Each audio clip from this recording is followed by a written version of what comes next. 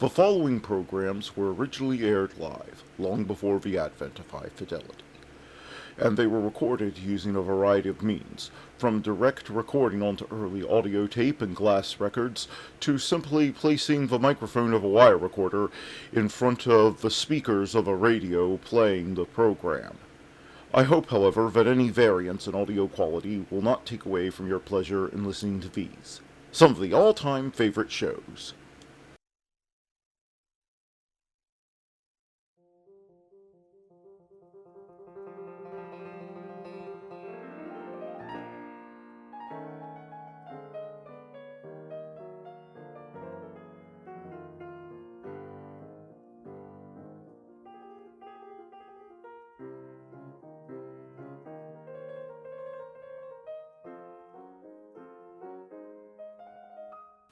It is February 20th, 2024, and this is Matt from the past welcoming you to another episode of Nightly Old Time Radio Shows.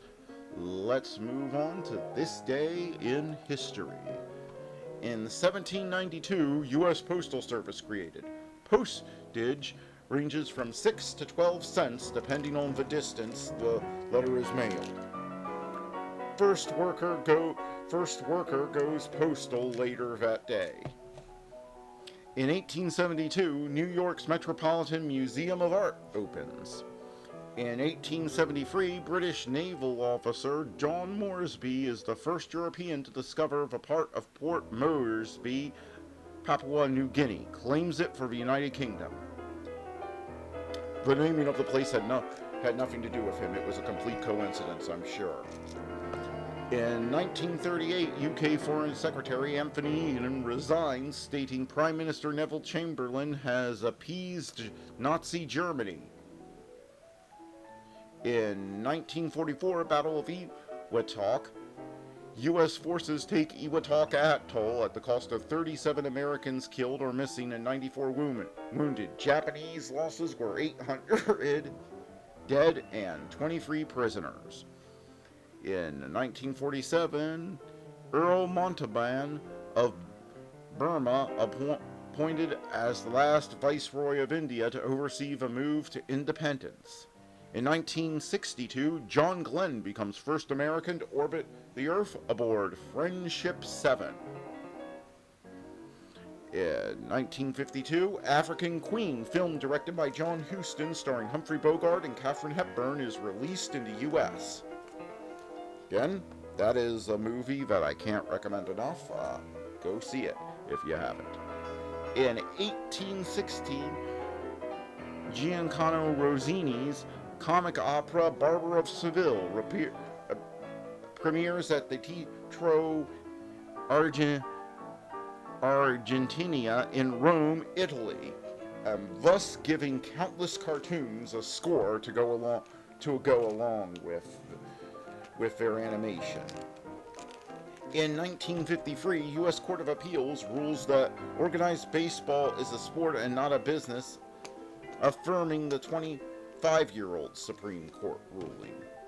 So, Major League Baseball makes no money? I'm not sure I get that. But anyway, that was this day in history. Now let's get on with the shows.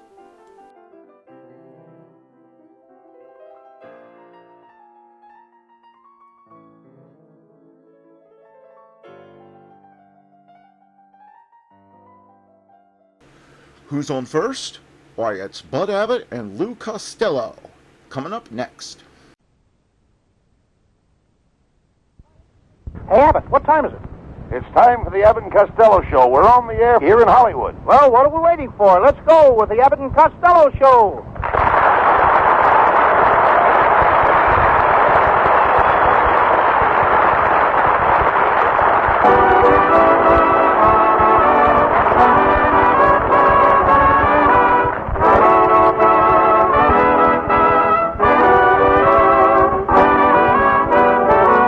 It's the Abbott and Costello Show, produced and transcribed in Hollywood tonight for your listening pleasure. Hold on to your chairs, folks, for here they are, Bud Abbott and Lou Costello.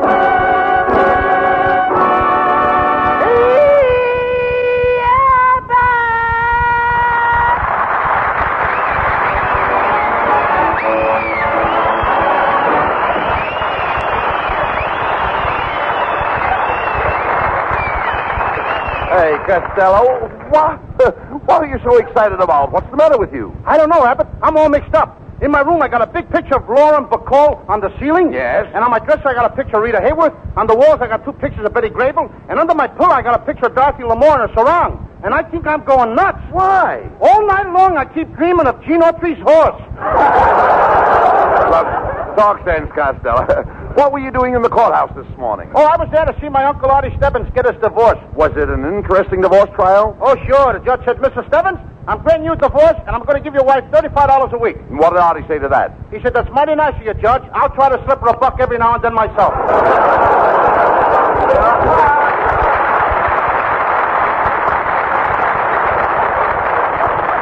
Now, Lou, that was ridiculous. What were the grounds for the divorce? Misrepresentation. She said that before they were married, Uncle Artie told her he was well off. Well, was he? He was, but he didn't know it then. Well, she must have had better grounds than that. Well, what else did she claim? Well, she wanted to get rid of him because he was always getting indifferent. Artie was getting indifferent? Yeah, he was getting in different girls' apartments every night. Oh, stop that nonsense, please. I'm glad I went to the trial, though, Abbott. I found out what causes 100% of the divorce cases. So you know what causes all the divorces? Yep. What? Marriage? Oh. You know nothing about marriage, Costello. Marriage is a great institution. Yeah, but who wants to live in an institution? Costello, marriage is wonderful. Yeah, marriage is like a 3-ring circus. A 3-ring circus? Yep. Engagement ring, marriage ring, and suffering. But how can you... Banana! Never mind.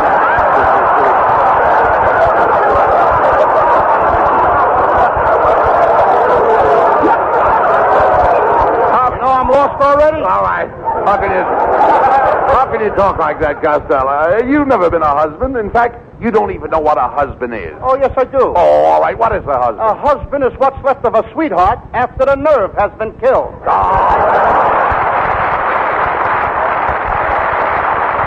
Costello, you're a dope.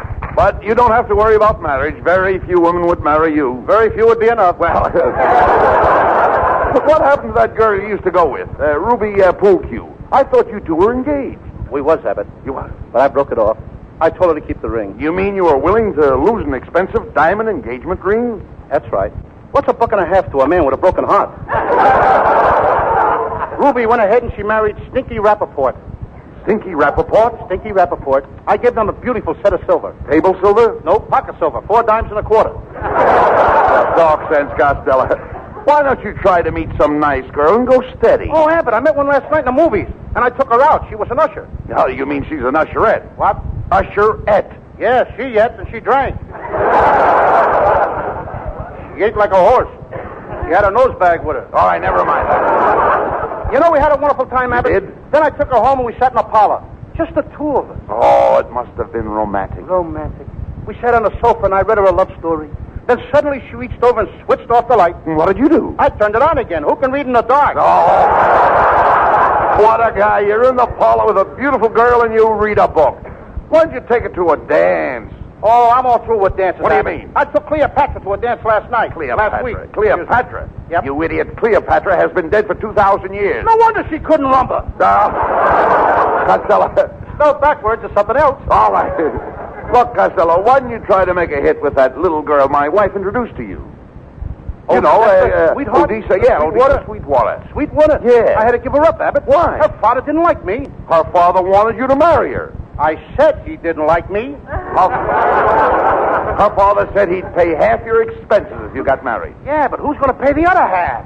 Costello, you're always thinking about money. When I got married, I was just a struggling young actor. Struggling, I will get out. Sometimes I get lost. Yes. You don't know where you are. Well, I was still struggling. Thank you. I know. And how you were struggling. I struggled. I know you struggled, but you didn't get away. No, Costello. You're an imbecile. You lose all your girls. Look, what happened to your engagement to Tessie Tinfoil? It's broken. Did you break it? Nope. Did she break it? Nope. Then how did it get broken? Well, Tessie told me what her clothes cost, and I told her what my salary was. And when the engagement just sort of sagged in the middle and busted by itself. Costello. Both of us better get glad. Costello, how did you happen to meet Tessie Tinfoil in the first place? Well, I went down to the bank and drew out my money. Yes. There she was. 5 minutes later, we were engaged. You asked the girl to marry you, and you only knew her 5 minutes. That's right. Abbott, you'd be amazed what you can do when you meet somebody if you don't waste time shaking hands.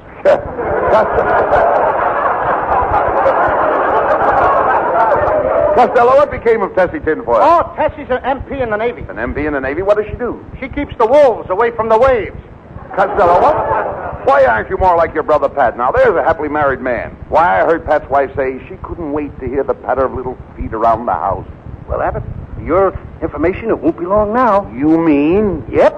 Pat's taken up tap dancing. Oh. You're hopeless. What's wrong with that? Now, wait a minute. You don't even know how to look at a girl. I don't. Hello? Yes. There is. That's awful. That guy ought to be ashamed of himself. Oh, that's terrible. Goodbye. Who was that? The police department. They're after a peeping Tom who's been looking into the chorus girls' dressing rooms over Earl Carroll Stater from the roof of this building. Boy, I'd hate to be in that guy's shoes when them cops get through with him. Yep. I gotta go now, Abbott. See you later. Wait a minute. Where are you going? I'm gonna sell my binoculars. Get him out of here.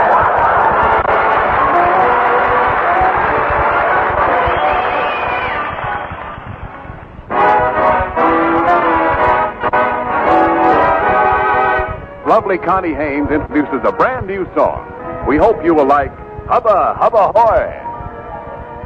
Every time the lights are low and you start to kiss me, whoa, boy, a hubba hubba hubba hoy. Every time our fingers touch, I begin to shake so much. Whoa, boy, a hubba hubba hubba hoy. When you get that starry gaze, my eyes begin to leak. I go in a kind of daze, and my heart starts to pound like a G. I can't make the whole thing out. Even in my sleep I shout, whoa, boy, a hubba hubba hubba hoy. Every time our fingers touch, I begin to shake so much. Oh, boy! Hubba, hubba, hubba, hoy. When you get that starry gaze, my eyes begin to leap. I go in a kind of daze, and my heart starts to pound like a G. I can't make the whole thing out. Even in my sleep I shout, Oh, boy! whoa, boy, a hubba, hubba, hubba, hubba, hubba, hubba, hubba, hubba, hoy.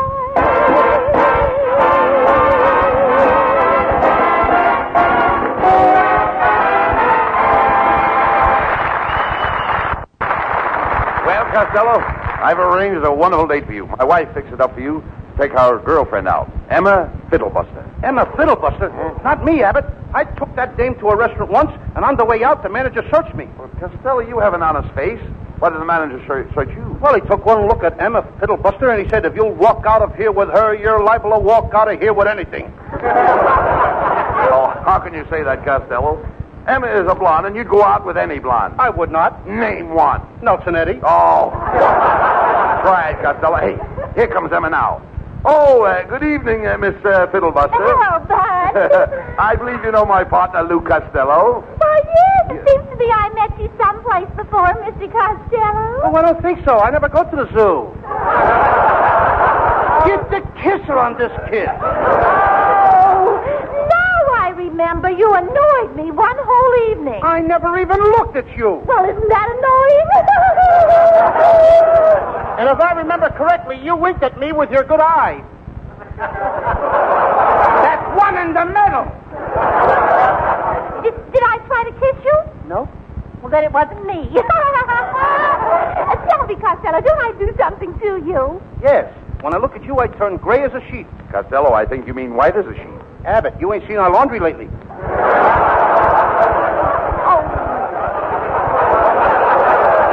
Costello, why don't you like me? I've been told that I'm beautiful. Why, Lana Turner and I are sisters under the skin. Well, crawl back under the skin and send out Lana, kid. Oh, let me out of here. Goodbye. Well, Costello, what do you think of Miss Fiddlebuster? Well, what do you think? I'll tell you what I think. Abbott, if you want to get me a date, why don't you ask Connie Haynes to go out with me? She's wonderful. I love her voice. Connie has a grand voice. Do you like her range? Like her range, I like her whole kitchen.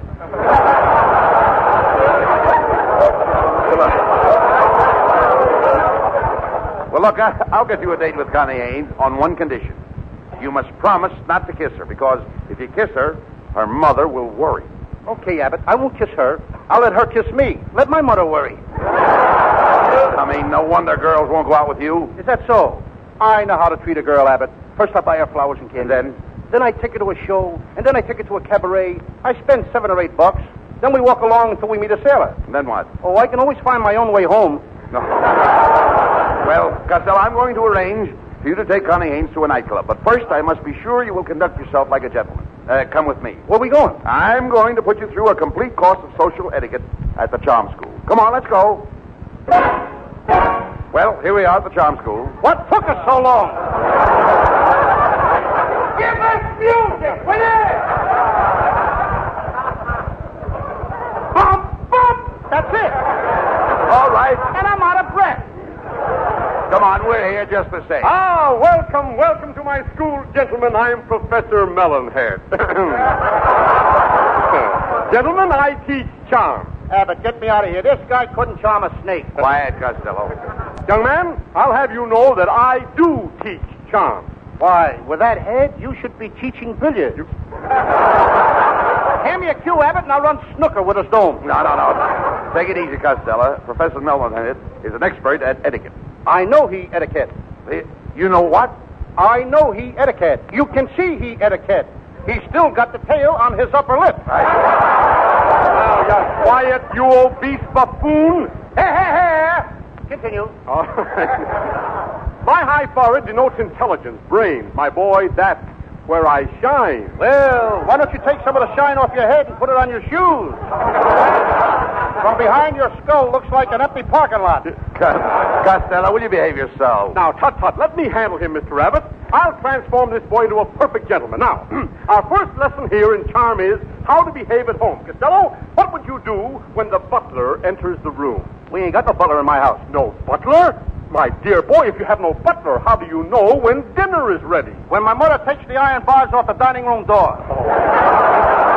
And then you eat. Not until she opens up the vault door that gets you into the kitchen. And then you eat. Then we eat because I'm pulled up. Go ahead, continue. All right, never mind that. Now, we'll say that you're already in the dining room. Now, what do you do with the crumbs at the table? Crumbs? Certainly. Don't you have crumbs at your table? Oh, yeah, Abbott comes once a week. Hey, you're welcome anytime. You can come. Oh, never mind. We'll skip the crumbs, Costello. Now, let's say that you have on your plate a slice of roast beef with gravy, some pickled beets, and a lovely portion of beans. Now, which fork do you use? I don't use no fork. No fork? No, I just slip my lower lip under the plate and bank the beans off the pickled beets. Oh. That's fine. Now, we'll suppose, Costello, that you're in a very swanky continental bistro. Now, you walk in... Would you read that again, please? Oh, you're in a swanky continental bistro. Excuse me, continue. All right. You... Come on, you saunter up to the bar with savoir-faire and distingue. Now, how do they ever get mixed up with those characters? No. That's the way you walk. Now, you order a liqueur. The waiter walks up and slips you a Poussey Café. He wouldn't dare. He hasn't got the nerve. All right, now, suddenly, at the next table behind you, you see a beautiful girl. My assistant here will help us out by playing the part of the beautiful girl. This is Mademoiselle Zing Zing. Zing Zing. Zing Zing. A zing zing zing zing zing zing zing zing. A zing zing zing zing zing zing zing zing zing. All right, quiet, Costello. Zing zing zing zing zing zing. That's the only line the guy's got. I've got to have a bouncer. Now be quiet. Now, Costello, after the girl walks up in a very soigné manner, you approach Mademoiselle Zing Zing, and in perfect French, you say, "Pardonnez-moi, mademoiselle, voulez-vous promenade du boulevard, rue Montmartre, Bois de Boulogne, et Champs-Élysées?" I say that? Of course. And what does she say? She answers you in a lovely, melodious voice. Je vous ai, je vous aime, je vous adore. I'd like to meet you by the gas pipe.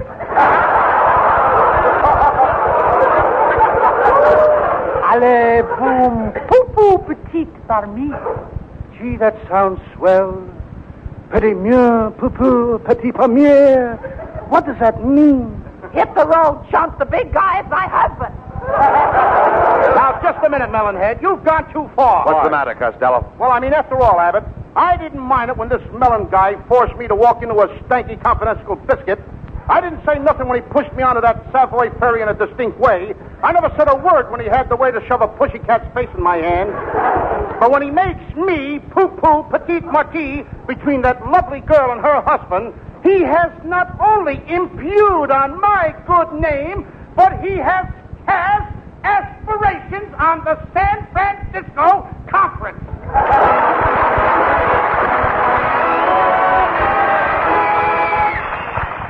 Well, what are we doing up here at this joint? Costello, I've made a date with Connie Haynes to meet us here. And it's not a joint. It's the Ritz, a very high-class nightclub. Hey, Abbott, this place is a fake. They got a sign over there over the bar that says, "Ladies served here." Well, I went over to the bar and ordered a lady, and they threw me out. Oh. Costello, I've met a lot of morons in my time, but you're head and shoulders above all. Abbott, you must have met a bunch of short morons. No, never mind that. Did you bring plenty of money with you? Oh, yes, I did. I'm loaded, Abbott. Right here in my pocket, I got $4, all in singles. If I fold one over, it'll look like 5. Now, you mean to say that you left the house with $4? Yeah. Aren't you afraid to carry that kind of money around with you? Well, at first you get kind of a funny feeling. You imagine everybody is looking at you. But you get used to it. The big trick is not to try to look nervous. $4. I Come can on. tell Come on, sport. Let's go in, and don't forget to tip the doorman. Good evening, gentlemen. Allow me to open the door for you. Oh, thank you, Mac. Here's a dime tip for you. Costello, how can you stand there and face that doorman after giving him a dime? I'm waiting for my change. Oh! Come on! All right, Costello, there's the head waiter. Now, if you want a good table, close to the dance floor, you'll have to give him a big tip. Good evening, gentlemen. Would you like a table? Oh, yes, my good man. We're heavy spenders. Here's a nice tip for you. But this is a quarter. Didn't you make a mistake, sir? I guess I did. I thought it was a nickel. Give me that back. Here you are, 5 pennies. This is an insult. Why, the champion tightwad of Hollywood gave me 50 cents. Well, meet the new champion. Mr. Head Waiter, could you give us a nice ringside table? Oh, sure. Follow me.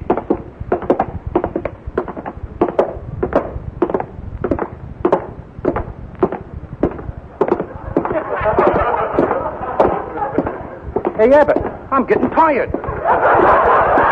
Can't we sit down here and rest for a few minutes?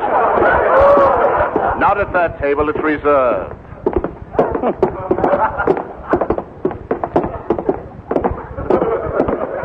Hey, Abbott, look at that sign over there. Los Angeles city limits. Here you are, gentlemen. Here's your table. On a clear day, you can see Catalina. All right, Costello, you sit here, facing the dance floor. Okay, but I'm liable to catch cold with my back toward the ocean. Well, What was that? A Greyhound bus. I wondered why they had a white line running down the middle of the table. would you two mugs like to order some food? The roast beef is delicious. How much is it? It's $4 a portion, but it's lovely roast beef. It will make your mouth water. That's what we want. Roast beef? No, water. Happy New Year.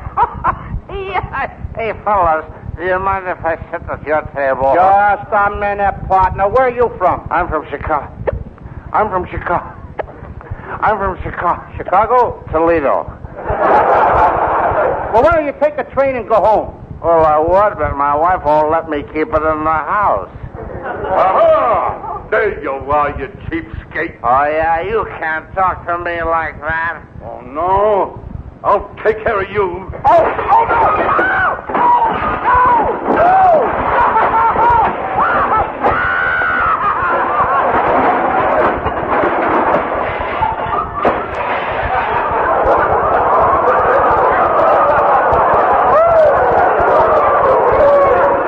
waiter, what's the idea of throwing that poor guy out like that? What's the idea? Yeah? Why, his bill was $76, and all the cheapskate had was $75.40. Imagine the nerve of him trying to get away with a thing like that. Yeah, he certainly got a lot of nerve trying to get away with that. Hey, yeah, but how much is our bill? I don't know. We haven't got it yet. Oh, I beg your pardon. Are you like Lou Costello? That's me. Here's a telegram for you. Thanks. Hey, messenger girl, you forgot your motorcycle. Oh, so I did. She likes that, doesn't she? Oh, boy. Hey, Abbott, here's a telegram. Look what it says. It's from Connie Haynes. What does she say? She says, Dear Mr. Costello, just arrived here at the club, and I'm on my way to your table. Expect to be there within the next hour or two. Hey, Abbott, we got to stop Connie. We can't let her come in a place like this. It would cost her a fortune. Well, here you are, gentlemen. I thought maybe you'd like to pay your check. How much is the check, Abbott? $83. $83. Mm-hmm. And I only got $4. And the other guy was only 60 cents short. Look what they did to him. Abbott, we got to do something quick. Costello, this is your party, and you'll have to get out of it the best way you can. I got an idea. You offer to pay the check, and I'll give you an argument. Okay, I get you. Come on. Costello, I'll pay the check. No, Abbott. I couldn't think of letting you pay the check. But I insist on paying the check. You were not going to pay this check, Abbott. I'm going to pay it myself. I wish you'd let me pay it. Well, somebody better pay it. Mr. Waiter, does it make any difference to you who pays the check? It don't make any difference to me. I don't care who pays the check. Okay, here, waiter, pay it yourself. Come on, Abbott. All right, Let's get out of here.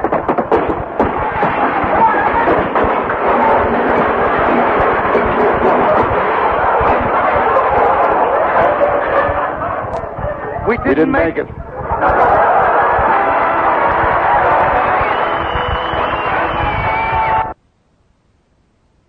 Now let's join a true legend of American comedy who also entertained troops for nearly 60 years, Bob Hope. The Pepsodent Show starring Bob Hope.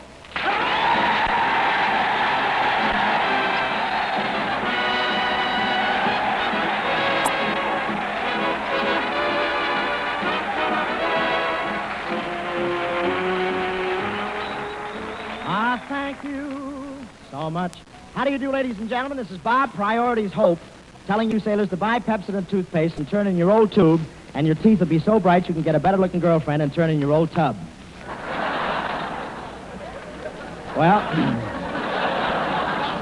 here I am at the Great Lakes Naval Training Station. What a reception I got here. There were flowers spread all over the ground. And as I stepped out of the car, all the sailors applauded 4 times while I fell deep in the heart of an open manhole.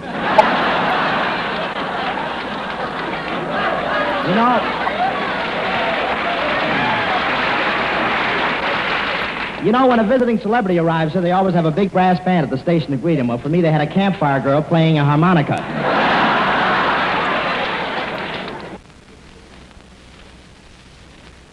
Bob Hope, he said, well, we decided to skip it. This is the Great Lakes country. One more drip won't make any difference.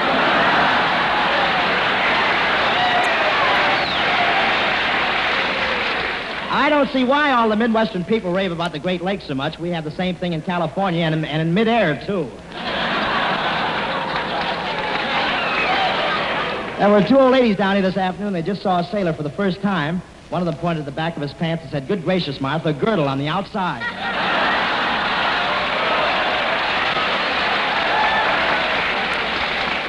And these sailors here, I want to tell you, they're real he-men. I saw one sailor, he had so much hair in his chest, every time he swallowed his Adam's apple took a trip through the jungle. I didn't want him to think I was a sissy, so I walked up to one big sailor and I said, "Listen here, I'm tough." You know what I did to him? I made him carry me to the hospital. Of course, I got a pretty good physique myself. You know, when MGM saw Johnny Weissmuller in a bathing suit, they got the idea for Tarzan the Apes. When they saw me, they got the idea for a Woman of the Year.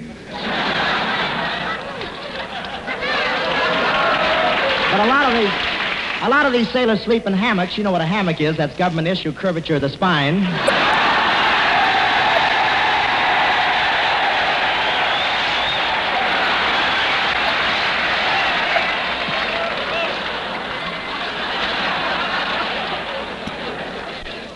My uncle is a great sailor. He still keeps up the old traditions. The other night he went down with his schooner right on the floor of the Clayton Bar.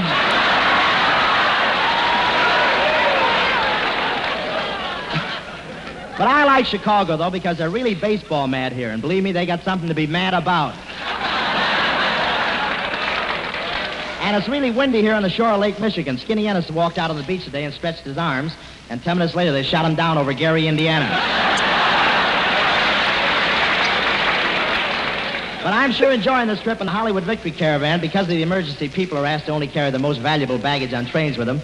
And all I'm taking is my pajamas, my wallet, my toothbrush, and spare tire. This rubber shortage is really terrific. I stayed at the Ambassador Hotel last night, and during the night, a guy broke into my room, jacked me up, and stole my hot water bottle.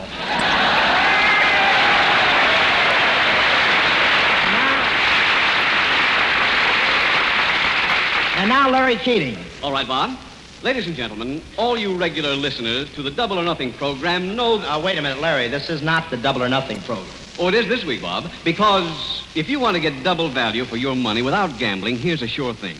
Pepsodent's new 50 Tuft toothbrush has double the number of tufts, twice as many as any other brush in a small, compact head. Tufts now improved with sturdier, more durable nylon bristles. Double the number of tufts in brushing contact with your teeth. Double the cleansing power and double the pleasure. You not only get a brush that's a pleasure to use and doubly effective as an aid to healthy, sparkling teeth, you get a cash certificate besides. You can use this cash certificate in place of a dime for any item in the store costing 10 cents or more. Drugs, cosmetics, anything you want. Get a 50 Tuft toothbrush for every member of the family. With each brush packed right in the sealed glass container is the cash certificate worth 10 cents in extra spending money. So outfit each member of your family with the Pepsodent 50 Tuft toothbrush. You give them doubly efficient aid to healthy, sparkling teeth, and you help to protect their smiles.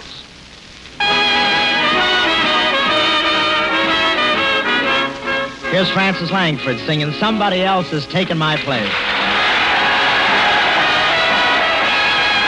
Somebody else is taking my place. Somebody else now shares your embrace. While I am trying to keep from crying, you go around with a smile on your face. Little you care for vows that you made. Little you care how much I have paid. My heart is aching. My heart is breaking. For somebody's taking my place. Little you care for vows that you made. Little you care how much I have paid. My heart is aching. My heart is breaking. For somebody's taking my place. Somebody's taking my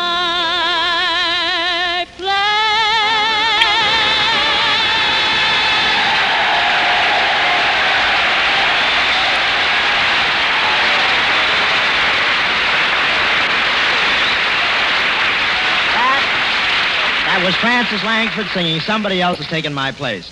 Wait till they hear you at the Chicago Stadium tomorrow night with the Hollywood Victory Caravan. They'll love you there, too, Francis. And now, ladies and gentlemen, it gives me great pleasure to introduce to you one of Hollywood's most vivacious and glamorous screen stars and one of our fellow travelers on the Victory train, Miss Claudette Colbert.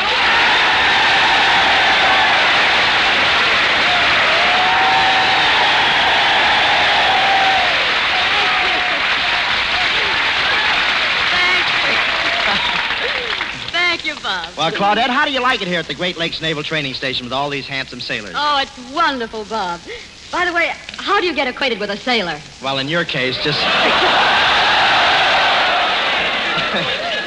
In your case, just walk by the barracks without a bodyguard, that's all. I knew I'd never get to that line. What do you mean, Bob? Don't they even wait for an introduction? What? Don't they even wait for an introduction? Listen, Claudette, once a sailor was cast away in a desert island in the middle of the ocean with a beautiful blonde. He was just about to say, pardon me, have we been introduced? And before he could say pardon, the Marines had landed.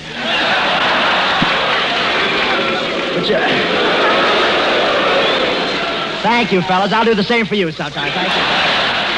But you know, Claudette...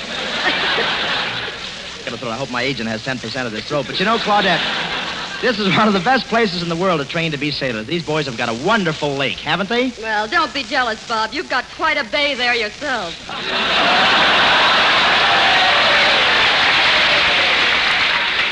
Look, just compare your physique with those fellows out there. Just look how hardy they are. So what? Look at me. I'm hardy. Bob, there's quite a difference between hardy and lardy.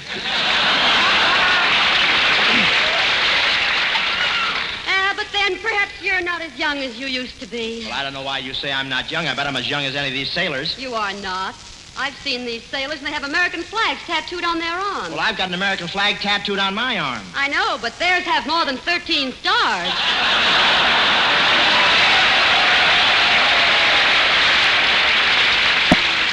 So have I, if you want to count the dimples. You know, Claudette...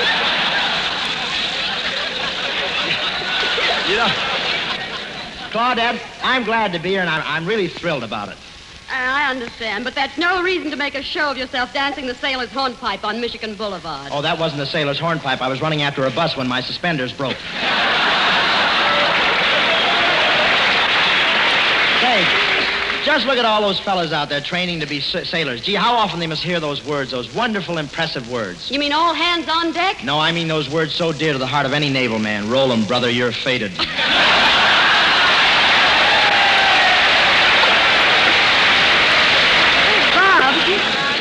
Bob, that reminds me, I heard a peculiar rumor. Of course, I don't believe it. But I heard that soldiers and sailors like to shoot craft. No. What a vicious rumor. Of course it isn't true. Of course, I have heard of one regiment that shot craft so often they had the only sailors in the Navy who'd stand at attention in a kneeling position. Claudette, I want to welcome you to the Pepsin Show, and I think you really deserve a lot of thanks for taking time out from your work on the Hollywood Victory Tour for Army and Navy Relief to come over here. You know, I wanted to meet you the minute I saw you in the train. I thought you did, Bob. Really? How could you tell? Oh, I don't know. It was just something about the way you kept walking by and dropping your handkerchief.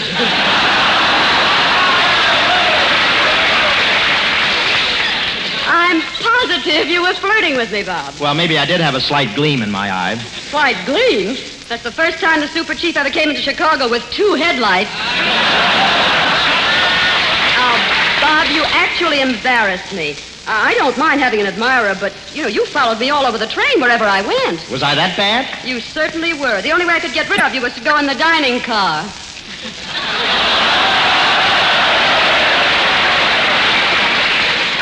And when we finally did go in the dining car, you were so noisy. I was noisy in the dining car? Well, perhaps you didn't mean to be, but, gosh, the way you crinkled that wax paper unwrapping your sandwiches.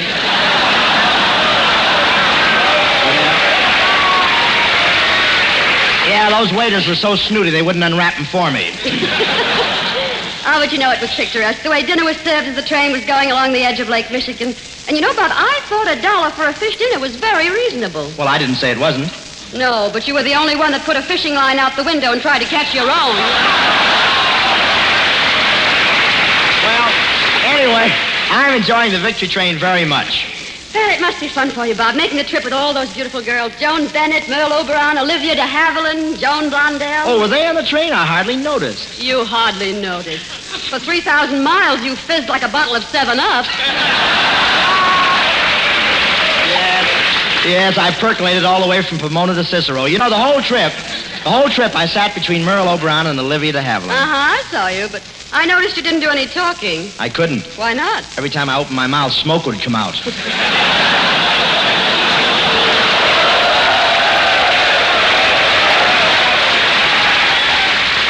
They're hep, those guys there. They're very hep.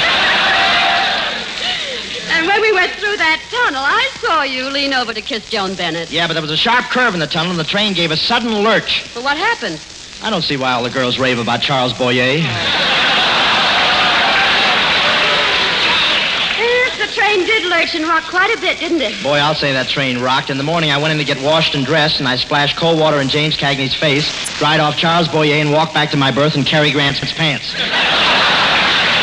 Well, that's as close as you'll ever get to any of those three. Why, I think I stack up pretty well with them as far as looks go. No, I think you have ears just like Cary Grant. Your eyes are like Boyer's. You have a chin like Cagney's. Do you really think my features are the same as those fellas? But, brother, what mistakes were made on the assembly line.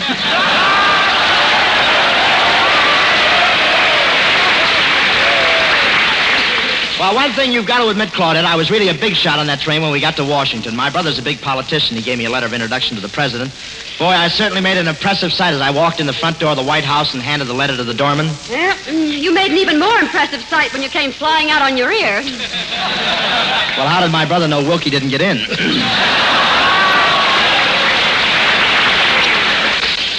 Oh, Bob, isn't Charles Boyer wonderful on that trip? And Cary Grant. I can't figure you out, Claudette. Cary Grant, Charles Boyer, just a couple of ham actors. What's hammy about them? Well, did you see them taking bows in front of the crowd at the railroad station this morning? Yes, you almost fell off their shoulders. Well, the cups of the sign got a little heavy. It's no use, Bob. Somehow you just don't appeal to me like Charles Boyer does. Oh, you just like him because of his accent. Well, I guess you're right. I do like his accent. Well, I can have an accent like that. Listen. Oh, Claudette, ma chérie, you are très charmant. Come, kiss me. Kiss me. Well, it must be something more than his accent.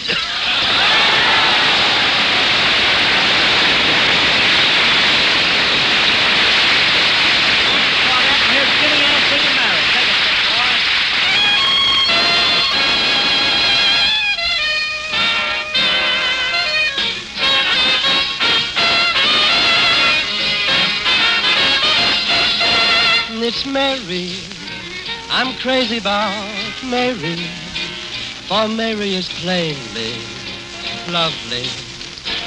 When she's with me, I'm a happy guy. Gee, Mary, without her I'm lonely.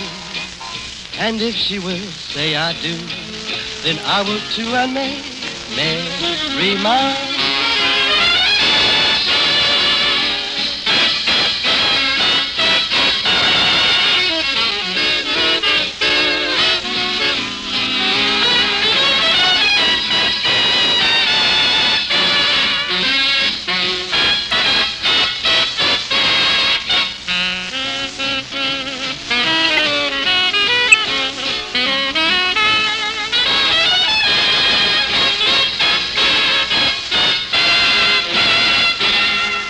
Oh, it's Mary, I'm crazy about Mary, for Mary is plainly and lovely. When she's with me, I'm a happy guy. Gee, Mary, without her I'm lonely. And if she will say I do, then I will too and make Mary.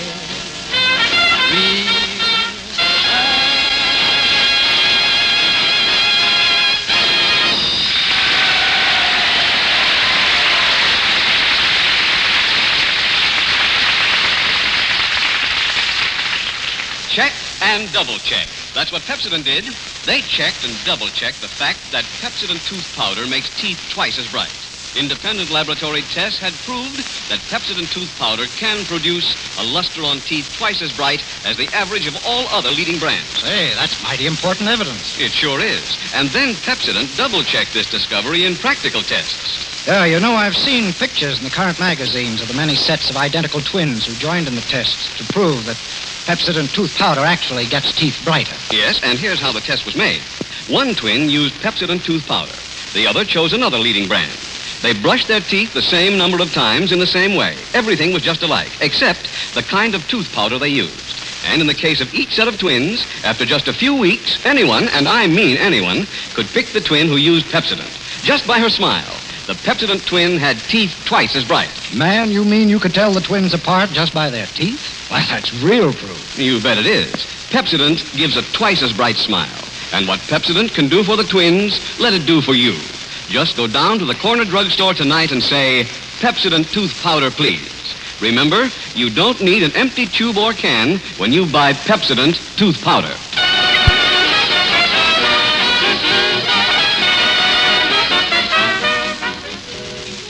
Ladies and gentlemen, as you have heard, Bob Hope leaves tonight with the victory train of Hollywood stars to play benefits in such cities as Kansas City, Minneapolis, Houston, Dallas, and many others. On hearing the glorious news that his city is among those to be honored by the great Bob Hope's presence, says the mayor of Houston proudly, "You can fool some of the people all of the time, and you can fool some of the people some of the time. You can fool all of the people part of the time, and you can fool part of the people some of the time. You can fool part of all of the people almost all of the time, but this is ridiculous."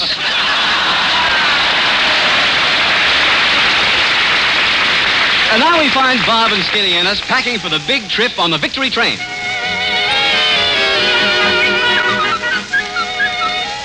Gee, Skin, just think, tonight we're taking the train and joining the Hollywood Victory Caravan for Houston. Yeah, say, Bob, I ain't traveled much, you know, and tell me, how much do you give a port at the end of the trip? Well, it depends. Depends on what? On whether or not he sees you getting off the train. Come on. We've got to finish packing. Skin, go in the closet and get the rest of our suits. Oh, Bob, I'm afraid to go in that closet. There's a big moth in there, and he keeps beating me up. Skinny, you don't have to be afraid of a moth. Here, take my revolver and show him who's boss. Okay. Give me the gun. Here I go.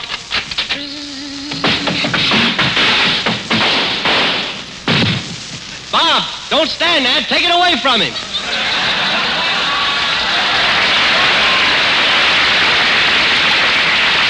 Not me. He looks tougher than a second lieutenant's heart.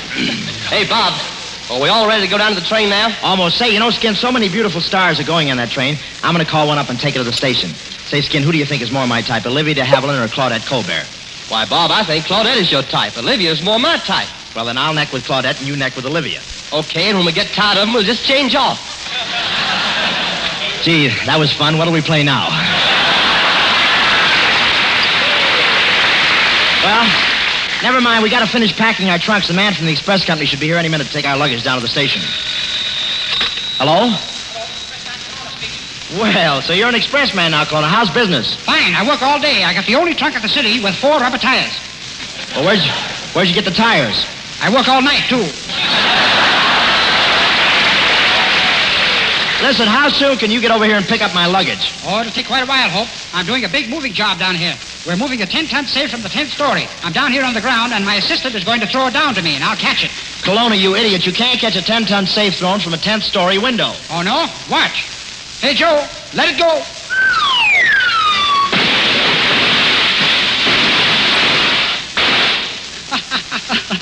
That Joe, he put a curve on it.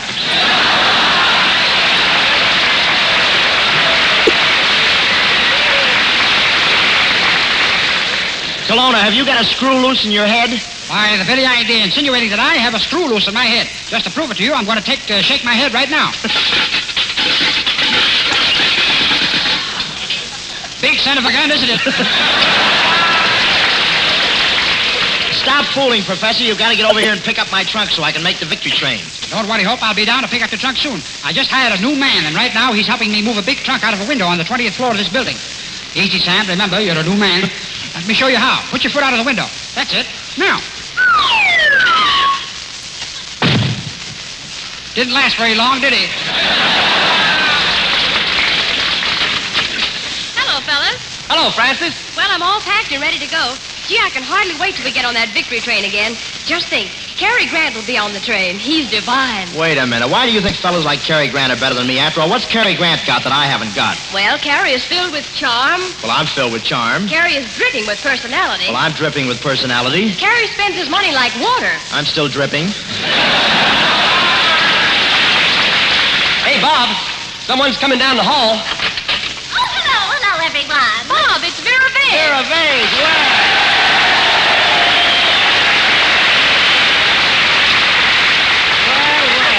Vera Vase, pull up your sag and sit down. Tell me, what are you doing here? Well, Francis invited me to go on the train with you. I'm going to be with you on your whole trip as a chaperone. A chaperone? Yes. You mean one of those people who stand around and keep an eye on everybody and spoil the fun? Yes. I'm going to be a sort of an ST in skirts. After all, you know, Bob, we young young girls can't be too careful. Why, only recently a sailor tried to flirt with me, but I reported him to the head of the Navy. Oh, he was such a gentleman. What'd you say? Oh, I said the head of the Navy was such a gentleman. Yes, everyone liked Admiral Dewey. Yes, I know. Now, just a minute, Mr. Hope. I'm just as young as you are, which makes me pretty much of an old bat. Well, tell me, Miss Vague, what are your duties as chaperone? Well, you see, if anyone tries to kiss Francis, I step between them, just as he's about to kiss her. Well, why do you wait until he's already starting to kiss her before you step between them? Well, if I time it just right, Francis is saved, he's satisfied, and I'm in heaven.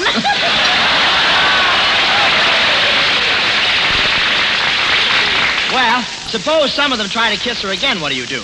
Well, Bob, have you heard the dainty way a woman can reason with a man? Appeal to his sense of honor and to his sense of decency and to his sense of fair play? Yes. Well, I just bash in his head with a club and say we'll have a time. Hey, when are we going to get going anyway? Say, we'll leave pretty soon, Skin. Clona should be here with his truck any minute. Hey, here he comes now.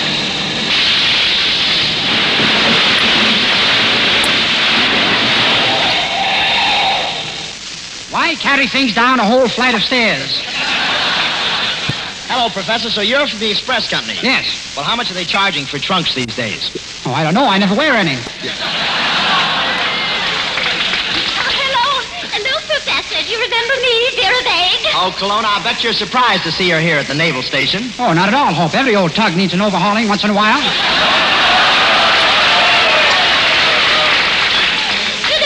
Professor, I can't be angry with you. You're the type of man I've really been looking for. Why don't we get married? And in a year or so, maybe we'll have a little girl who looks just like me. What would you say to that? Drown it.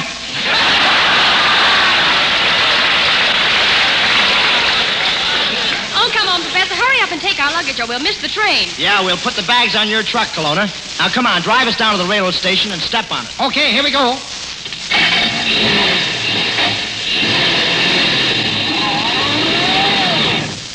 Well, here we are at the railroad station. Quite a shortcut, wasn't it? Now I'll drive across the tracks. Now, be careful, Kelowna. There's a train coming. Oh, don't worry, Hope. I've been all over these railroad yards before.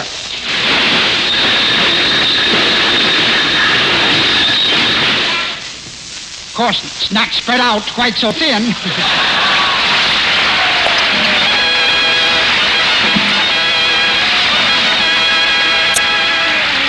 All thanks for the memory of you, the Navy's pride. We're more than gratified to see your shining faces out there smiling side by side. And thank you so much.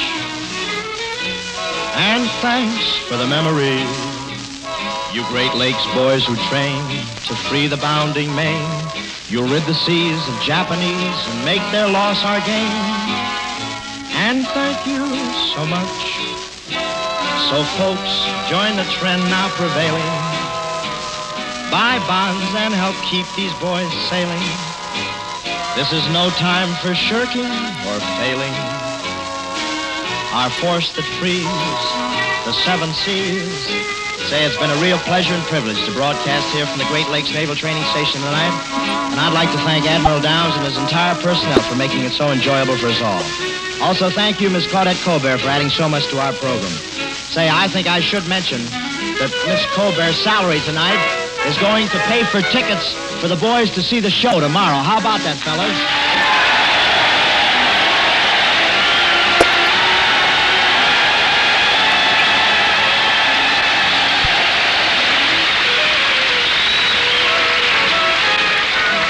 You know, I almost forgot about that. That's a real sweet gesture. I mean that. We'll be at the Chicago Stadium here tomorrow night with a whole Hollywood Victory Caravan, ladies and gentlemen, of 22 stars. Just to name a few offhand, there's Merle Oberon, Claudette Colbert, Pat O'Brien, James Cagney, Joan Blondell, Joan Bennett, Jerry Colonna. Help me out, Jerry. There's 22 of them. A tremendous list of stars. I wish I had time to name them all. I hope I haven't forgotten. I know I've forgotten many of them, but I'm sorry, but you'll see them all. They're a grand gang and a grand show. And next week, we'll be broadcasting from Ellington Field, Houston, Texas. The second stop in our 7-week tour throughout the Midwest, South, and East to entertain the personnel of Army, Navy, and Marines. And folks, let me again remind you to buy war bonds and stamps. Help our boys fight the battle in their own way. They're not only fighting for a better world, but they stand ready to give it the utmost to ensure victory.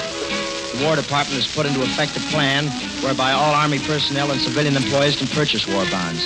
This plan is similar to the payroll savings plan now used in commercial organizations throughout the United States.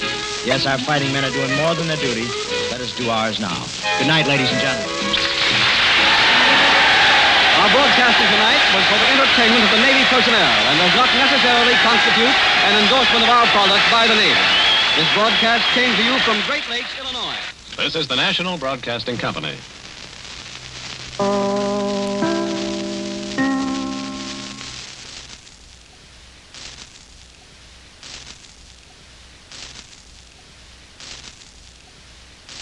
Orson Welles and his supporting cast of Academy Award-winning actors present yet another classic tale in The Campbell's Playhouse, coming up next. Gentlemen, your attendance, your generous encouragement makes possible another season of these broadcasts. The actors and musicians, the engineers and sound technicians, all the craftsmen and artists who contribute their efforts to this program want me to tell you how grateful we all are to all of you. In behalf of these ladies and gentlemen, and of our sponsors, the makers of Campbell Soups, I promise you the best year of radio plays we know how to produce. Ladies and gentlemen, we present tonight the beautiful, the well-beloved Peter Ibbotson, with Helen Hayes as Mimsy. But first, before we begin, welcome back to the Campbell Playhouse.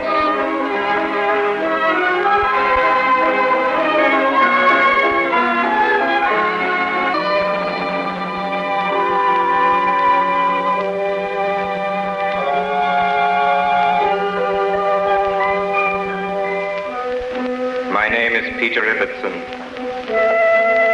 Ladies and gentlemen, we're about to hear the story of a man who was my friend. I have been for many years an object of pity and contempt to all who ever gave me a thought.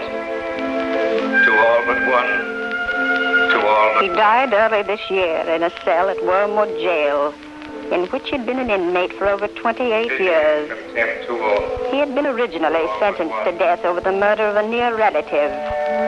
Later, this was commuted to imprisonment for life. Yet of all that ever lived on this earth, I have been, I think, the happiest and most privileged, as you will see, as you hear my story to the end. For a great many of the facts you're about to hear, I can personally vouch. Of the supernatural parts, there is not much I can say. You must remember that the man who wrote this was for a time incurably insane, and there seems to be some doubt among authorities at the prison as to whether he had ever completely recovered. At the risk of being thought to share his madness, if he was mad, I want you to know that I, for one, believe him to have been sane and to have told the truth all through.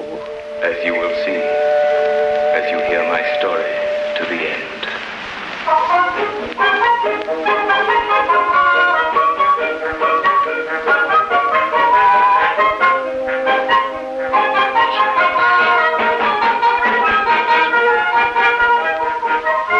Come in, sir. Thank you. You no doubt have been in Paris before? Yes, I've been in Paris before. Oh, it is much changed, is it not? It has now grown larger, more of a town, more beautiful. The Emperor has done great things. Yes, you must be very pleased with Paris. Pleased? Why should I be pleased? When I lived here, there were gardens with green trees and hedges and grass and flowers. Now what do you see? Little mean yards and villas like a London suburb. Oh, but it is so much more modern. Yes, of course. Tell me, how long is it since the houses in the Street of the Pump were pulled down and rebuilt? Oh, it is done since a long time. I myself had the hotel here for 4 years. And when I came here already, the old houses, the old, what you say, rubbish were already gone. Rubbish, you call it? I see. Now, if you will say what you desire for dinner, we have tonight very special blanket of veal. Thank you. I don't feel like dinner. But, sir, you... Just leave me alone. I'm very tired. If I want anything, I'll call you. Of course. Thank you, sir.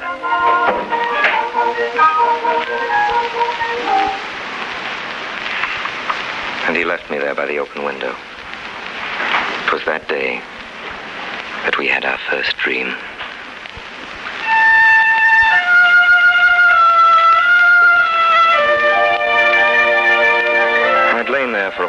thinking of all the things that I'd seen that day, and remembering my life as it had been in London and here in Paris when we were children. I'd lain there by the open window, I can't tell you how long, remembering the years gone by, that beautiful French garden under the warm June sun where I began my conscious existence. That afternoon in Paris, in Madame Sorasquier's drawing room, when I first saw Colonel Ibbotson. Here he is, Colonel. This is your uncle. Step over here, boy. Come on. Now then, Gogo, don't be shy, dear. This gentleman's come all the way from London to see you. Oh, this is the boy whose father blew his brains out trying to get rich quick, eh? Hardly looks like a French frog at all, do you, boy? Speak up, Peter. You can speak English, can't you? Come, let's hear you say, how do you do, sir? How do you do, sir? That's better, you young scamp. Now then, straighten up. Meet your Uncle Ibbotson. Colonel Ibbotson, that's my name. To be yours from now on. You mean you're going to take him away, Colonel? I am indeed, ma'am. Leaving for London tonight. I'll make a gentleman of him, an English gentleman. Not like that French frog father of his, a man who couldn't even provide for his wife. Colonel Ibbotson. I think of what I offered that woman. Do you mean to tell me, ma'am, she never told you about me? Her cousin never told you, poor thing, that she and I... Please, Colonel. The boy. Oh, yes, the boy, yes. Well, ma'am, can you have him ready to leave tonight? Yes, if you wish it. He can be ready. If you'll excuse me, Colonel Ibbotson, I'll start getting his things ready. Of course, dear lady, of course. Gad, what a woman. Well, boy, say something. What's the matter? Are you dumb? I don't know what to say, sir. Oh, aren't you glad to be going to England? I don't know, sir. Don't know? Well, I'll be dashed.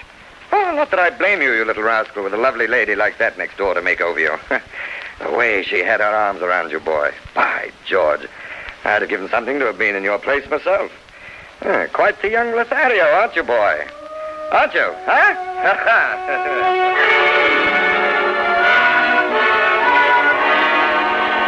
And so, on a beautiful June afternoon, sweet with roses and lilac and gay with dragonflies and butterflies and bumblebees, my happy childhood ended as it had begun. Gogo, when you go away and you can't see me for a long time, for years and years, will you forget me, do you think? Of course not, Mimsy. Why do you think that? Well, I don't know. Boys are so different from girls. I expect you'll remember me all wrong if you don't forget me altogether. Oh, what rubbish you do talk. Gogo, you must come now, dear. I don't want him to go. Come, dear. Mother, I don't want him to go away. Gogo! Gogo!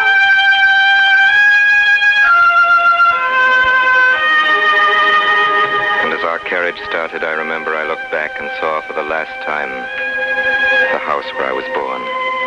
And standing at the iron gate, I remember Mimsy, with her thin, pale face and close cropped hair, sucking her thumb, trying not to cry. A moment later, our carriage had turned the corner, and they had vanished forever. And so it was that I left my childhood and went to England with my uncle. And there I lived for 12 long years until that day in June, the day of our first dream. I came back to Paris and fell asleep by the open window in that little parlor of the Tête Noire Hotel. I remember it was evening, Sunday evening in Paris.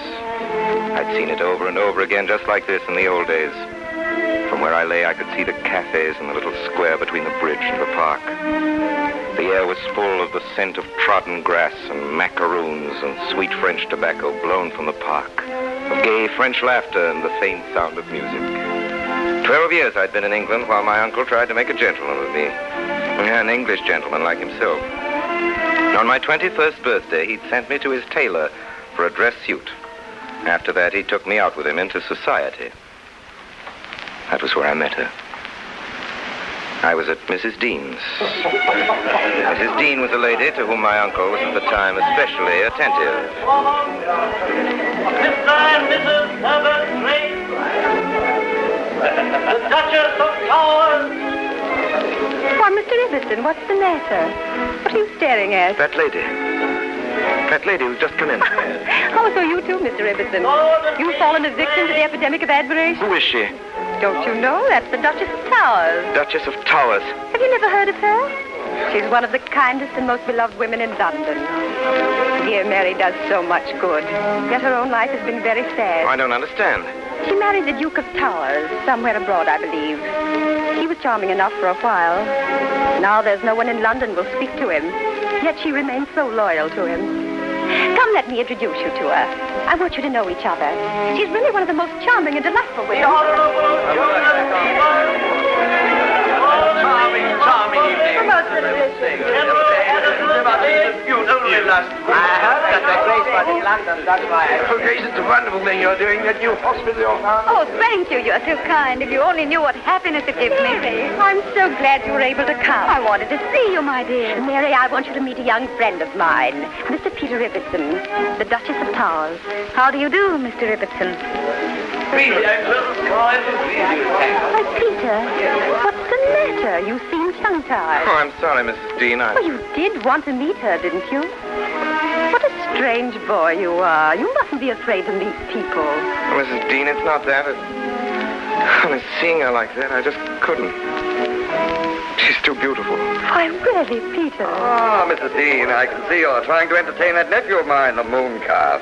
Come on, wake up, boy. Stop scooping through the door at that fair one in the room beyond. Poor fool. The desire of the moth for the stars, a night for the morrow. I'm afraid you've not inherited your father's prowess as a Don Juan. Don Juan? Why, he always speaks of his father as the most devoted husband. Ah, yes, of course, yes. He speaks of that Frenchman, Pasquier. Yes, of course.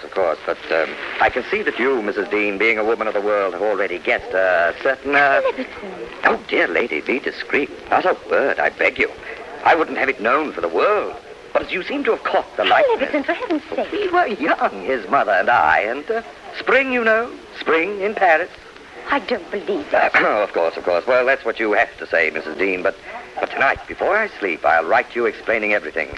Peter himself will bring you the letter. Won't you, Peter? Why, yes, sir. That's right, my boy. Here's a chance for you to make up for your clumsiness. Remind me, I want you to take a letter to Mrs. Dean tomorrow. A very private letter, you understand? Yes, sir. I want you to deliver it yourself, Peter. Very well, sir. And now, dear lady, if I may have the pleasure of your arm. Que voulez-vous? This is the call of youth, and what is youth, sweet lady, without love? L'amour, si doux, si bon, si ravissant. L'amour.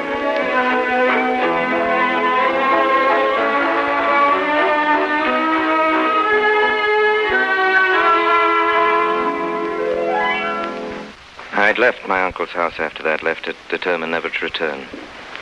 And I was back in Paris. So it was that that evening, tired and saddened, I'd come to the hotel. I lay there by the open window with evening coming on, thinking sadly of things I'd seen that day. A crumbling wall, a stump of a tree, a rusty iron gate. All that was left of my dear, familiar world. From below, I could hear the noise of laughter and the faint sound of music.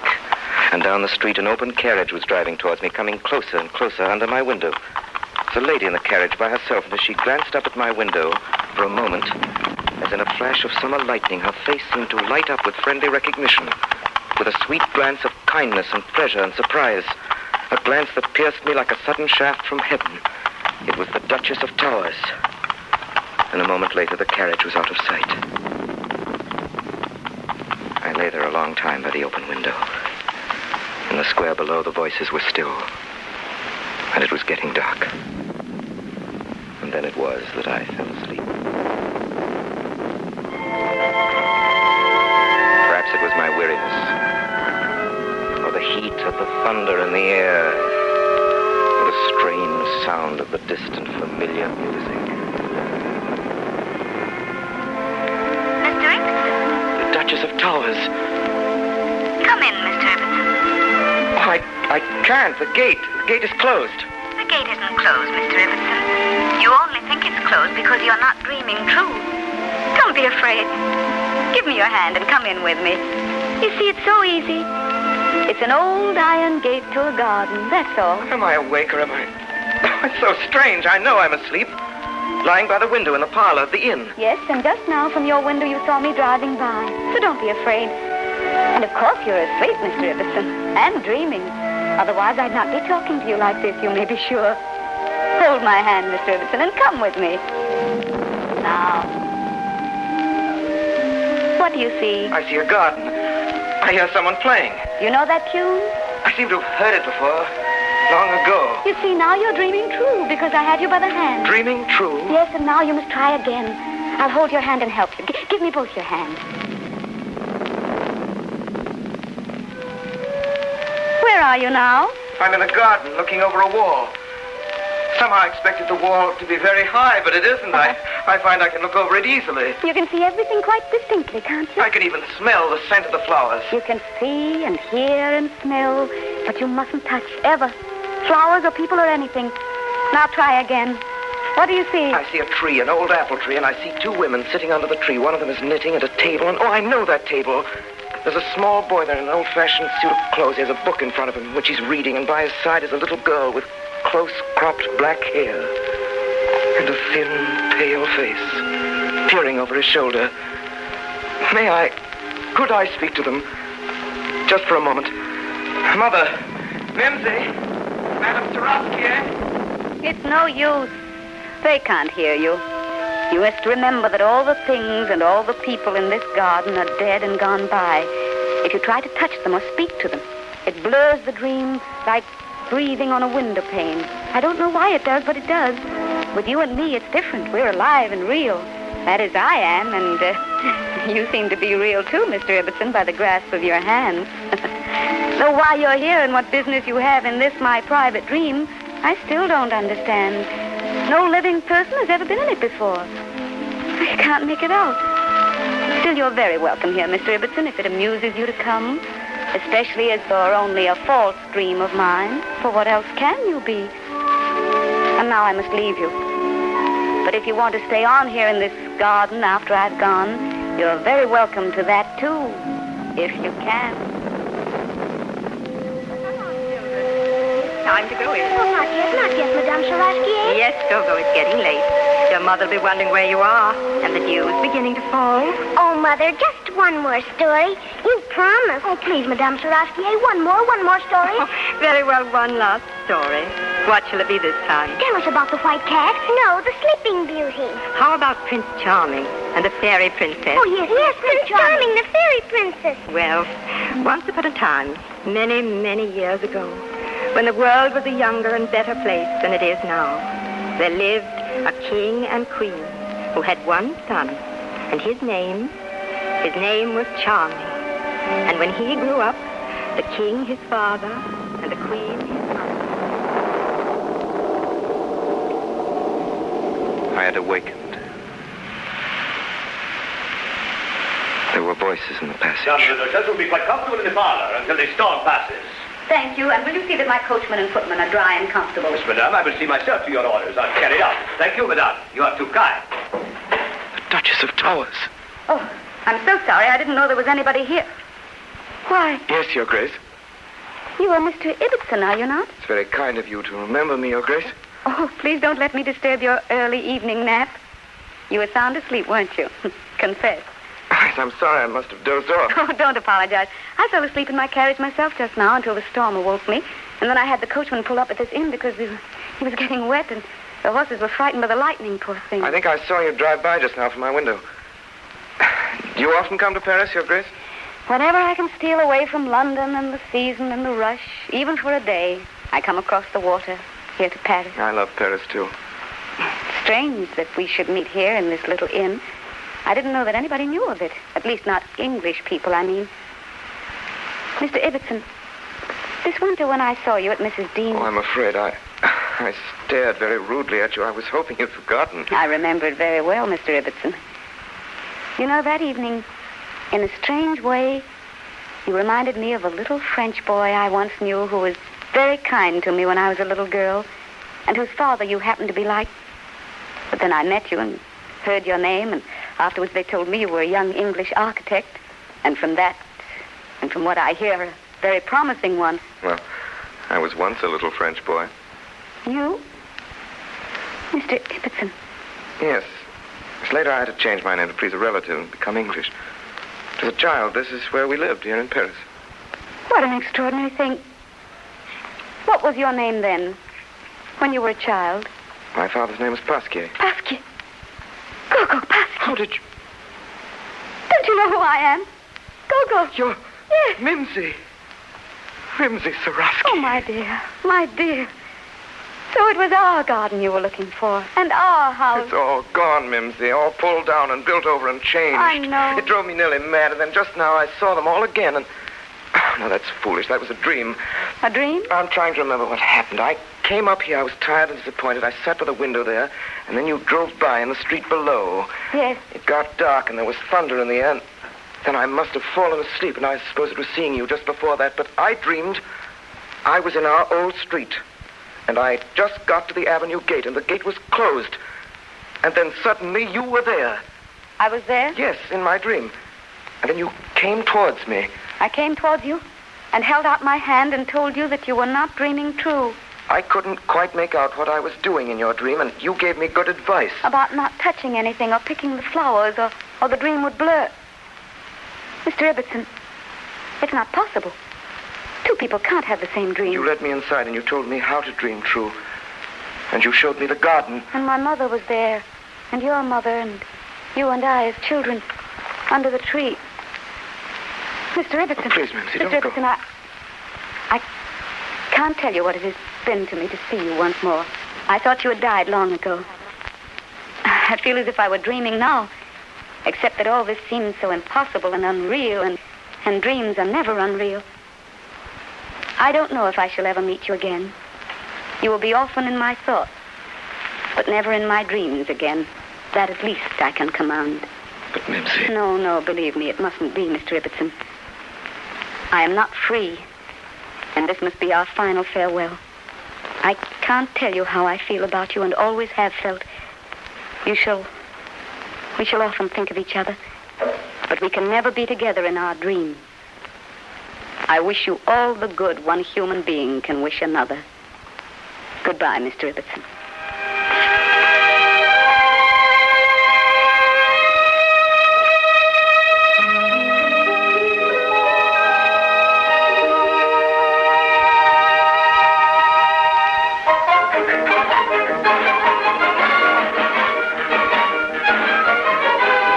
You are listening to the Campbell Playhouse presentation of Peter Ibbotson, starring Helen Hayes and Orson Welles. This is the Columbia Broadcasting System.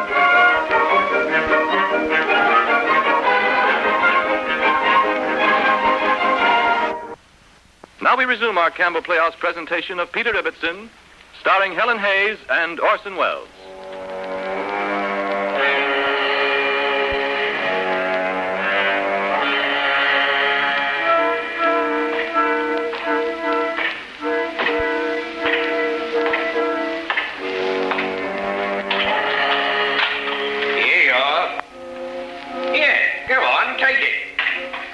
What's the matter? There's nothing the matter, sir. Don't you want your supper? No, sir. You're a queer one, you are. You don't eat hardly nothing. At night, you sleep like a baby. And all day you sit here at this table crawling away for dear life. There's no harm in it, is there, sir? No, there ain't no harm in it if it makes you happy. But if I was you, Mr. Ibbotson, I'd try to eat a bite. That's what I'd do. Well, anyhow, I'll leave the dish here. Maybe you'll change your mind. I'll get back for it later.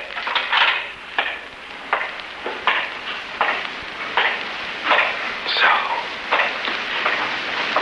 Now I'm alone again. I can go on with my story. You know about my enchanted youth and of the garden in Paris where Mimsy Sarowski and I played as children.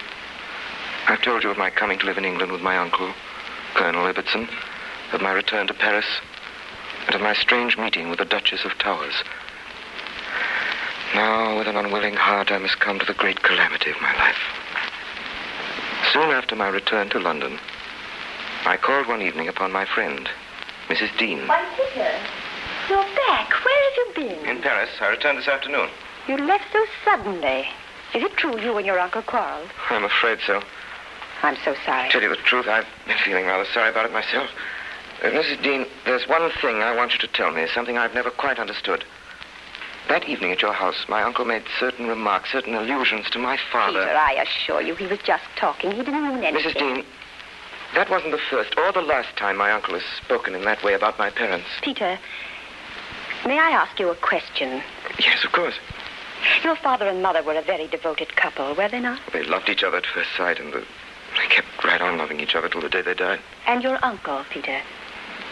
Did they ever talk about him? Were they friends, he and your parents?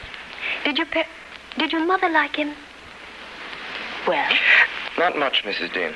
Was there any particular reason for your mother's aversion to the Colonel, as far as you know? I really don't know. Peter, I have a reason for asking you this. Well, as a matter of fact, Mrs. Dean, there was a reason. Colonel Ibbotson, he's not really my uncle, you know. He's my mother's cousin. He'd once been infatuated with my mother, rather desperately so, and she had to refuse him 3 times before he gave up and went abroad to India. Later, she met my father, and they fell in love. Peter, do you know the exact date when your uncle went to India? Oh, yes, certainly. He sailed with his regiment, the 43rd, 15 months before I was born. That's what I thought. Then he isn't your father. What did you say? Your uncle is a villain, Peter, and a liar. He's done you and your parents a fearful wrong. Oh, Mrs. Dean. Peter, you know your uncle's handwriting and his crest. Oh, yes. But do you remember bringing me a letter from your uncle the morning after you were at my house? Yes, I remember. Well, this is the letter. Now that I know what a foul lie it is, I thought for your own sake and the sake of your parents' memory, you ought to know what it says. Mrs. Dean. Listen. Here's what he writes. Poor fellow. Oh, Price, you want... Charming but foolish. We were cousins, much thrown together. Both so young, and one so beautiful. Happily, an unsuspecting Frenchman of good family was there who had loved her long, and she married him just in time.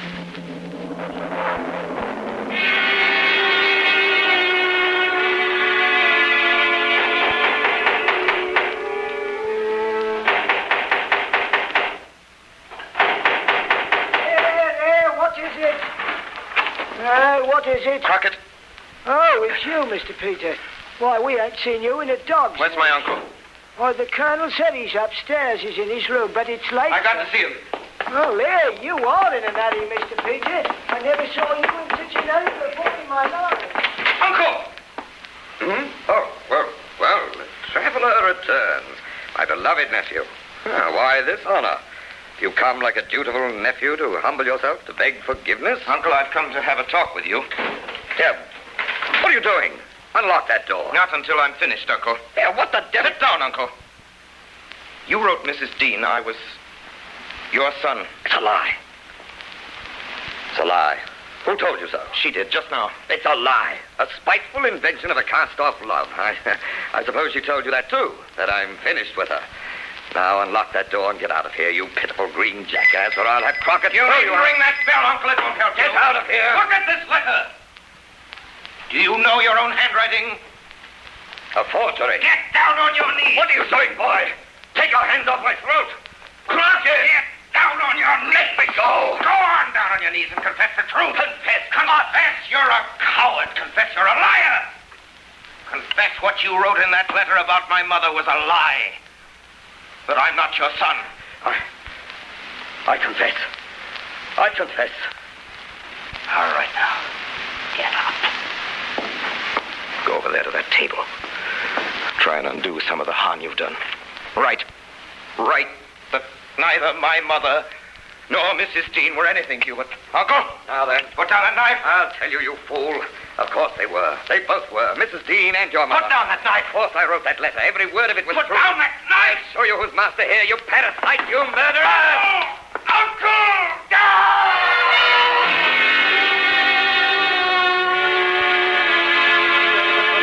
You have heard the verdict of this jury. Before sentence is passed on you, have you anything to say in your own defense? No. The sentence of this court is that you be hanged by your neck until you die.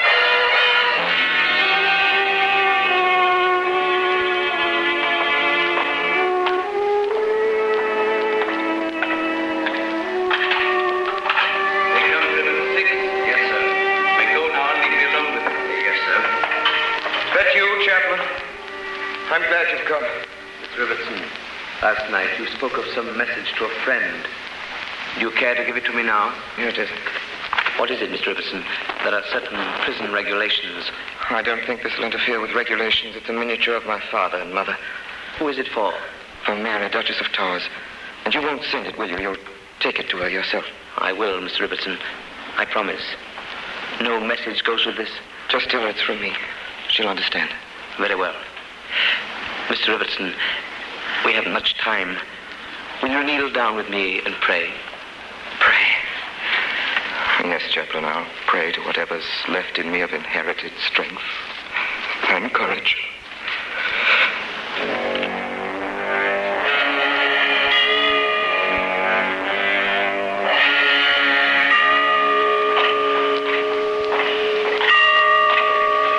This is the way, then. Down this way. Is this you, sir? Is he in here? What's that? Oh, don't let them come in. Let me alone, I beg you, let me alone. It is. Chapman's with you. Mr. Governor. Come in, sir. And you, ma'am, come in. Peter, we have good news. Tell him, sir. Mr. Riverton, the Home Secretary has just commuted your sentence to life imprisonment. No! Riverton. I tried to be brave. I tried to keep my courage up by thinking of the time I was going to die. Oh, Peter, you mustn't take it this way. You think you're being kind, but you're not. You're not. May I be alone with him, do you think, for a few minutes? Well, Chapman and I will wait out. Oh, thank you very much.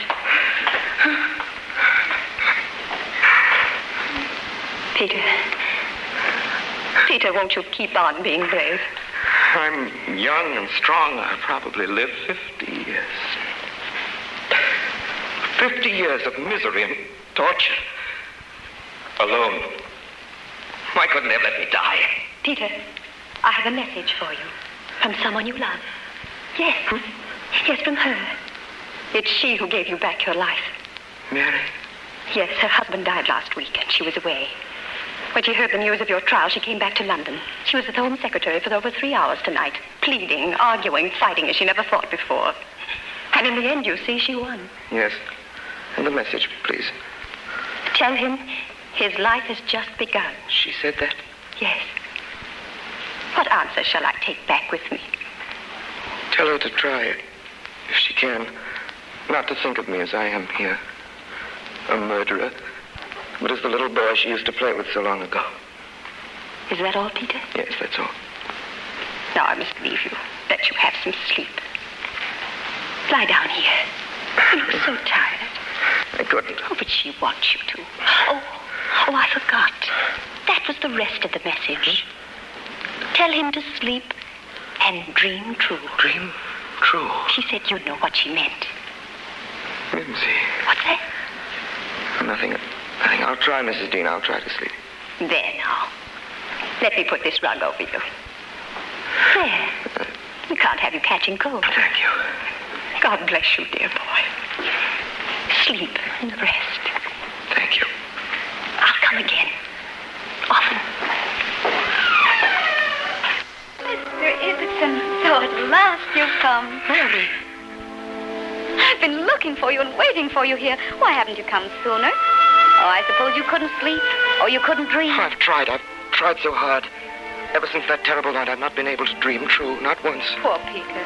Mary, I swear to you by all that I hold most sacred, by my mother's memory and yours, I never meant to take my uncle's life. As if you need to tell me that. Look, I'm holding your hands, and I can see into the very depths of your heart. Mary, he came towards me with that long knife, and he went down, and I struck him again and again. Hush, hush.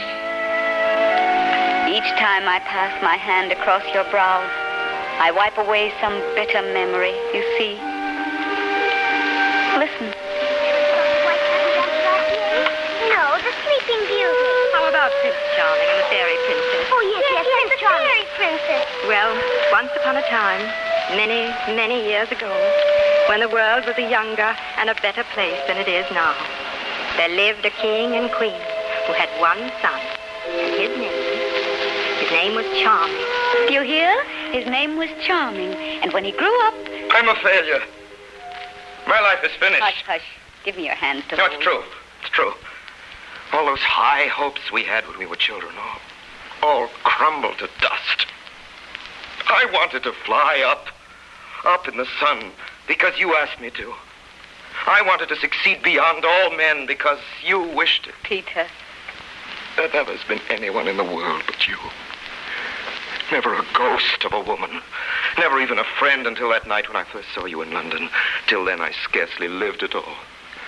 I fed on scraps of remembrance. I was waiting for Mimsy to come back again. And when she did come at last... Oh, for a time I was too blind to recognize her. And now I don't know which of the two has been the sweetest. You or she. Both have been my life. And shall be, Peter. And shall be.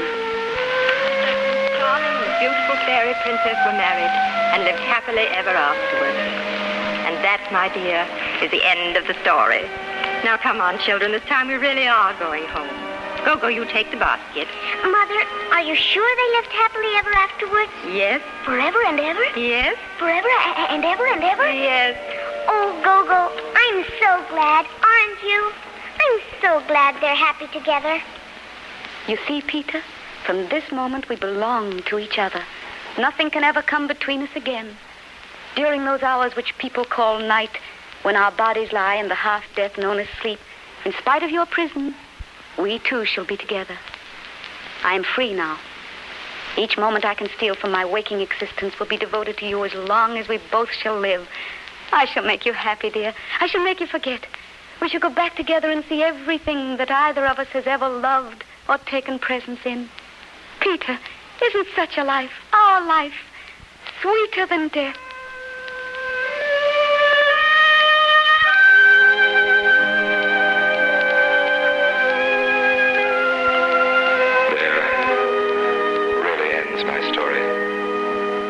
Little has happened to me in the 25 years that have passed since that fateful morning. Little that men can see. In the outside world, those years have seen many changes, I am told. A new generation and wars and inventions that have done much to alter the face of the earth. But to me, they are merely 25 years of the most impossible happiness. 25 years. It seems like a single night. And like 1,000 years. So little has our world changed, and so much have we seen and felt and done, Mary and I together, in that busy, enchanted quarter of a century. Mary beside me, never a day older, in the enchanted home of our childhood. And if ever this should change, if ever the day should come... Mary! Mary! Where are you? Where have you gone? Mary? Here. Where are you? Mary? Mary? To see you. Where are you? Why don't you come to me? Why don't you come to me? Can't you hear me? Can't you hear me? Oh, Mary. Mary! There he is, off again. How is he tonight, Warden? Not so well, ma'am. Talking very strange he is. Seems to think he's lost someone. He's getting weaker too, ma'am. Doctor says he can't last more than a day or two. Peter. Peter, don't you know me? Warden, would you mind leaving us alone for just a little while? Certainly, ma'am. I'll be just outside in case you need me. Thank you. Mary. Mary. Where is she? Where is she? Peter. Peter, I want you to be brave and bear what I'm about to tell you. She's dead, isn't she? Isn't she? I knew it. She didn't come to me last night in our dreams. And we've met every night for so many, many years. She sent you this. It was the last thing she did. I'm too weak. Read it to me. Soon again. The fairy princess. That what she said. Thank you. Soon again. Soon. Oh, I'm so tired, so tired. I could only see them once more. The garden and the flowers and Madame Sarasquier playing. So tired. So tired. Peter, didn't you know I was near you? Mary, you've come back to me. Oh, my darling. I couldn't have waited any longer. Hush. I know all you've been through, Peter, by the touch of your hand. Does the touch of my hand tell you nothing? Only of your great love for me. And that's enough. You've no idea how difficult it has been for me to come back to you, Peter, even for a few moments. And even now I can't stay very long. It's like holding on to the windowsill with one's wrist. But since you died, Mary, I haven't had one single... Every thought you had, my love, since I died, I know already. You will know it. You will feel it. All in a moment, just as I did. And the world, the foolish world, will call you dead. And you will only have begun to live. I can't understand. And I can't find words to tell you. Language is such a poor thing. But where I am, it is all eye and ear and the rest in one. And oh, so much more besides. Where I am, I hear the sun shining on the earth and making the flowers grow. And the birds sing and the bells pealing for life and death. Happy, happy death. If you only knew it, Peter. The sun is shining on moons and planets, and the very stars are singing. What does it all mean? It means, Peter, that nothing is lost. Nothing. We on Earth are only poor little grubs. Our body is the cocoon we spin ourselves from our early life. That's what we are, Peter. Memories that never die. And shall we be happy? As happy as we have been? We shall never be parted for a single moment. That's all I want. And think of it. Here there are battles to be fought and races to be won, but no longer against each other. And the good and the bad and the worst and the best are all mixed up. Only the good comes to the top and the bad goes to the bottom. Out of sight and out of mind, forgotten. And everywhere about me, there seems to be an ever-widening where perfection is. In a moment you will wake and I must leave. Oh, don't leave me, dearest. Too very soon. Goodbye. Oh, no. No. But not for long. There's no sadness in bidding you farewell, because I know that you will come to me. Time is nothing. A few hours till the dawn breaks and the shadows fly away. Don't go, Mary. Mary, help me. I can't see. It's dark all around me. Mary. I know now what she meant. About the darkness, the shadows, and the dawn. The light. The light. My friend Peter Ibbotson died in Wormwood Jail at the age of 67. After his death, I had the melancholy satisfaction of seeing him in his coffin. The splendor of his dead face as he lay there will haunt my memory until I die.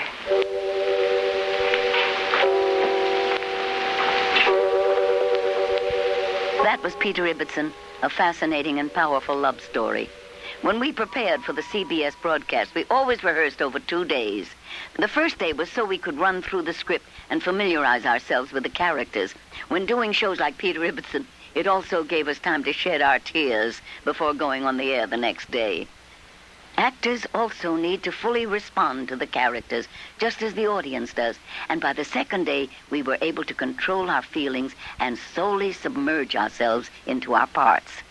At that time, we were scheduled for 2 broadcast productions, one at 8 p.m. and the other at 11 p.m. for the West Coast.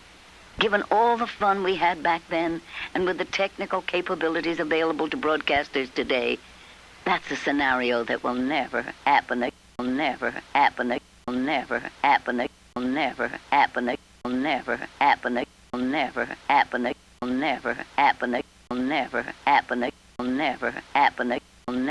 True crime stories of the 1940s and 1950s are up next with Jack Webb's Dragnet.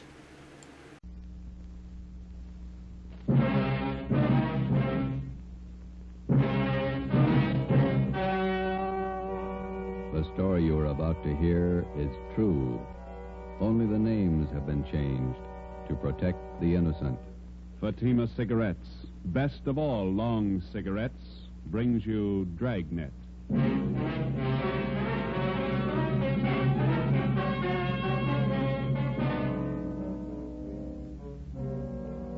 You're a detective sergeant. You're assigned to homicide detail. A police officer is shot down on the front steps of his home. There's no apparent motive for the shooting. The assailant escapes in a blue sedan. Your job, get him. It's amazing how many long cigarette smokers are changing to Fatima. Here is the actual report. From coast to coast, king-size Fatima has more than doubled its smokers. Yes, more and more smokers every day are discovering that Fatima is the best of all long cigarettes. Long cigarette smokers find Fatima has a much different, much better flavor and aroma. Long cigarette smokers find that Fatima is extra mild because it's the long cigarette which contains the finest Turkish and domestic tobaccos superbly blended to make it extra mild. So enjoy extra mild Fatima. Best of all long cigarettes. It's wise to smoke extra mild Fatima.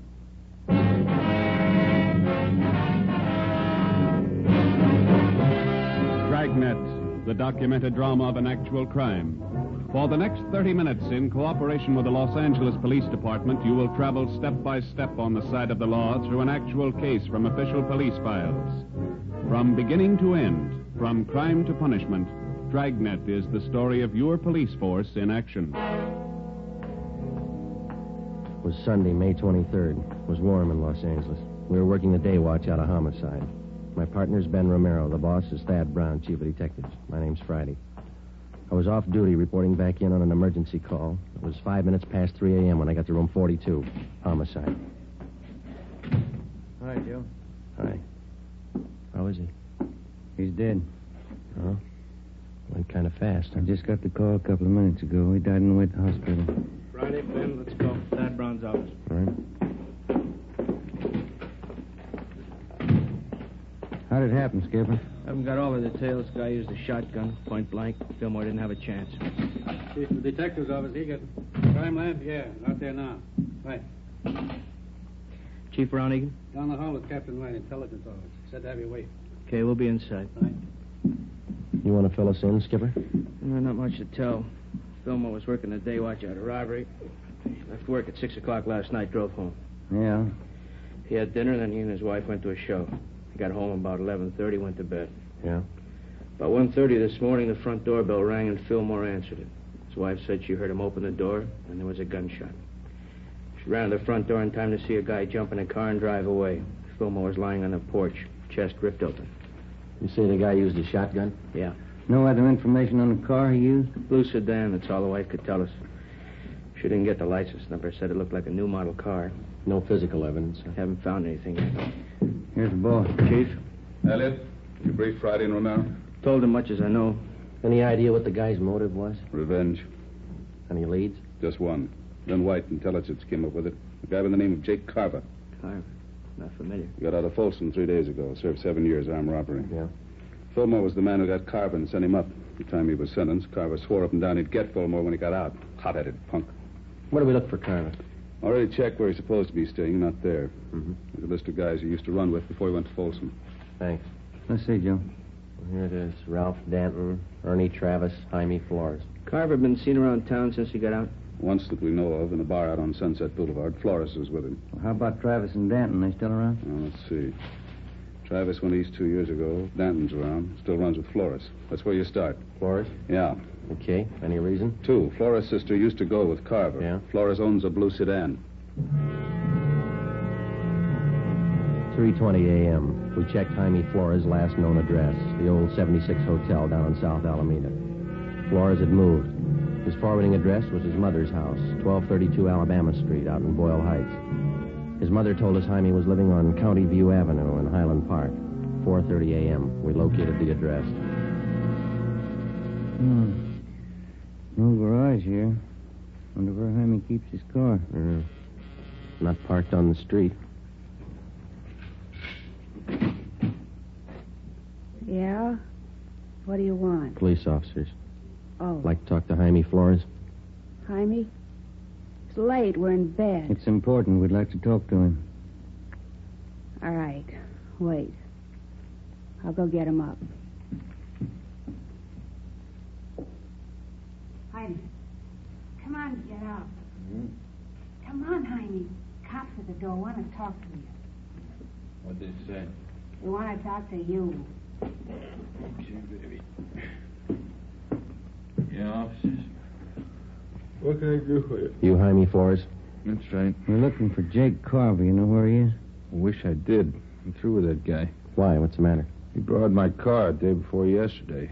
Said he'd only be gone a couple hours. I'm still waiting. You own a blue sedan, is that right? Yeah, 48 Chevy. Why, did he crack it up? Couldn't tell you. Do you have any idea where we can look for Carver? If I did, I'd be looking myself. Do you know if Carver's got a gun? Why, that punk pull a job? Does he have a gun? In the trunk of the car. I use it on hunting trips. What kind? Shotgun. 4:45 a.m. We got out a broadcast and an APB on Jake Carver, containing a complete description of the car and its license number. Roadblocks were set up on all main roads leading out of the city, and police details at the airports, bus depots, and the railroad terminals were alerted. All of the people whom Carver was known to have run with before he was sent to Folsom Penitentiary were rounded up and brought in for questioning. While Captain Elliott from Homicide supervised the interrogation, Ben went across the street to check with the coroner at the morgue. I contacted Lee Jones at the crime lab. 6 a.m., we met in Chief of Detective Thad Brown's office. Crime lab find anything? Single footprint, that's all. Jones found it in one of the flower beds in front of Fillmore's home. Is it tie-in? Size 10. That's Carver's size. Well, that'll help. Is there any indication Carver might still be in the city? No, there was a good 3 hours between the time Fillmore was shot and the roadblocks went up. What about Carver's pals? Did they help any? Well, Flores is the only one who admits seeing him since he got out. What about Flores' sister, Dorothy? She lives out in Long Beach, and Cenas and Burton are bringing her in now. That guy, Flores, did you question him again, Elliot? Yeah? You satisfied with everything he told you that he knows? That's right. He doesn't seem to be too close to Carver. No record of any correspondence with him while he was in Folsom. How about the coroner's report, McMahon? Shotgun, close range, hit him hard. Well, there's mugshots of Carver. Are they out? Photocopy's still working on it. Turning out 2,000. Excuse me. Brown speaking. Albert. Right. They got Dorothy Flores in the interrogation room. You want to talk to her, Elliot? Ben, you and Joe talk to her. Tell Cenas and Burton to check in here. I got another angle I want them to start on. Right, let's go, Joe.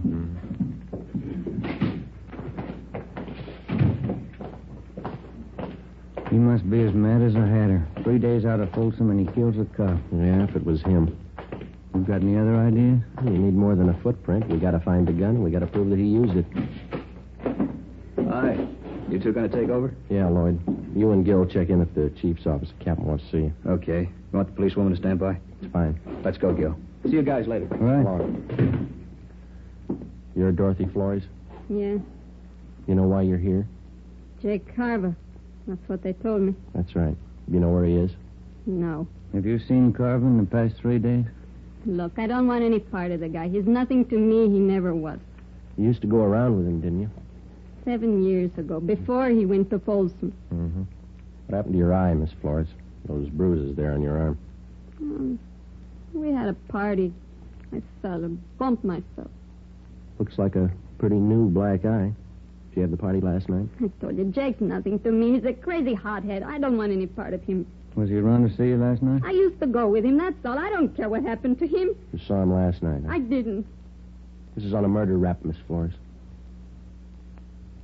I didn't want to see him. He came to my room. He forced his way in. I didn't want any part of him. When was this? Early this morning. What time? About 2 o'clock, maybe 10 after.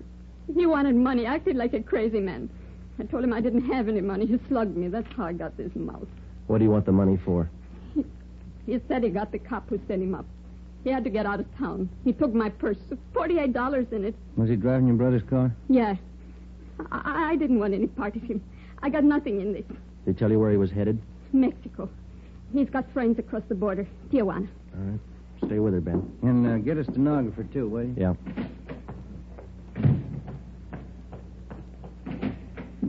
Righty. The Flores girl, Skipper. Carver saw her this morning. Admitted shooting Fillmore. She says he's headed south for Tijuana. Maybe he stopped off on the way. How do you mean? The drugstore in San Pedro just held up. Owner was shot and killed. Yeah? The guy was driving a blue sedan.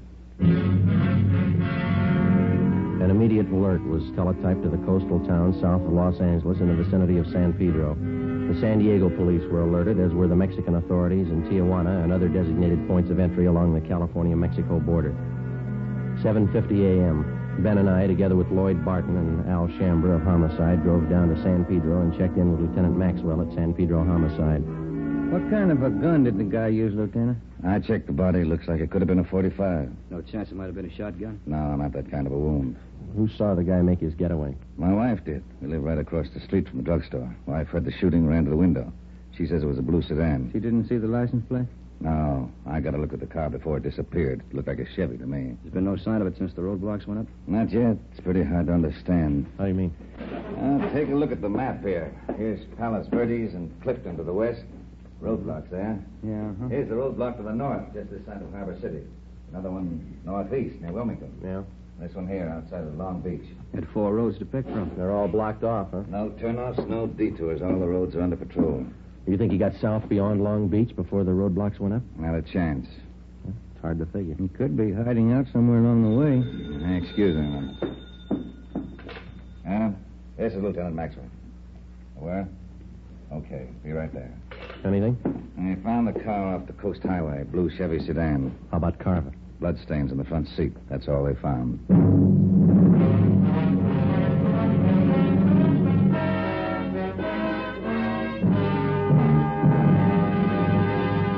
You are listening to Dragnet for the step-by-step solution to an actual police case. Here, step by step, are the reasons why Fatima has more than doubled its smokers from coast to coast. Step 1. The name Fatima has always stood for the best in cigarette quality. Step 2. Long cigarette smokers discover Fatima has a much different, much better flavor and aroma. Step 3. Long cigarette smokers find Fatima extra mild. Fatima is the long cigarette which contains the finest Turkish and domestic tobaccos superbly blended to make Fatima extra mild. And that's why more and more smokers every day agree it's wise to smoke extra mild Fatima. It's wise to smoke extra mild Fatima. Yes, the name Fatima on that golden yellow package is your insurance of an extra mild smoke. So enjoy king-size Fatima, the best of all long cigarettes.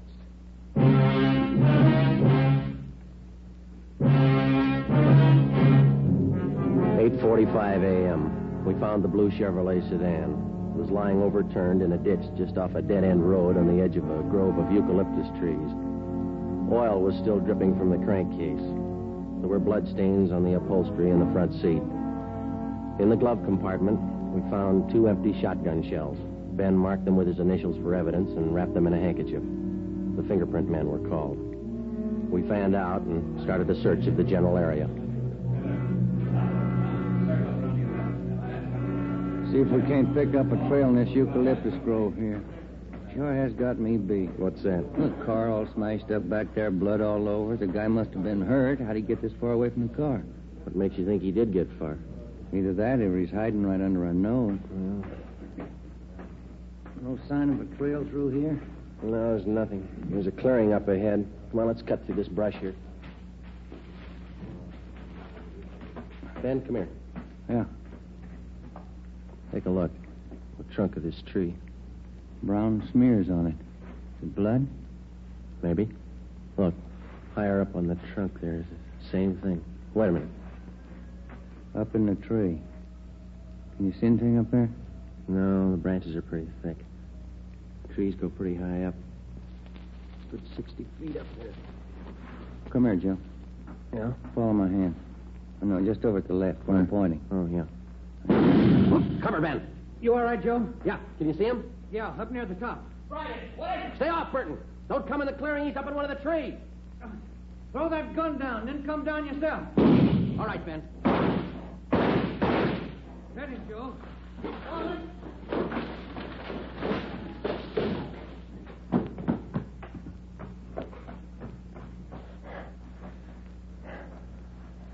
It's Carver. Shotgun's over there. You alive?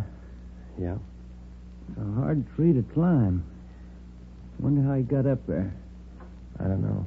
But this was the only way to get him down. We called an ambulance and had Jake Carver taken back to Los Angeles to the county hospital, the prison ward. We took the shotgun and the empty shells and booked them as evidence with the property clerk. The wrecked blue sedan was impounded. 2 counts of murder were filed against Carver with the district attorney. There was still one important piece of evidence missing, the .45 pistol used in the robbery and murder of the San Pedro druggist. A month passed. While Carver recuperated in the prison ward of the county hospital, we were busy building a case for his conviction. We still had only enough evidence to convict him for one of the murders. Another 2 months went by. On August 30th, Jake Carver was brought to trial for the shotgun murder of police officer Robert Fillmore. 10 days later, the jury found him guilty of first-degree murder. He was sentenced to a life term in Folsom Penitentiary. Knowing that we didn't have enough evidence to convict his client for the murder of the druggist, Carver's lawyer demanded an immediate trial on the second charge. Wednesday, September 12th, 10 a.m. I was called at the chief of detective's office. Friday? Sit down. Thank you. Elliot and I have been talking about this Jake Carver thing. They set the trial date yet? Starts next Tuesday. Bringing Carver down from Folsom tomorrow. That's bum luck. We're not going to convict him on the evidence we've got. We don't even have the gun. We've got to get a conviction.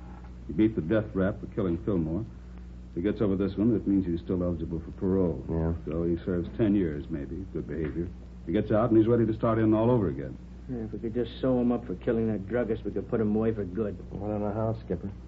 It's a pretty good bet that no jury will convict him unless we find that gun. We got another hour. Just one. What's that? If we can get Carver to admit he killed that druggist. It's a neat trick. When you and Ben got him last May, did he see you at all? You think he could recognize you again? Well, couldn't have gotten a very good look from where he was up in that tree. Ben did all the testifying at the trial. I wasn't even there. Now he wouldn't know me. Why? When they bring Carver down from Folsom tomorrow, they'll put him in county jail while he's waiting trial. Yeah. Chief figures if we could plant you in the same cell with him, there's a chance he might talk, if you play it right. No, I don't know. He's no beginner. Neither are you. If you carve enough of the right bait at the right time, there's a chance he'll put his foot in it. Maybe. All right, will you set it up with the county jail? Yeah, and remember, he's a killer. Don't take any chances. Suppose he gets wise. Well, then we'll know you tried. The following day at 2 p.m., I was booked at Central Jail as Joe Ramos, a robbery suspect. Ramos was the actual name of an Eastern thief whom we knew was not acquainted with Jake Carver. After being mugged and fingerprinted, transportation officers took me to the 12th floor of the Hall of Justice, where I was booked into the county jail. After that, I was taken down to a cell block on the 10th floor known as the High Power Tank, where prisoners charged with major crimes are held. During the day, the individual cells are left open, and the prisoners are allowed to visit with one another. I was taken back and shown the cell I was assigned to. Jake Carver was already there. He was playing two-handed poker with another inmate on the lower bunk. Here you are, Ramos. This cell here. You can take the top bunk. All right. How many cards you want? Make it 2, Jake. Hey, move, will you? I want to get in my bunk. Come on, make your bet. Says 2 cigarettes. You're 2, bunk you 6. I said I'd like to get in my bunk. Go on, Sam, play the game. Okay, we'll see you. Maybe you didn't hear me, Sam. I said I want to get in my bunk. I heard you, Mac. I don't like shoving around like this. All right, now sit down. What's your complaint? Didn't they tell you when you came through the door? They bury you in the hole for beefing in here. Then as long as I'm in here with you, let's get it straight right now. Don't bother me. And while you're at it, keep your rum-dum pals out of here, you understand? I don't think I do. You'll be around quite a while, smart guy. I won't forget this. Oh, yeah. Chow time. Come on, here it is. What are you doing down there, Dobbin? Nothing. I always sit on the floor. Get back to your cell. Chow. Yeah. See you, Jake.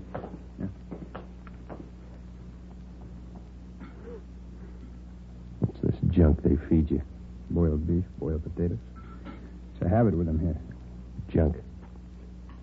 Can you buy from the outside? Candy. Sometimes pie. Guy comes around in the morning. Who are you? Joe Ramos. Ramos, huh? Chicago? I've been there. So have I. I'm Jake Carver. Hiya. All right. What are you up for? Talk to my lawyer. You got a smart mouth. You got a big one. You take care of your own worries, huh? I'll take care of mine. I ain't got any worries. I got it made. Hey, you want that piece of bread? I don't want any of it. take it. Tell the truth, I never had it so good. No witnesses, no evidence. You can't touch me. Sure. That's why you're in here. 3 days passed. By playing the part of the tough gunman from Chicago, I succeeded in getting close to Carver. Because of the close confinement, I was with him almost constantly, but he still refused to confide. In a roundabout way, I pressed him as much as I could for the answer without making him suspicious. No results. 8:55 p.m. Sunday, 2 days before the trial opened. Sam, Jake Carver, and I were playing blackjack in the aisle just outside our cell. All right, Sam, hit me. There you are. Okay, I'm good. Ramus? I'll stand. 18. Pay 19. That's all for me. Me too. I'm going to hit the sack. Yeah, just when I start to come. Always crying. Hey, Ramus, seems to me I remember you. Haven't I seen you around City Hall? Sure, I live there. All right, it's time. Lock up. No. Ramos? What's he talking about? I don't know. I get a headache. It's killing me. Yeah? So let me crack your neck. It'll help it. No, it's no good. You got any of them brown pills? Come on, I'll crack your neck. Loosen up those nerves. Always helps me. Yeah? Yeah, here, let me show you. Come on, turn around. Take it easy. Just relax. Let yourself go. Yeah? I'll get my hands around the back of your neck. Come on, relax. Well, this won't hurt you. All right. You got to be careful with this stuff. You could break a guy's neck, you know? Take it easy, huh? What's the matter? Come on, relax. All right. Let me get a better grip on your neck. Take it easy, huh? All right, now. Yeah. All there is to it. How's that? Well, it's not bad. Feels a little better. That works okay. Sure. Hey, I noticed you had a visitor today. One of the boys in the East? No. A friend of mine out here. He just got in town. The coppers are trying to pin a killing on him. No? Who is he? Max Wesley. He's a good man. Tried to say he pulled a job down in San Pedro. Pedro, huh? What kind of job? Stick up. Drugstore a couple months ago. Yeah? That's what they got me on, you know? It's funny. Well, I think I'll get some shut-eye. What about this job they're trying to hang on him? He tell you? I don't remember. The guy who ran the store was shot up, I think. Died. Max wasn't even in town when it happened. Happened in May? Last May? I don't know. I'll see you in the morning. Yeah. Hard bed. They didn't have nothing on Max, huh? They let him go. Oh, that's yet. He's out on bail. No, I mean, no evidence on him. No gun, huh? Yeah, they got a gun. I think that's what Max said. Where'd they find it, he say? I don't know where they found it. Go to sleep, will you? He mentioned anything else about Pedro, like San Pedro Hills? Yeah. Well, maybe that's where they found it. I think Max said that. No. That couldn't be. All right. That doesn't matter. Hey, Ramos, it wasn't the Harbor drugstore, was it? What's eating you anyway? Will you go to sleep? Look, Ramos. Ramos, I gotta know. It's important. What are you talking about? I gotta get some sleep. Will you listen a minute? I ditched a gun down there in the San Pedro Hills. All right, what are you worrying about? They don't send you up for hiding guns? Listen, I'm hot on that job. They got me on one murder rap. If they tag me in another one, it's for keeps. What do you want me to do? Talk to the governor? Are you sure this guy Max said that they found a gun? Now, look, Carver. Max said they found a gun in the San Pedro Hills. Now, you get on down in your bunk and let's talk about it in the morning, huh? What kind? Did he say what kind? I don't know. I don't remember. Was it a 45? Something like that, yeah. 45, I guess that was it. Now, get... Listen. Got the jailer barking down here. Quiet down in there. All right.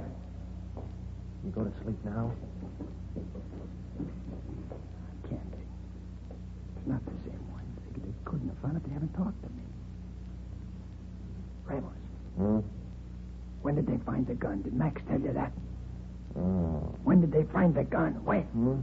I don't know. He didn't say where? San Pedro Hills. Ramos, I gotta know. Wasn't by a covert, was it? On the hill road? I don't know. I'll ask Max the next time I see him. Is that where you ditched yours? They couldn't have found it. Nobody could have. It was this culvert, see, back on the road. Yeah. There was a piece of cement broken off the bottom edge of the culvert, kind of a hollowed-out space inside. I pushed the dirt all around it. You got to ask Max. Mm-hmm. Ask him where they found that gun. Yeah, I'll see him Wednesday. I'll ask him. You got to find out. They could put me away for good. What are you worrying about? They haven't paired you up yet with the gun they found. Yeah. Yeah, that's right. Maybe they didn't figure it. Maybe they forgot. Maybe. Yeah. Cops are dumb. They forget. That's what everybody says, isn't it? Yeah, that's what everybody says.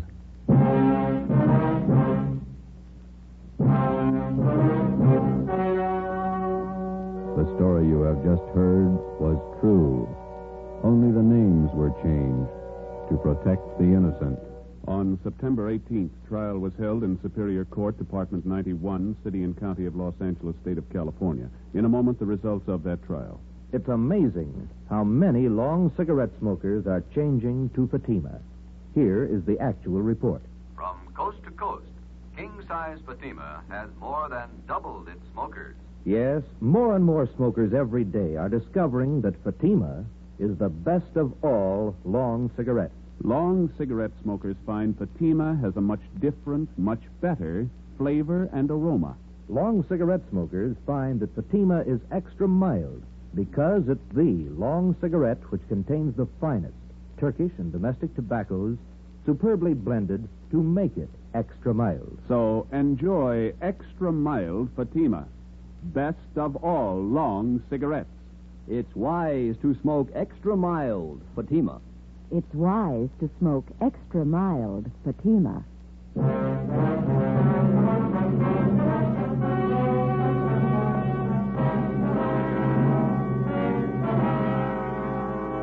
The murder gun, a .45 caliber automatic pistol, was recovered from the San Pedro Hills, and Jacob John Carva was brought to trial.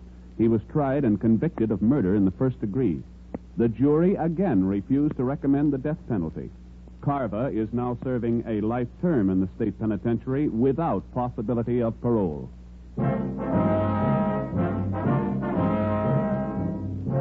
You have just heard Dragnet, authentic cases from official files.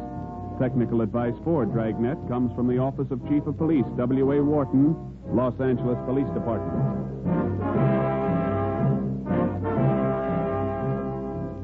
Dragnet wishes to thank the editors of Radio Best magazine for their considerate appraisal of this program. For those of you who may be interested, a novelized version of Dragnet appears in the April issue of Radio Best. Fatima Cigarettes, the best of all long cigarettes, has brought you Dragnet from Los Angeles. Tomorrow, hear Mr. and Mrs. Ronald Coleman in the Halls of Ivy on NBC.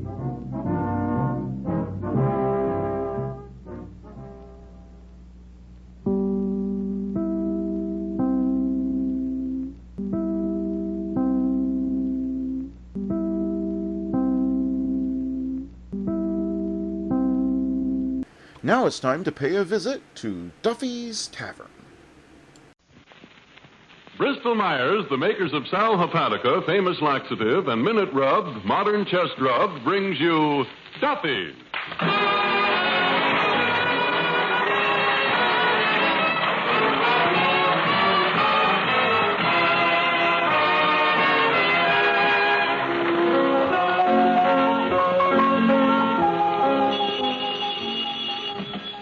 Hello, Duffy's. Where do you eat meat to eat? Archie, the manager, speaking. Duffy ain't here.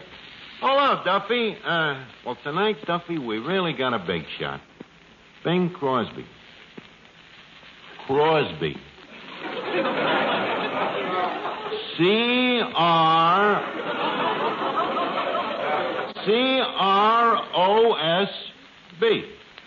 Yeah. You know the guy, Duffy, the straight man in the Bob Hope pictures.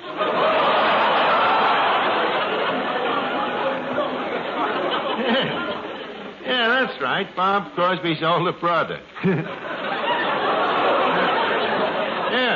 Yeah, the crooner with the 4 sons. Huh? Was Bing always a crooner? No, he studied singing for 8 years before he found out he couldn't sing. But by that time it was too late. He was too famous to quit. Hey, Duffy, why don't you sell Bing and have an interest in the joint here? No kidding. Well, a guy like that could help us with the labor shortage. Yeah, he grows his own bus boys.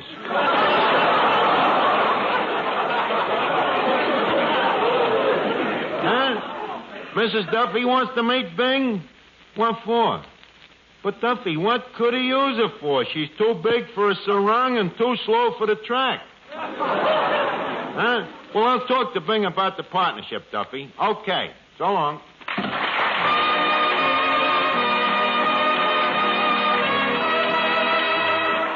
Ladies and gentlemen, welcome to Duffy's. Come on in and meet Finnegan, Eddie the waiter, Miss Duffy, Paul Weston and his orchestra.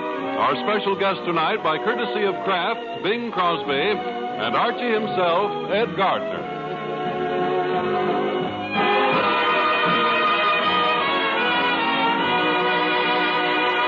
Hey, Eddie, did you hear? Bing Crosby might buy a half interest in this place. What? Bing Crosby? The one that wears them shirts? Yeah. The one with the foursome? Yeah. The one with them racehorses? Yeah. He's going to buy a half interest in this place? Yeah. I suppose he just don't care anymore. Listen, Eddie, with good management, this place could show a very nice overhead. Especially with the new floor show that I wrote for Crosby. Oh, you wrote it, huh? Yeah, I wrote it. It's going to have the same flavor as his radio show. He's on a cheese program, ain't he? Yeah, good, huh? Let's see now. There's Trudy Irwin, John Trot Scotter. Carp Kempenture. Yeah, and that Yuki. Who's going to be Yuki? You? Oh, no, I'm too statuesque. For the part of Yuki, I got to get a guy that's very short and a little stupid. What? Hiya, Finnegan. Not quite short enough, huh? No, but he's a little more stupid, so it comes out even. Finnegan, how would you like to be an actor? An actor? Oh, boy. I got me them. I got you, I got them. Oh, that's the more. I got just a minute, Finnegan, calm yourself. Anything more? Stop it, will you? Finnegan, look, I don't mean a song and dance man. I mean a comedian. Oh, comedian? Yeah. Arch, I got a good joke. Why does your fireman wear red suspenders? Why? To get on the other side. Finnegan, I'm afraid your humor is a little too delicate for this show.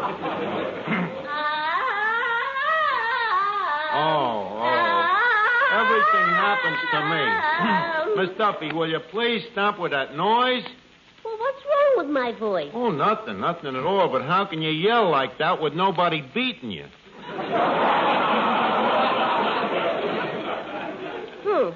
My singing teacher says I have perfect pitch. Well, you may have perfect pitch, but if you start singing around here, you better learn how to catch. What's this about the singing teacher, anyhow? Oh, you remember my old singing teacher, Yasha Panyaslavnik. Yeah. Good old walk-up one-flight Yasha. I thought he was in the Army. They wouldn't take him. Why not? Punctured eardrums. Oh. And I'll bet you that you're the one that 4F'd the guy. So he's trying to teach you again, huh? Yeah, he has a new method now, the OPA method. He says all you have to remember when singing is OPA. OPA? Yeah. Open, please, the adenoids.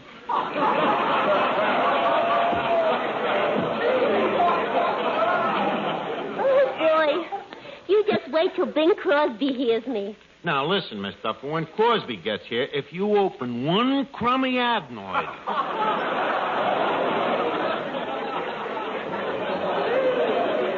trying to get the guy to buy a half an interest from your father. Oh, Papa's partner. That's very interesting. Miss Duffy, he's buying an interest only in a joint. You still belong to Daddy. Besides, the guy is married. That's the trouble. Papa always has to have partners that are married. What other partner of his is married? Mama. Harry Von Zell. Listen, Lord, talk to me, please, will you, before I completely retain my sanity? Just say anything so it makes some sense, huh? Well, I know something that makes sense, Arch, a lot of sense. Then go ahead, Harry, please. Well, ladies and gentlemen, you never know what the morning will bring you, do you? Never know, for instance, when you may wake up feeling dull and headachy due to the need of a laxative.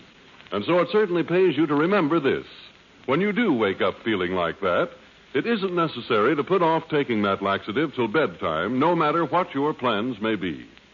Simply take Sal Hepatica at once. For then speedy Sal Hepatica brings very gentle relief, usually within an hour.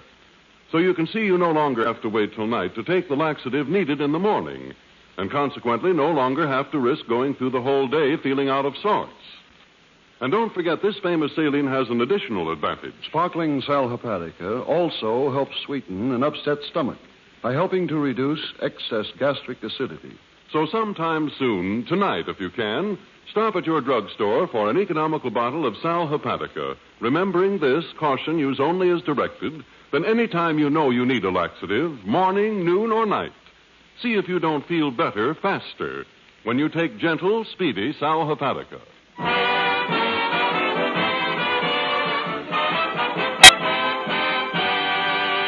Let me see. I got to figure out what this business is worth. Eddie, how many new customers would you say come in this place tonight? Let me see. 1, 2, 3. And here comes number 4 on the outside, Bing Crosby. Out of the money again.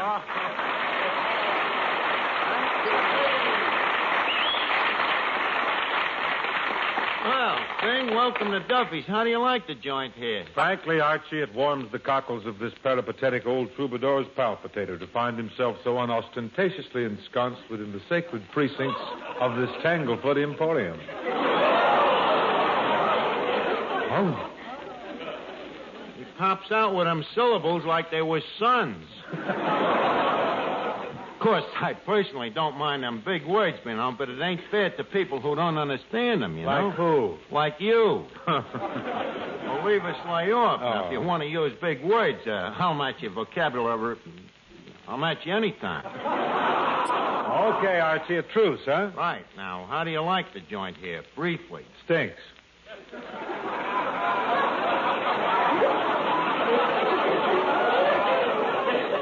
You don't have to be that briefly. Well, your old man was down here last week. He liked the place. Oh, yeah. Well, Pop always was a dive man. Old Tanker Crosby, they used to call him. Up in the Northwest. But by the way, he was a little embarrassed, Archie. He says he came away without paying his check. Oh, well, tell the old gentleman to forget it. We'll add it on to yours. Eddie, get Mr. Crosby a steak. By the way, 20 center. He can afford it. By the way, Bing, your old man was saying how nice you on you. You know, how you all get along in your family. Oh, yeah, Arch. We'd give each other the shirt off our backs. And you still get along, huh?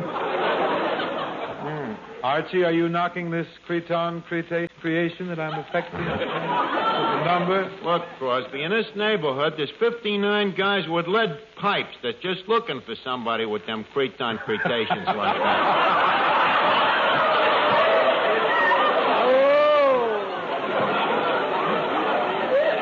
A little too sharp for you, huh? Yeah, it's a little sharp. You see, now take me for contrast. Take the way I dress. You see these pants? Mm-hmm. Used to be part of a whole suit. Right? You see, it's quiet, good taste, made out of genuine herringbones. Herring, huh? Yeah. The knees look a little marinated, I thought. Yeah. And now take my shirt, you know. Look at it. Simple, not a bit ostentatious, you know. You got a cute idea there, too, that having the collars and the cuffs trimmed in black.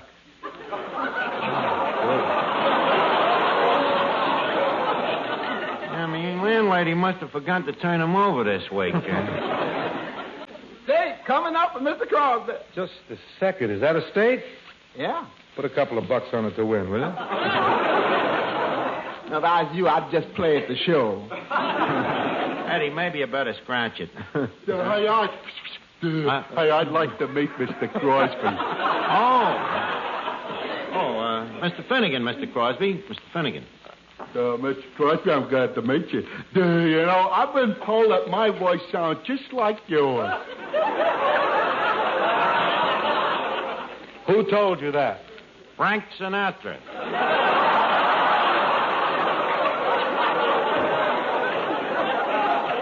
Oh, and Bing, this is Miss Duffy. Her voice also don't sound like yours. How do you do? Mr. Crosby, after all the pictures you made with Dorothy Ramore, it must be quite a shock for you to see a girl with her clothes on. Well, I was shocked when I saw you, but I wasn't sure just what did it. Did you like that sarong with Miss Lamour's when you first saw it? Oh, I never gave it a second thought. Oh, you didn't? I was a little busy with the first thought.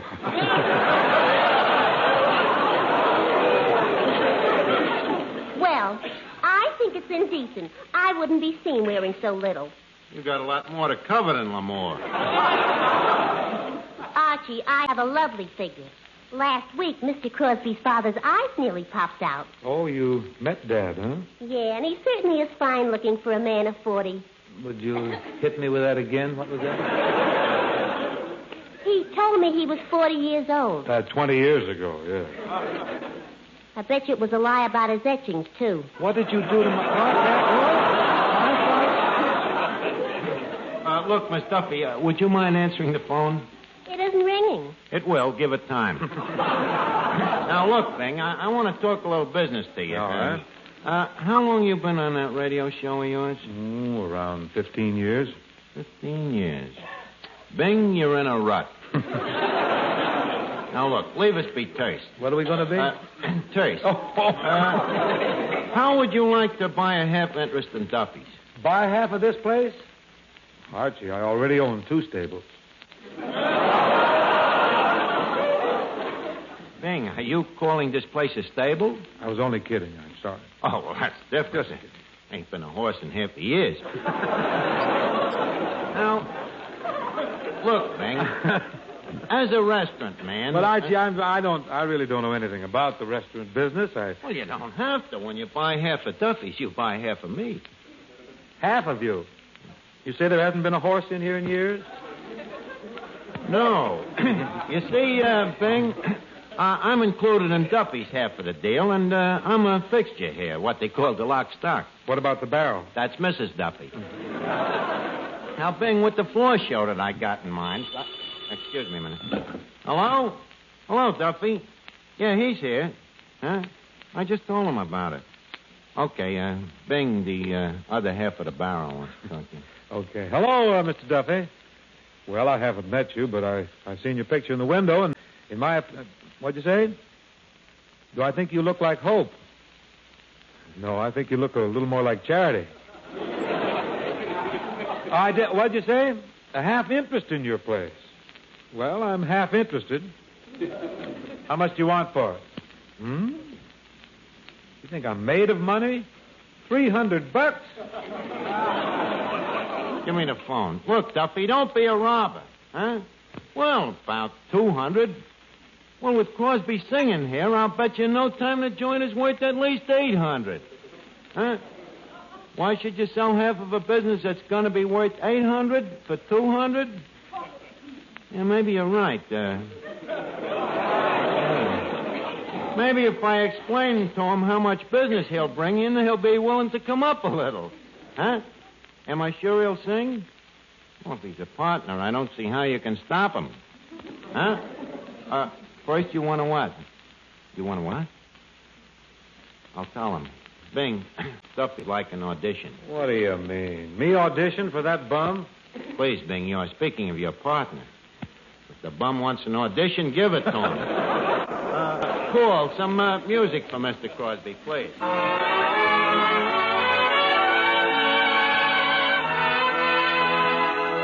How sweet you are, how sweet you are, how dear your tenderly smiling face. Through days all bitter and gray and grim, through nights when even the stars are dim, how sweet to know my heart can glow from just the warmth of your sweet embrace. The world's a lovelier world by far when I remember how sweet you are.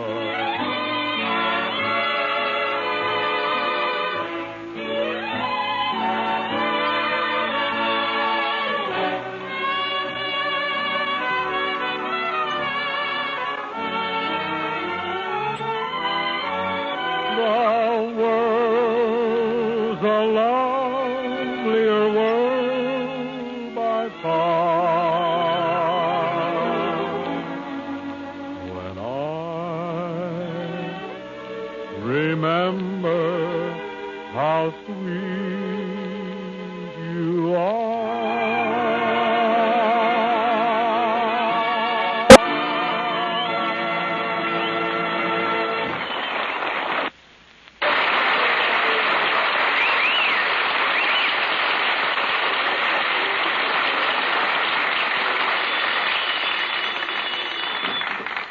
Hello, Duffy.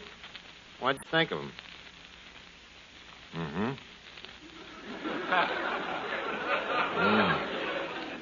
You'd rather have a silent partner. Well, look, Duffy, give him another chance. Listen to him once more in this floor show that I wrote, huh? Okay, Duffy. Hey, Arch, did I hear you say that you wrote a floor show? Yep, Bing, and if Duffy likes it, you're in. Now, how do I get out? Say, Mr. Crosby, you look sort of pale. Hmm? There are 7 of you Crosbys, aren't there? Mm-hmm. Mm. Mm-hmm. Mm-hmm. Well, maybe you're the one. The one what? The one person out of every 7 who this time of year usually suffers from a cold. You know, Bing, if you had one more brother, we might have stopped him dead. Yeah, but how then would we know what to do about that cold? So proceed with the good word, my good man. Well, thank you, Mr. Crosby.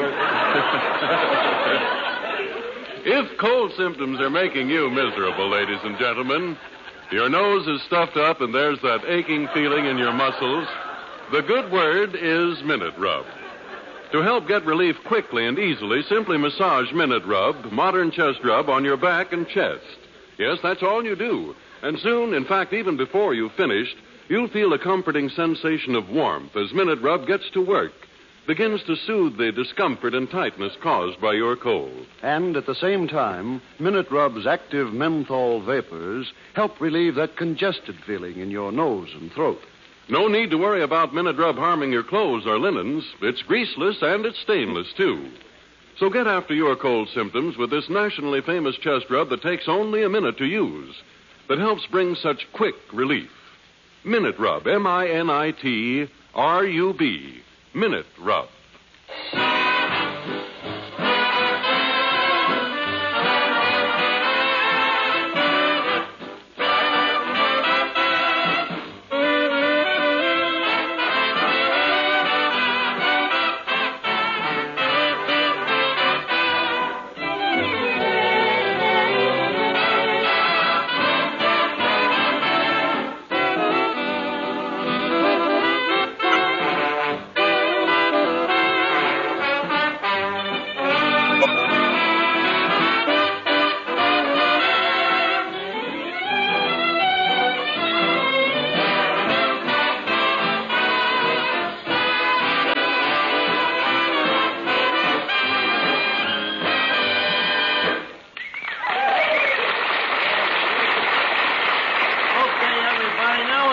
start the floor show. Miss Duffy, Finnegan, you got your parts? Archie, I just can't go through with this. Why not, Bing? Well, I've read your script, and I don't like to do tragedies. This ain't no tragedy. Nobody's going to get killed. You can have 8 to 5. Look, Bing, don't worry about it. Now, let's go. Ready, everybody? Music, please.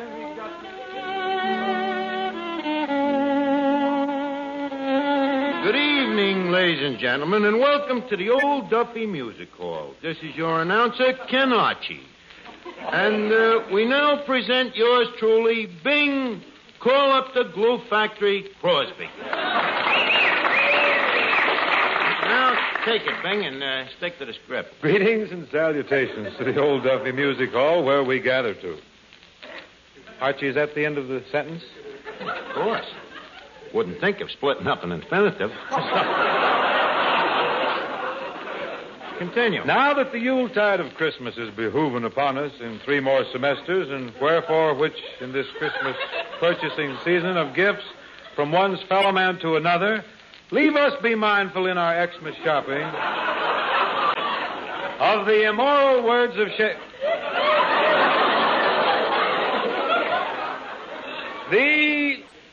Oh, Archie, I can't handle it. Can't do it. Go ahead, read it. The quality of Macy's is not strange.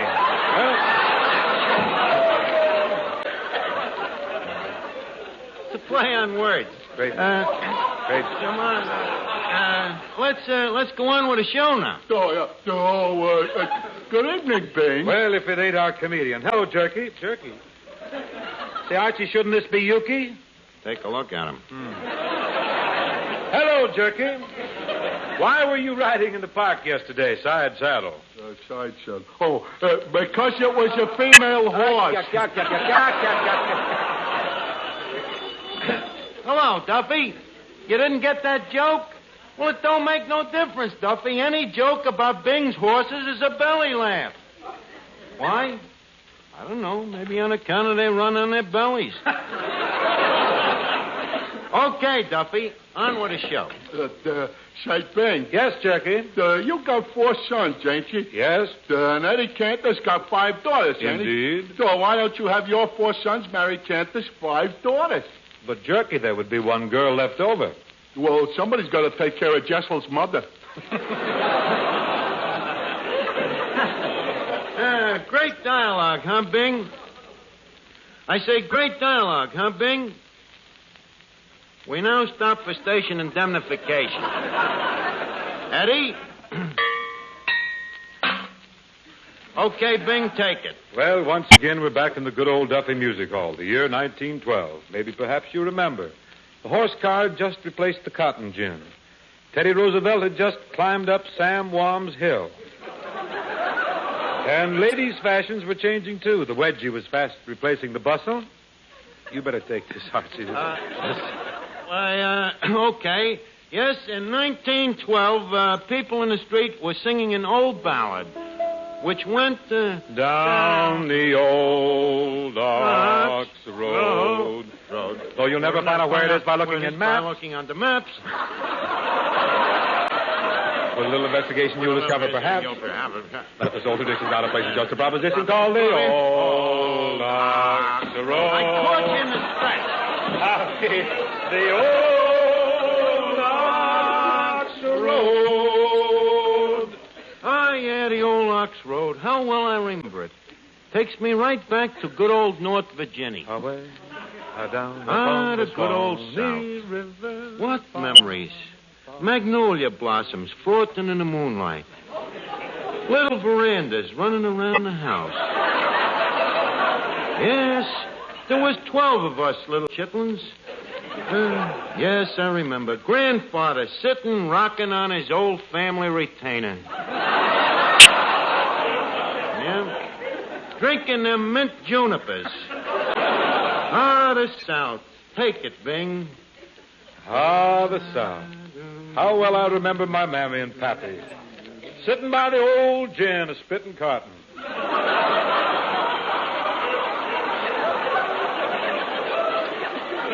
Bing, that's spinning cotton. Oh, yes. Mammy and Pappy spinning cotton. Mammy did the woofs and Pappy did the warps. And there they sat. Mammy all woofed and Pappy all warped. And then there was my little southern belle, Scarlett O'Duffy. Hello, Red. Hello, Scarlett. You ready yet? I'm all set. Got my bags, Lulu Bet? You bet. Come, Pet. But I ain't at. Here's the crumpet. Now I'm set. Well, let's get. Coming, Red. Da-da-da-dum-dum-dum. Nice modulation. Oh, beautiful. Yeah. Should have modulated them trumpet players. Bing, I'll bet you never had no stuff like that on your program, huh? No, a leopard gets better spots than this.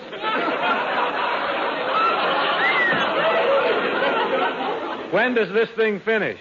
You're coming to your finish now. You ain't just whacking your rack either, Jack.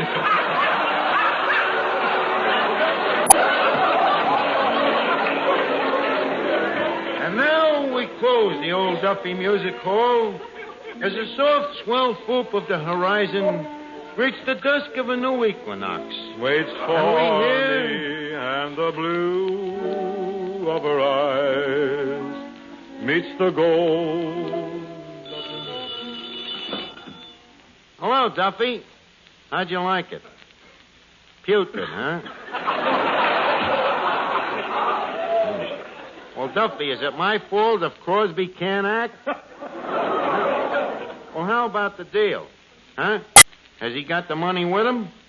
Probably. Why? Tell him what? Duffy, I think it would be nicer if I told him to buy war bonds with it.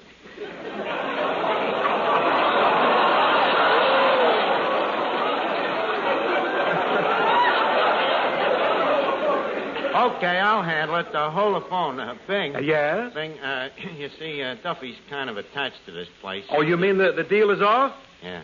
Archie! Bing. Now look what you did, Duffy. It's the first time I was ever kissed by a crooner.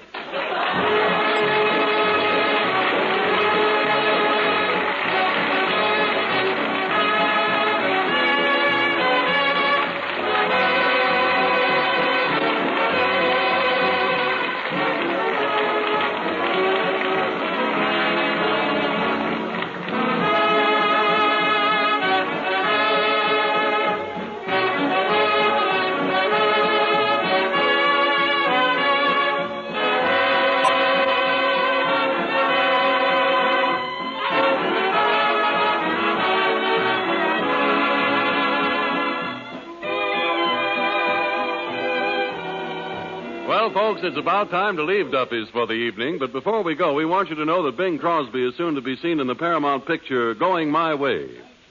Righto, Bing. Let's all meet here again next week when our guests will be Dinah Shore and Joan Davis. And in the meantime, if you have a cold... Remember Minute Rub. If you need a laxative... Remember Sal Hepatica. And if you have a half hour next Tuesday evening at this same time, remember... Duffy's where the elite meet the eat. Archie the manager speaking. Yeah, Duffy, that's right. Next week, Dinah Shore and Joan Davis. Yeah, Duffy. Bride and Grim. Yeah. So long.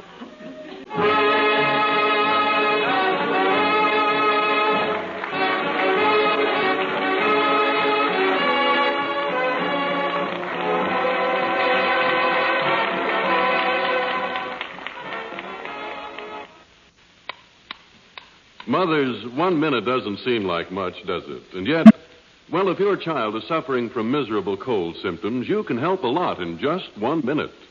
For that's all it takes to massage Minute Rub, modern chest rub, on your youngster's back and chest.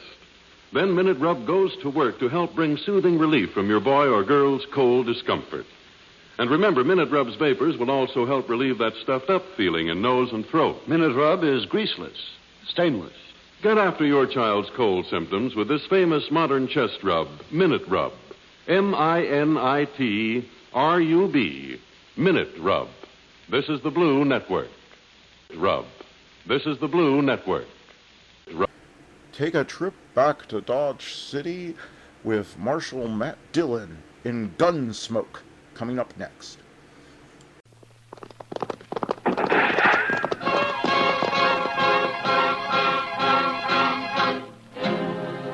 Around around Dodge City and in the territory on west, there's just one way to handle the killers and the spoilers, and that's with a U.S. Marshal and the smell of gun smoke.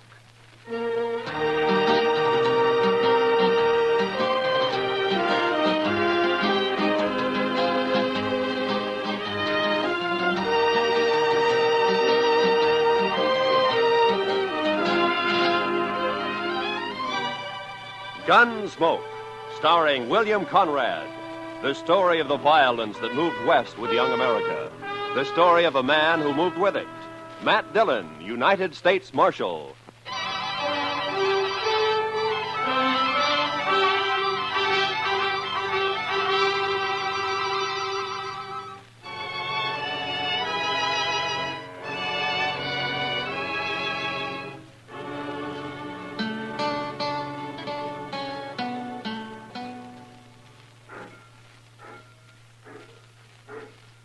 Mr. Dillon? Yeah, Chester.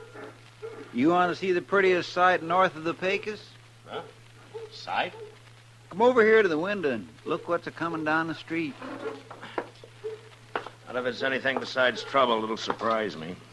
She must have come in on the Santa Fe from the east. Wow. Say, I think she's coming here. Yeah, it looks that way. My, I should have shaved this morning. Or even yesterday morning. Now, what could a lady like that be doing in Dodge City? Say, maybe she's going to work in one of the saloons, Mr. Dillon. No, I hope not, Chester. Good morning, ma'am. How do you do? I'm looking for the United States Marshal. Well, I'm the, my name's Dillon, Matt Dillon. I'm Catherine Blair, Mr. Dillon. Oh, it's a pleasure, Miss Blair. May I introduce my deputy? This is Chester Proudfoot. How do you do? How do you do? I just got in on the train from Boston, Mr. Dillon. Oh? The station master said that you might be able to help me. Well, I'll be glad to. I'm looking for my brother, Martin Blair. Why, say, Mr. Dillon... Chester, will you punch up that fire? It seems a little chilly in here. Chilly? Yeah, sure. Right away, Mr. Dillon.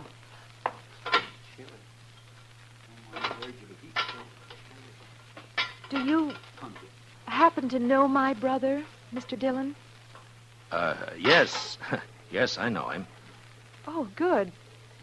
Then you can tell me where to find him. Well, I'm not too sure that I can. You see, he moves around a lot. Yes, I know. He left home and came out west 2 years ago, and every time he's written us, it's been from a different address. He's always been that way. Restless, I guess you might call it. Yes, I guess you might. Mother's always thinking he might get into trouble out here by himself. But I tell her not to worry. He's young yet. He'll grow out of it. I see.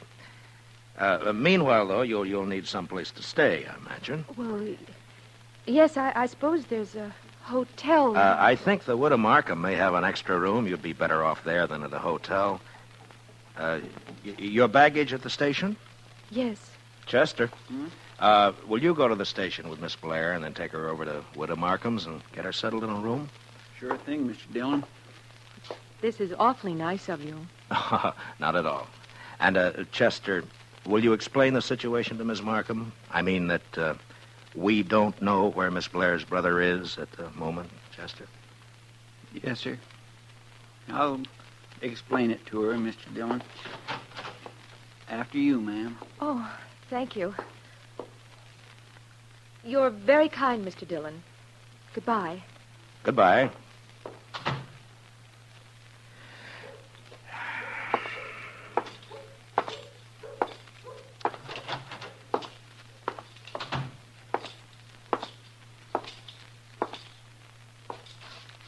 Jack? Wake up, Jack. I'm not asleep, Marshal. What do you want? The jail cell usually softens a man up. Not this one, Dillon. Not now or 20 years from now. Yeah, I know. You want something, or are you just making conversation? Your sister's in town, Martin. Kathy? Kathy's here in Dodge? She just left the office. She's looking for you. What'd you tell her? Nothing. Yet. Seems like a fine girl. You gotta get her out of here, Dillon. Don't let her find out. Get her on a train and get her out of here. No? Why? Maybe I'm no good, but there's no reason why Kathy should pay for it. It's got nothing to do with me. Then you won't help. You won't keep her from finding out? I don't know if I can, Martin. But I'll think about it.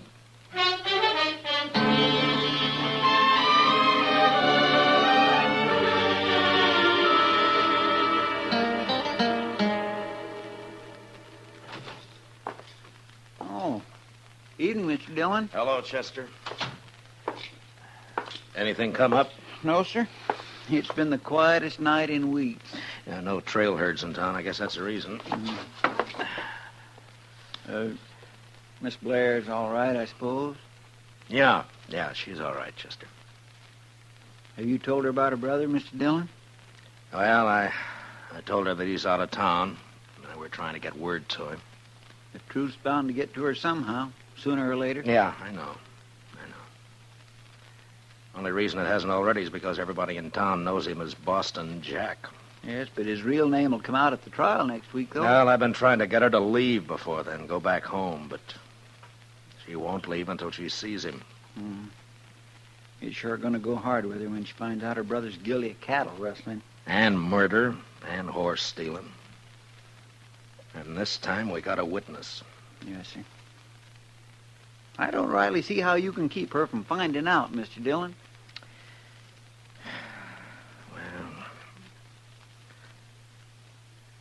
Come on, Chester, let's have a talk with Martin.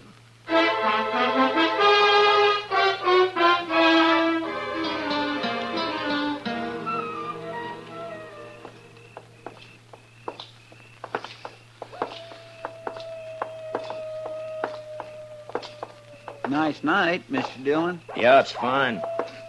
Great night for taking a walk. Don't you think so, Martin? Anything's better than rotting in that cell. Well, where did you expect to end up? All you got is old man Hawk's word against mine. He's lying. The jury will believe him. If he could see me so plain, how come he couldn't tell you who was with me? It was dark. He saw your face in the gun flash when you shot his foreman in the back. That's a lie. As far as that's concerned, I know who was with you, but I haven't got a case against him. Red Poley. Wasn't it? I wouldn't know. I wasn't there. Mm-hmm. Well, suppose we leave it to the jury. Here's the wood of Markham's place, Mr. Dillon. Yeah. All right, Martin, let's get it straight now. You're here because you want to keep your sister from knowing the truth about you. Now, we're going in there and talk to her. Then you're going back to jail. You know the story I'm planning to tell her. I know. I just want to make one thing clear. You are going back to jail. Chester will stay on the front porch and cover you through the window, and I'll be inside with you, also wearing a gun. Don't try anything foolish. I wouldn't want to kill you in front of your sister, but if it comes to it, I'll do it. You understand? Sure. I understand. All right, let's go. I'll be there at the first window, Mr. Dillon. The parlor's on the left. All right, Chester.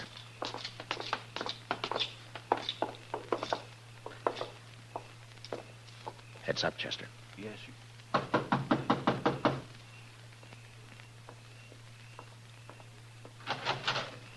Good evening, Miss Blair. Oh, why, Mr. Dillon? I've brought you a visitor. A visit? Martin. Hi, Kathy. Oh, Martin. Oh, Martin. Here now. Take it easy. Oh, it's been so long. Oh, Martin, why didn't you write? Well, you know how it is, sis. Say, maybe we could all go inside, huh? Oh, of course. Come on in. Come in. I couldn't imagine who was knocking. Mrs. Markham has gone to bed, and... Oh, here. Sit down, both of you. Thank you, Miss Blair. Oh, Mr. Dillon. Where on earth did you find him? Well, I guess I better confess to you, Miss Blair. I knew all along where he was. What? The only trouble was I just couldn't produce him. I'm afraid I don't understand you. Well, you see, Martin's been doing some work for me. Sort of secret work, you might say. We're trying to dig up evidence on a gang of cattle rustlers around. Oh, just wait till Mother hears about that. Oh, and she was so worried about you. Yeah. It's quite a job. It's pretty hard for your brother to get away from the gang without stirring up suspicion. In fact, he's only got about an hour this evening. Oh? But you will manage more time in the next day or so. I'm afraid not, sis. I may not be able to get away again for a month. A month? In fact, I've been thinking it over, and I think the best thing you can do is to take a train back home right away. But I just got here, Martin. It's no place for you, Kathy. He's right, Miss Blair. Dodge City's no town for a girl alone. But I came all this way to see Martin. It's like I told you, though, sis. It may be a month before I can manage to get away again. Tell you what. After this job's finished, maybe I can get back east for a week or so. Oh, Martin, if you only could. We'd all be so happy. Well, I can't guarantee it, but I'll sure try. I'll admit I'm a little nervous here. Why, the very first thing Mrs. Markham showed me was a revolver she keeps hanging out there in the hall. In case of intruders, she said. Good heavens. Well, this is the frontier, Miss Blair. The law is still pretty much with the man who shoots first. Except sometimes. Yeah. That sounds awful. Martin, you will be careful, won't you? I'm always careful. I suppose I had better take your advice and arrange to leave in the next day or two. But meanwhile, we have an hour at least. Tell me about yourself, Martin. Tell me everything you've been doing.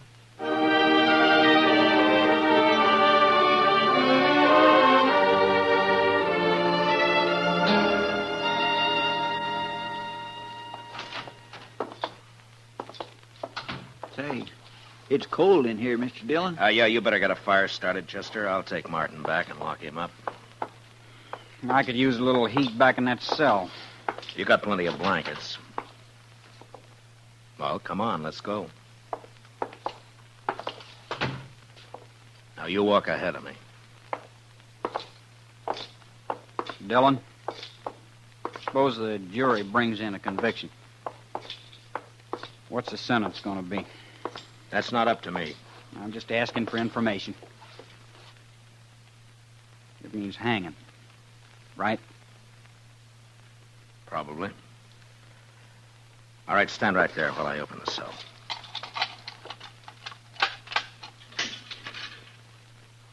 I don't want much to hang, Marshal. Nobody does. All right, Martin, get in. Slow and easy, Dillon. Put your hands up slow. Good. Now keep them that way. Where'd you get the gun? In the hall at Mrs. Markham's. I slipped it under my coat when I was kissing Kathy goodbye. I'll take your gun now, Dillon. Thanks. Feels good to be holding a pair of guns again. You won't be holding them long. Maybe. One thing, though. If you take me again, you'll have to take me dead. Any way you want it. In the cell, Dillon. Come on, move.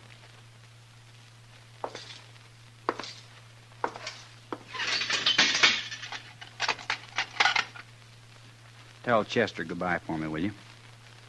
I think I'll just go on out the back way. What about your sister? I guess she wouldn't want to see me hang either, when you come right down to it. So long, Della.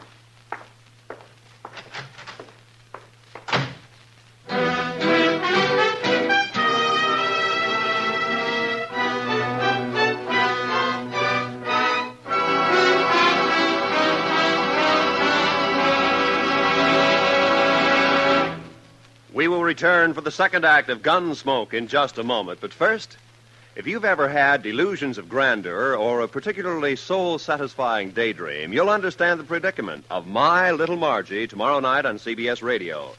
Convinced that she's a princess, My Little Margie, played by Gail Storm, gives her father, he's Charles Farrell, a royal pain in the neck. It's another comedy episode of CBS Radio's new Sunday night laugh program, My Little Margie, tomorrow night on most of these same stations. Now for the second act of Gunsmoke.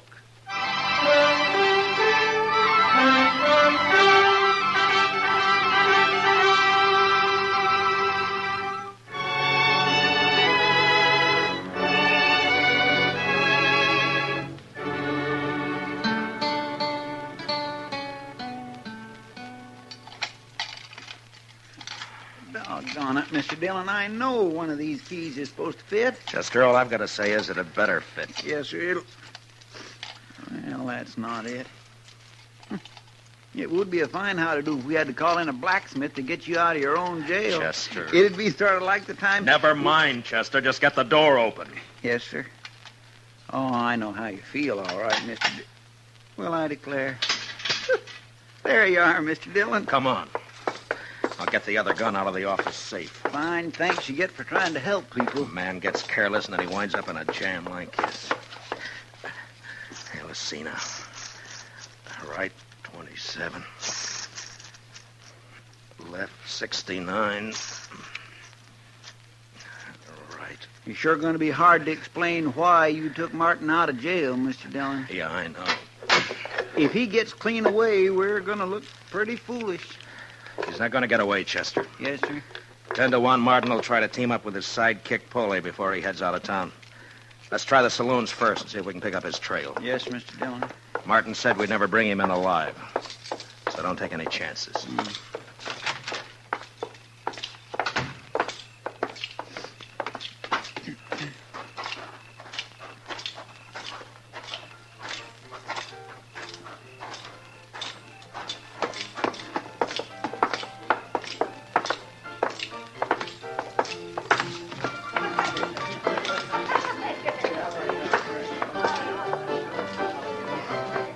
Well, sir, no sign of him in here, Mr. Dillon. Not unless he's in the back room. Let's walk over toward the bar. That's bad business, Chester.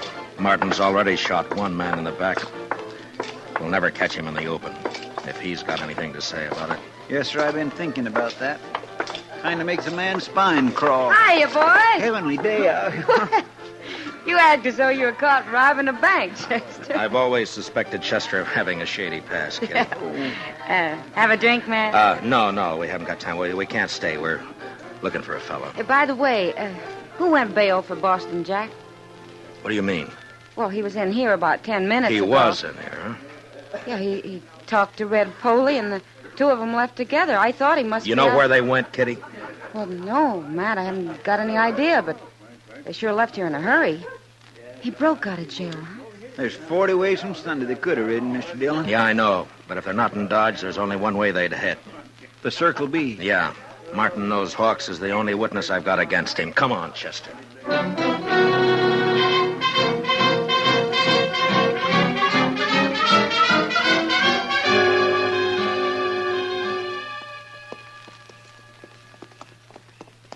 Ranch looks quiet.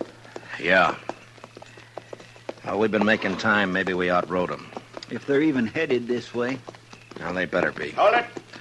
Who's there? Yeah, Somebody standing there at the side of the house. I see. It's the marshal, Matt Dillon. Is that you, Ezra? That's right. Come on up, Matt.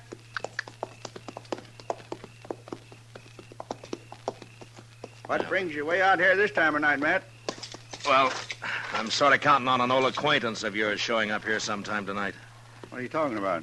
Boston Jack. Out of jail. Matt, how'd that happen? Well, I doubt if it'd serve any good purpose to go into that right now. He hasn't been here, I take it. No. Matt, he's a mad dog. Ought to be shot long time ago. I'd kill him on sight. Well, I came out here to make sure he doesn't kill you. Chester, put our horses in the barn. Get them out of sight, huh? All right, Mr. Dillon. And, you may as well stay there, Chester, and cover the yard. Yes, sir. Well, what about us, Matt? What are we going to do? Go inside the house and put the lights out and wait. That's all, just wait.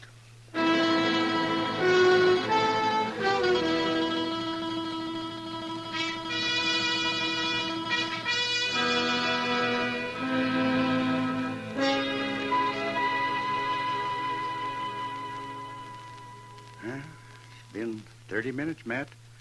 I think you're on a cold trail. And I hope not.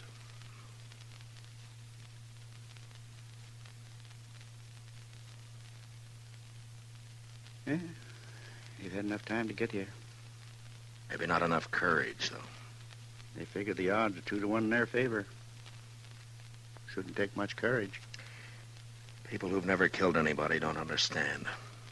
The killer's worst enemy is his own nerve. Yeah. I'll take your word for it, Matt. I guess you've sat and waited like this plenty of times. Yeah, too many. Does it ever bother you, Matt? Do you ever get to wondering if... Wait a minute.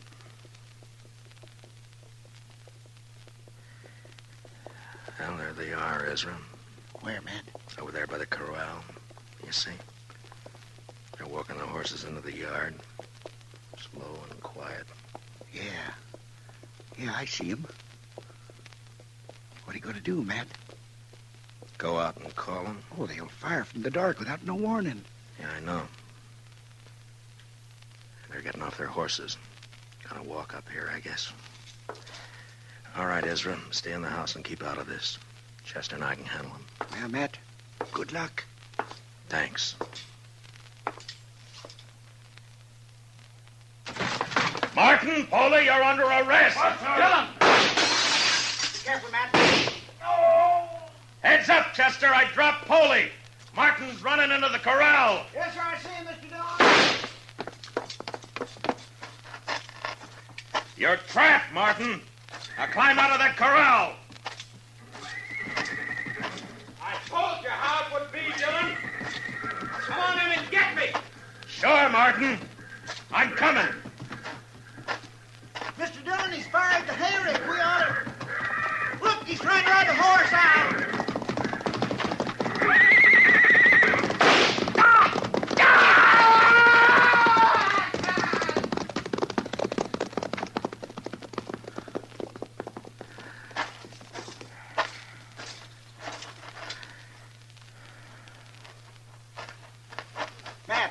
Matt, are you all right? Yeah.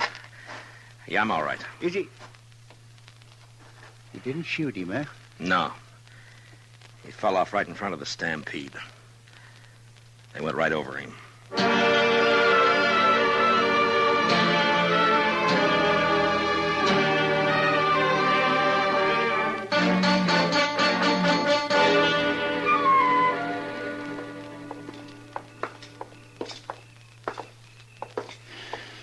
Well, here we are, Mr. Dillon. Yeah. Wait here for me, Chester. I'll go in and tell her. All right, sir. I hope she believes me. Don't worry, Mr. Dillon. She will. I'll be out in a couple of minutes.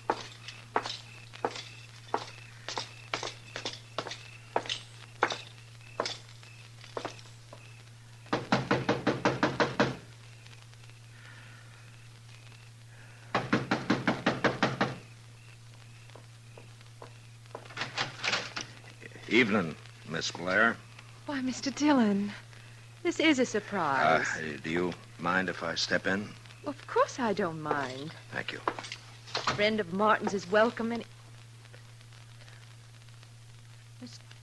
Mr. Dillon, is something wrong? I'm afraid so, Miss Blair. I've got bad news for you.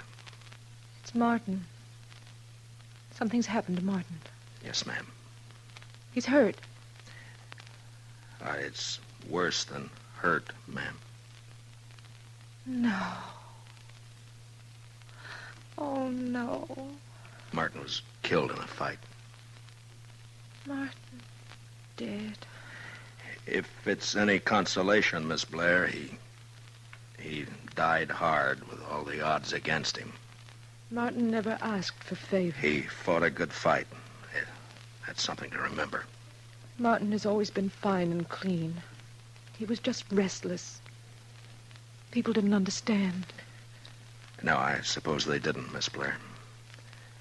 But he died on his feet, fighting. I guess that's the way Martin wanted it. Yes, I think so, ma'am. I suppose Miss Markham's here. I wouldn't want to leave you alone. Yes, she's here. I'll be all right, Mr. Dillon. Well, I'll come by and see you in the morning. If there's anything at all I can do. You've been very kind, Mr. Dillon. I'm grateful to you. I'm sorry about this, Miss Blair. Marshal, I'll be leaving tomorrow. Yes. Goodbye. Goodbye, Miss Blair.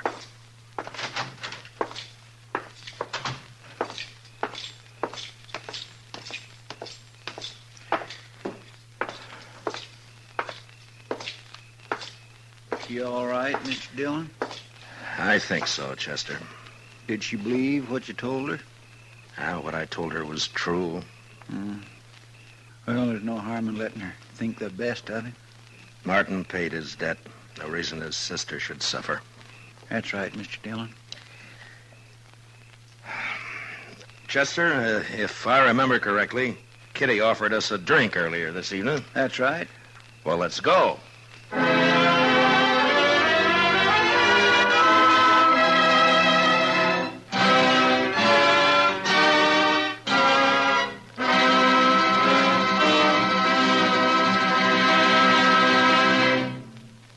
Gunsmoke, under the direction of Norman Macdonald, stars William Conrad as Matt Dillon, U.S. Marshal. Tonight's story was specially written for Gunsmoke by Les Crutchfield, with music composed and conducted by Rex Corey. Featured in the cast were Gene Bates, Sam Edwards, and Ralph Moody. Parley Bear is Chester, and Georgia Ellis is Kitty. Gunsmoke is heard by our troops overseas through the worldwide facilities of the Armed Forces Radio Service. Join us again next week as Matt Dillon, U.S. Marshal, fights to bring law and order out of the wild violence of the West in Gunsmoke.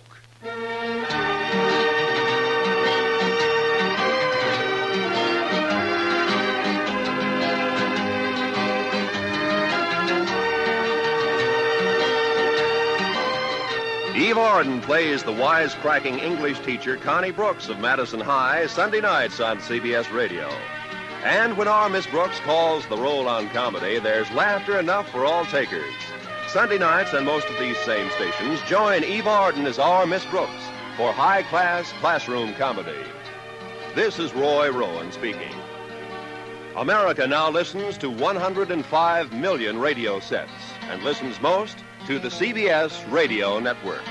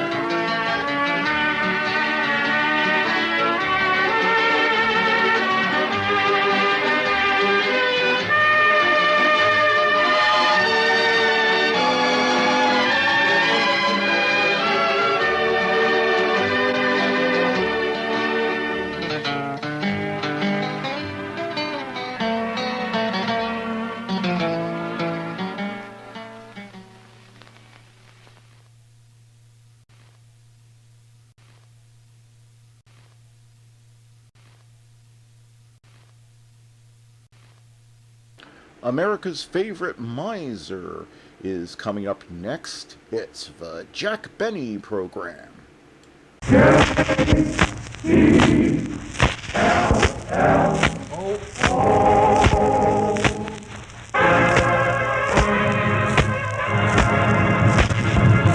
The Jello Program, starring Jack Benny with Don Bester and his orchestra. And the orchestra opens the program with Sunny Disposition.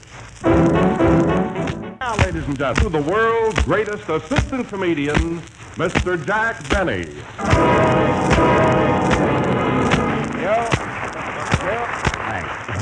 Hello, everybody. How's that, Wilson? Oh, gee, that's a different start, Jack. Jello, everybody. Yes, sir. It came right out of my head, just like that. Oh, go on. I saw you mark that down on your cup 8 days ago. Yeah, that's what I mean. It came right off my cuff. You know, Don, in my 2 years and a half on the air, this is the earliest I've ever been on. But it's really dinner time around the country. You know how many people are sitting at their tables right now listening to me and eating Jello? Imagine how many people are not listening to you and eating Jello. Quiet, Wilson. Quiet. You're giving our new sponsors a thought. You know? But listen, Don, before we go any further on this program, we've got to have an understanding. Well, what is it? Now, get this. There's to be no advertising on this program during our sketches or while we're telling jokes. Remember that. Don't keep coming in with the commercial every minute. Well, how do you mean, Jack? Well, if I should happen to mention Los Angeles, California, don't you butt in and say Los Angelo. You see, it doesn't fit here. Oh, I see, Jack. I'll only mention it in natural places. Yes. And say, Wilson, we're just starting on this program. I notice you already have some of our new product on your necktie. Well, you see, Jack, I bought 6 different colored neckties to match the 6 flavors of Jello. I know, but you got strawberry flavor on an orange tie. You know. All right, Jack. All right. Go ahead with the program. Come in. Good evening, Mr. Benny. Mary Livingston is my name. Well, hello. Hello, Mary. I'm glad you got here kind of early this evening. After all, it's a new program. We want to be on our toes. Have you got any good jokes for tonight? Well, I should hope to smoke a herring. Oh. I made up a good joke about blowout proof and the silent safety tread. Mary, you should have made that up 2 weeks ago. It's too late now. Well, it takes time, but I certainly get them. I'll bet you just found out who won the World Series. Oh, has that started already? Come on, will you give us a joke or a riddle? Here we are in a new program, and I'm stuck without a joke. Huh? All right, here's one. Now listen. Mm-hmm. It's not my sister. It's not my brother. Still, it's the offspring of my father and mother. Who is it? I don't know. Who is it? It's me, but if you tell a joke, it's you. Say, that's a natural. Listen. Look, make believe it's mine, Mary, and I'll tell it to Wilson. Hey, say, Wilson. Yes, Jack. It's not your sister. It's not your brother. Still, it's the offspring of your father and mother. Who is it? I haven't got a sister, Jack. But it's only a joke, Don. Well, it might be a joke to you, but I wish I had a sister. Oh, well, what's the use? What's the matter, fellas? Oh, hello, Parker.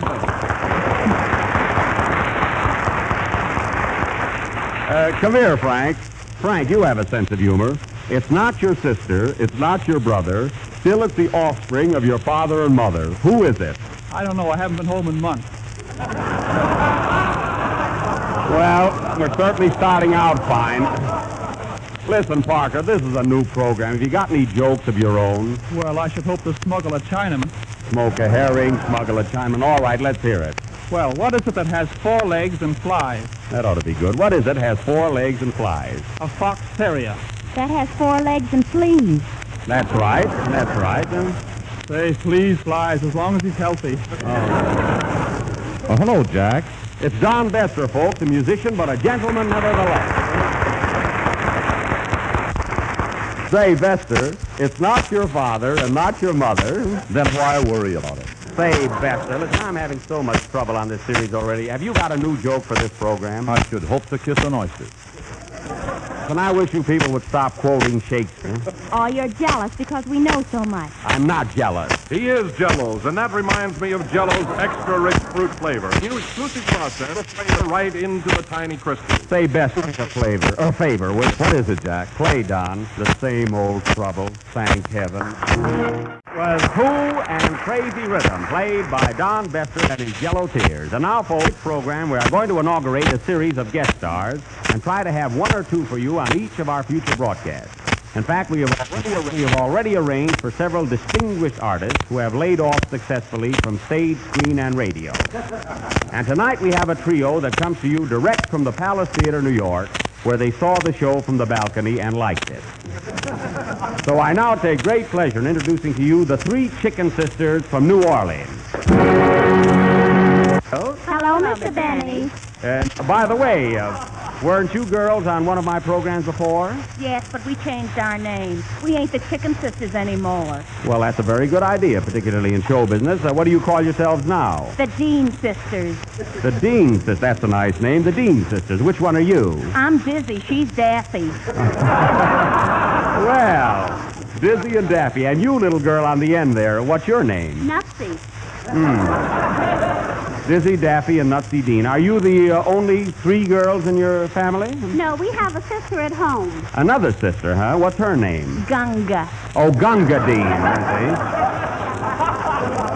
see. Gunga Dean, huh? Yes, and she's a better girl than we are. Who? Gunga Dean. That was Gunga Dean, folks, by the three Dean sisters. Well, tell me, have you girls ever been on the air before? Yes, we flew here from New Orleans. Oh, I see. You flew here by aeroplane, huh? No, we're three old crows and took advantage of it. Well, that certainly takes a worry off my mind. All right now, girls, what songs do you know? Huh? Anything at all. What would you like to hear? Well, I'd like to have you sing Two Cigarettes in the Dark. We'd rather sing it with the lights on. Oh. You know, we're not as dumb as we look. We couldn't be. Well, you've got to sing something. Do you like Cocktails for Two? Yes, but there's three of us. Well, all right, girls, sing anything you want, but get together and do the best you can. Remember, this might mean a contract for you, but you can bet me it won't. I haven't lost a bet in 10 years. Now, what are you going to sing? A Hilltilly song. Hilltilly? You mean hillbilly? Oh, I see. You happen to be girls. I see. Well, let's hear it. Did you give Mr. Bester your music? Yes, sir. All right, Don. Give them an introduction. Ought to be very good, I think. We can. Wow. Well, all I can say is that was great, girls. Did you like it? I certainly did. I'm a sucker for talent. Well, what do you think we ought to do?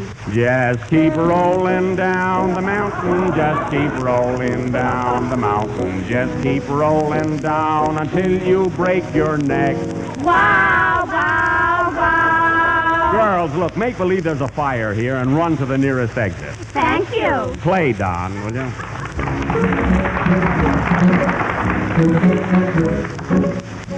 And now Frank Parker, a hallbilly, will make amends by singing, what would you like to sing, Frank? Oh, I don't care. Anything you want, Jack. Well, how do you like Tea for Two? That was Frank Parker, who double-crossed us and sang Smoke Gets in Your Eyes from Roberta. And now tonight, folks, for our feature attraction, we are going to do something really educational, away from the usual line of hokum. Of course, by now, you know what program this is. We are connected with a product sold by thousands and thousands of grocers. And tonight we will attempt to show these grocery men how to stimulate business and, of course, help this program. So we'll present to you a scene from the J. Benny grocery store. Wilson, will you take it while I put on my white apron? The J. Benny grocery store is located in a little town in New Hampshire. The time is 6 a.m.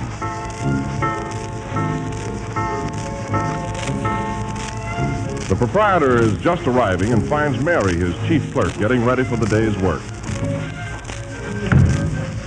Good morning, Mary. Good morning, Squire Benny.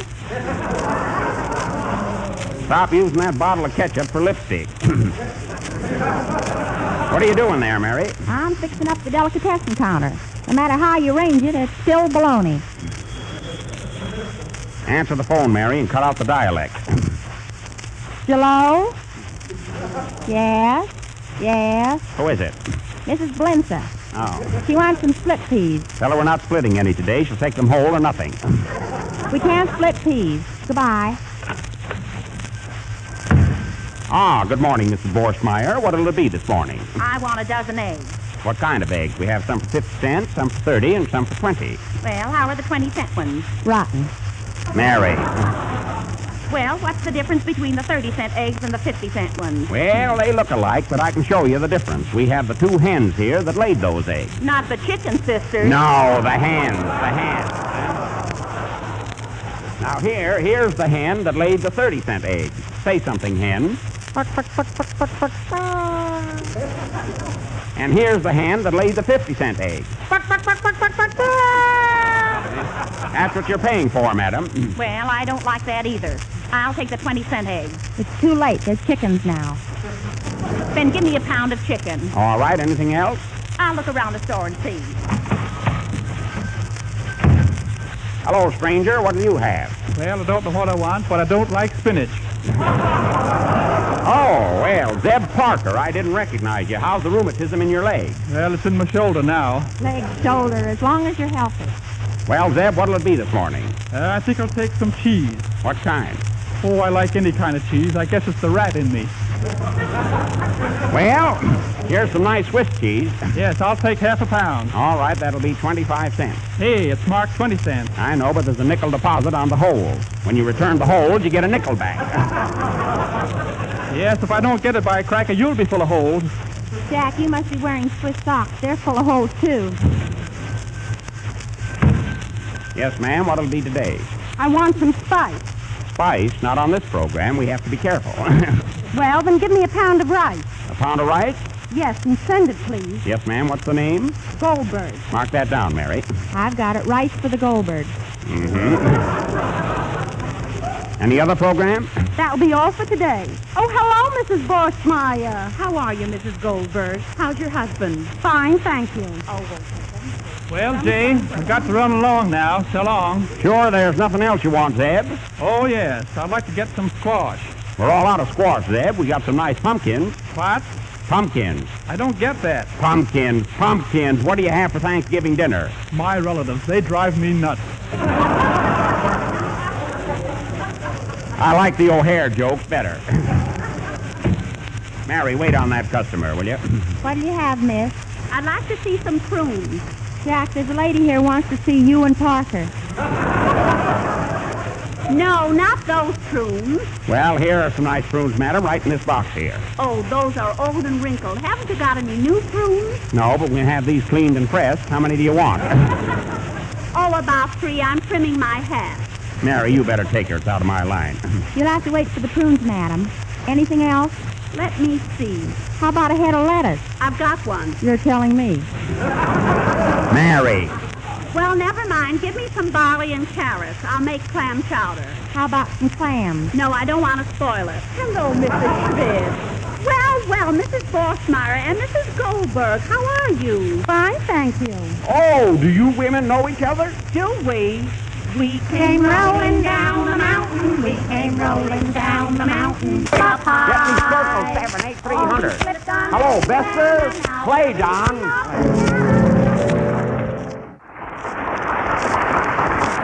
That was Tom Mansell from the motion picture The Gay Divorcee, played by Zeke Bester from the backyard. Throw him a coin, Mary. Throw him a coin. Well, Squire, we've certainly had a busy morning. Yep. Oh, by the way, has that Zeke Bester paid his bill yet? No, he hasn't paid since 1914. Well, if he keeps that up, we'll have to stop his credit. Here comes Zeke now. Hello, Zeke. How are you, Jay? Pretty good Bester, isn't it? There's a pretty good roof there. How's crop? Very bad. Farmer's suffering from the drought. Ain't had no water in weeks. I think his neck is suffering, too. What are you talking about, Zeke? It rained all last week. What good did that do me? I was out of town. Oh, yes, you're in Philadelphia this week at the Earl Theater, aren't you? What do you have, Mrs. Anchovy? I want a raisin cake, and be sure they're raisins. Why? What is the matter with that raisin cake I sold you yesterday? I opened it, and 4 and 20 blackbirds flew out. Here's your cake, Mrs. Anchovy. Anything else? Let me see. Oh, yes, I want some dog biscuits. Shall I send them, or will you eat them here? Why, the idea! That's an insult! Read my eyes wide open. Well, hello there. Hello, Lem. Sam is the name, S-K-M. Oh. How are you, Miss Levinsky? That's Livingston. Pardon my southern accent. Well, Sam, what's new? Nothing special. I was just sitting around home listening to the radio, and did I hear a funny joke? Oh, my, oh, my, oh, my. What was it? What was the joke? A girl says to a fella, it's not your sister, it's not your uncle, still it's a cousin of your mother and father. What is it? I don't know. What is it? 4 legs and flies. I don't see the point. What are you laughing at? It's a habit I got when I hear a joke. What a dope. All right, Sam, what do you have today? Now, let me see. Have you got any ham? Ham, yes. Keep it. Say, I want a herring, and it shouldn't smell from herring. Mary, get him a herring. It shouldn't smell from herring. I'll put some Christmas night on it. Here you are. Hey, wait a minute. This herring is very bad. He looks like he didn't sleep all night. He stays up and watches the store. Well, give me one that ain't working. Give him the herring for nothing, Jack, or we'll have to open a window. Never mind. I think I'll have some of that smoked salmon over there. That's not smoked salmon. That's ham. You have the education. I'm hungry. Mary, wrap it up for him. That'll be 40 cents. Charge it. Where do you live? Likewise. Oh. Hello, Sam. Hello, Yak. Oh, hello, Mr. Olson. What do you have? The wife sent me to buy some yellow. Some what? Yellow. I'm afraid of this customer. Yellow what? We have yellow lemons, yellow bananas. No, just plain yellow. Yellow. Oh, you mean Jello. That's what I've been told you, yellow. Those Italians kill me. Here you are, Mr. Olson. Well, I take you go home now. Well, goodbye, Jack. Goodbye, Sam. Well, Mary, clean up the counters. We might as well go close up the store. Yes, Jack, I wish you would. I have a date in Jersey City. That's Jersey City, huh? You have the education. I've got the date. Well, play, Don, play. For The Wire, and congratulations on your new show. You know, folks, Lanny is starring in The Log Cabin Inn every Wednesday night. Look it up in your local newspaper and tune in next Wednesday. It's a grand program.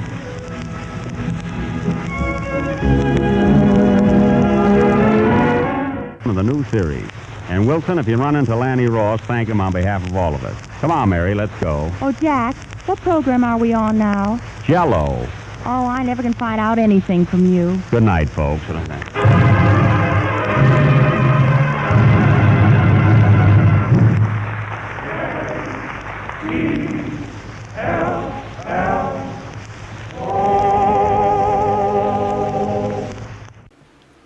Lux Radio Theater brings you another classic story coming up next. Hollywood, California, Monday, February 22nd.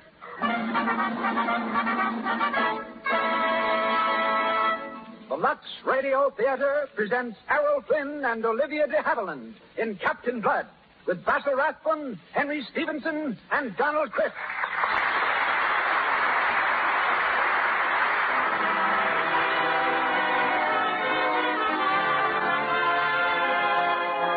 Presents Hollywood. Our stars, Errol Flynn, Olivia de Havilland, Basil Rathbone, Henry Stevenson, and Donald Crisp. Our guests, Charles Courtney, underwater treasure seeker, and Douglas MacLean, famous star of Silent Day. Our conductor, Mr. Louis Silvers. Our producer, Mr. Cecil B. DeMille, is deep in the bayous of Louisiana, working on his next picture, The Buccaneer. Until his return next Monday night, it is our privilege to bring you again one of motion picture's great personalities, and an old friend, ladies and gentlemen, Mr. Herbert Marshall. So, do the makers of Lux Toilet Soap welcome you to another hour in Hollywood.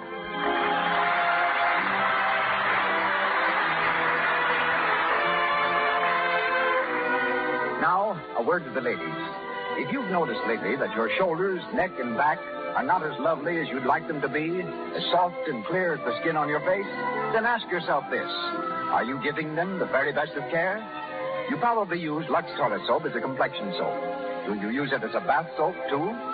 Lux Toilet Soap's active lather goes deep down into the pores, removes perspiration, every last trace of dust and dirt, keeps neck and back and shoulders smooth. For a quick pick-me-up and to protect daintiness, make Lux Toilet Soap your daily beauty bath. And now, ladies and gentlemen, Mr. Herbert Marshall.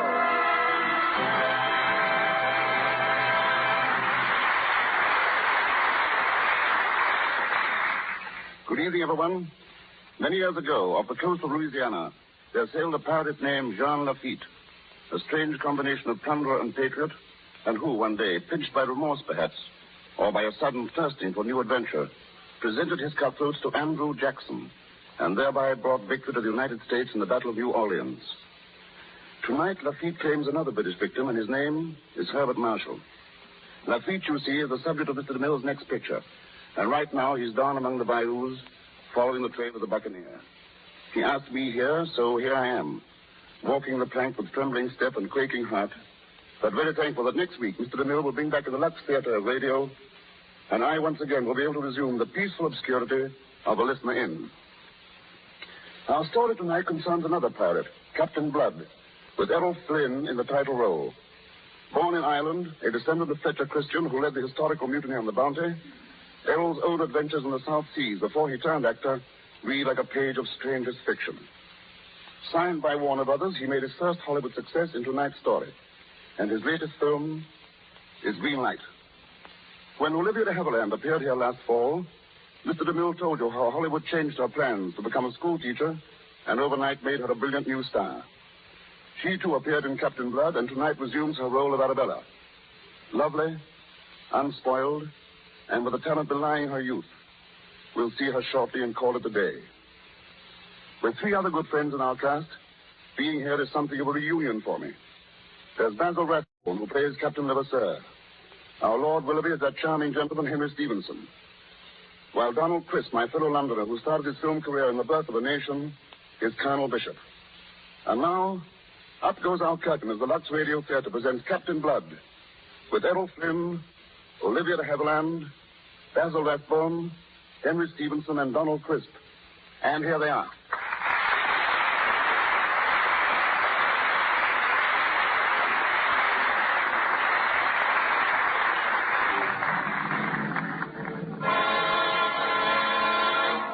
England, in the year 1685.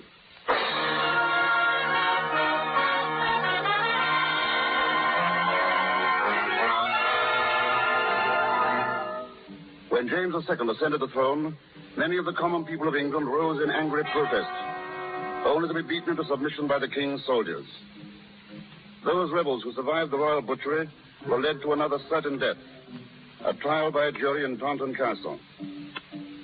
We're in the great hall of the castle now. Among the 5 prisoners on trial is Peter Blood, a young Irish physician.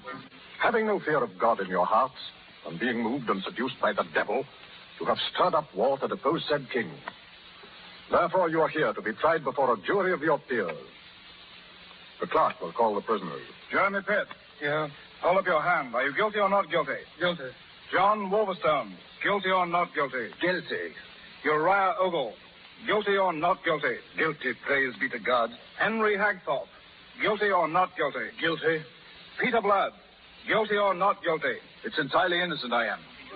Are you guilty or not guilty? You must say the right words. Words, is it? Speaking of words, I'd like to say a few about the injustice of keeping an innocent man locked up for 3 months in such filth and heat and ill feeding that my chief regret is I did not try to pull down the filthy fellow that sits on the throne. Silence. Are you entirely ignorant of the proper procedure in court? I'm most happily ignorant up to now, and I could gladly have done without this acquaintance. Peter Blood, you were taken into custody at the same time as the other 4 prisoners. You were in their company on the night of the rebellion at Monmouth. Is that true? Yes, my lord. Then there is nothing more to be said except the passing of sentence. May it please your lordship, but there's a deal more to be said. I'm guilty of nothing, your lordship, unless it's to judge the crime that a physician tried to save a man's life. What's this? Do you tell us you're a doctor, you rogue? I do, my lord. I was summoned on that night to the side of a dying rebel. I went and was surprised there with the other prisoners. A doctor. Where are your witnesses? Jeremy Pitt, who summoned me. Oh, Master Pitt will testify. He that is himself a confessed traitor. Is that your witness? I can bring 100 from the town in which I live. Have done with it. We have no time for all this. Gentlemen of the jury, inasmuch as Peter Blood has admitted aiding a traitor to your king, I hereby instruct you to return a verdict of guilty, that he may be justly punished for his treason. So, justice has come to that, has it? A man's to be hanged now for doing his duty, huh? You will not be hanged, Master Blood. His Majesty has graciously commanded that in the future, all convicted rebels are to be spared. They're to be sent to the colonies in the West Indies, to be sold as slaves. Clark, have the prisoners removed. They will sail for the Indies within the fortnight.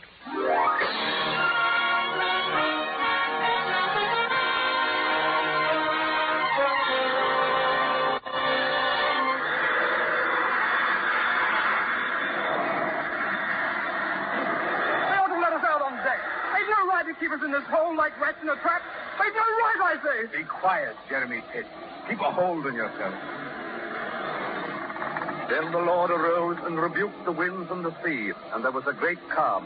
Matthew chapter 8, verse the 26th. There'll be no calm upon this sea, Master Ogre, until we sight Port Royal. If ever we do sight it. Do you think we will, Peter Blood? Aye, to our worst luck, Wolverstone. It's the sun that rages there, so I hear. Burns deep into a man's blood till the skin shrivels on his bones. Oh, God. What has happened to us, Peter? Oh, we're sweating the fields, Jeremy. First be bought and sold on the auction block like you'd haggle for a pig or a horse. Now count your teeth. Feel your muscles. Put a price on your head small enough to be an insult to a beast. Yes, it's a gay place, the auction block. A fine, gay place.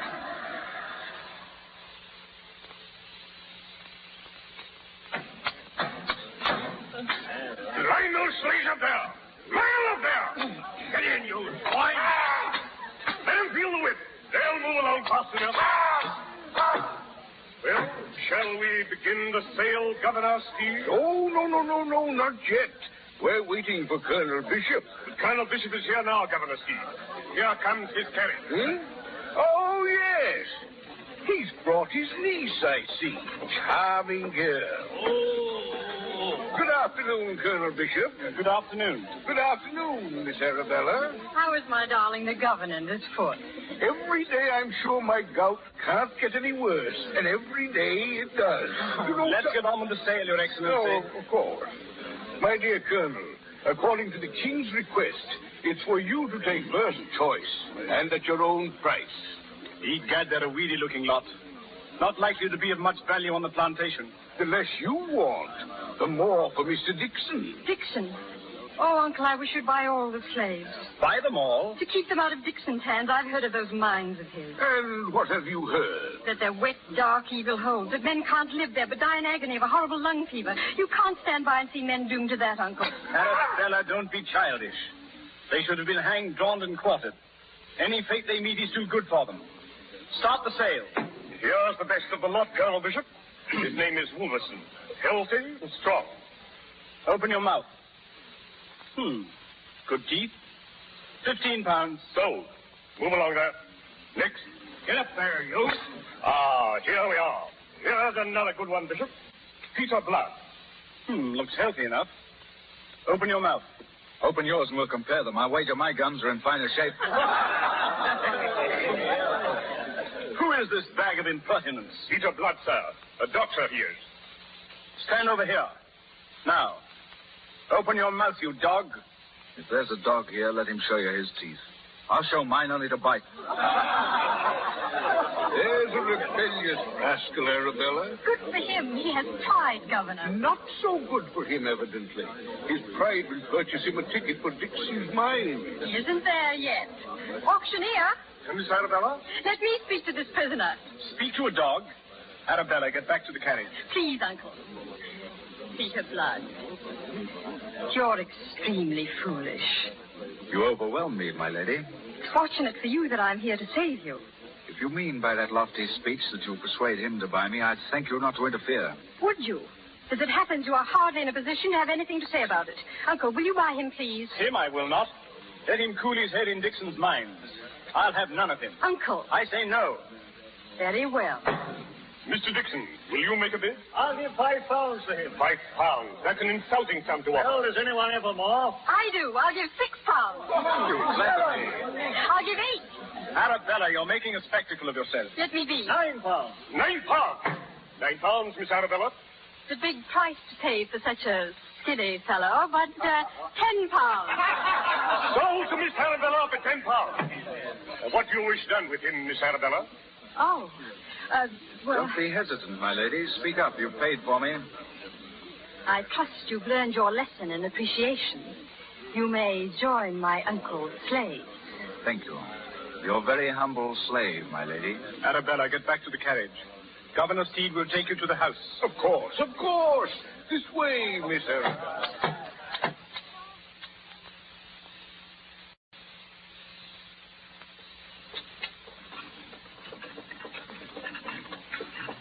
Oh, blast these bumpy roads. My foot's a bundle of fire. What does the doctor say, Governor? He says nothing, of course. Well, then why not try someone else? Another doctor? There's only 2 in the whole blasted island, and each is worse than his partner. There is another now. Who? Peter Blood? Oh, a slave. Would you elevate a slave to be physician to the governor? Well, why not? If he can help you, you can't tell. He may be very good. Well, it might be worth a try. I'll have him come and treat me for a while. Why are you laughing? I'm just thinking how annoyed Peter Blood would be if he knew I'd just done him another favor.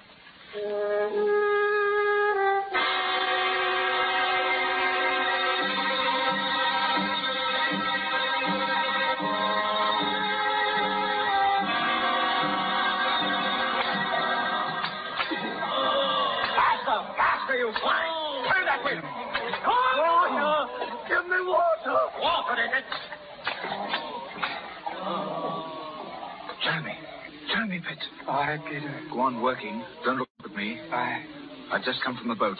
It's hidden in South Cove at the end of the path. We'll make a break for it tonight. Tonight? Yes, till Wolverstone, Ogle, and Hegthorpe and the others were in with us. It's a small boat for so many, Peter Blood. I've looked it over well. I've been there all afternoon. It'll hold the lot of us. Are you out of stores and equipment on board? Yes, there's enough for it. Careful. There's Bishop. Peter Blood. Peter Blood, you hear? I, when I'm addressed civilly. A taste of the lash might improve your hearing. Uncle, please. Be quiet. Where have you been? I've been at my work, attending to the governor at his house. You lie. Do I? The governor's had another attack of gout. He's been screaming for you like a wounded horse all afternoon. Well, then, it appears I was not at the governor's house. Where were you then? Well, I was... He was with me, Uncle. Eh? What's that? Thank you for protecting my reputation, Dr. Blood. But it was a useless gallantry. My uncle knows that I spend my time with whomever I please. You might choose your company with better taste. His Excellency is waiting for you, Blood. Farewell, Bishop. I'm coming. Get on up to the house, Blood, and don't delay. Would you care to drive up, Dr. Blood? Well, thank you. Drive on.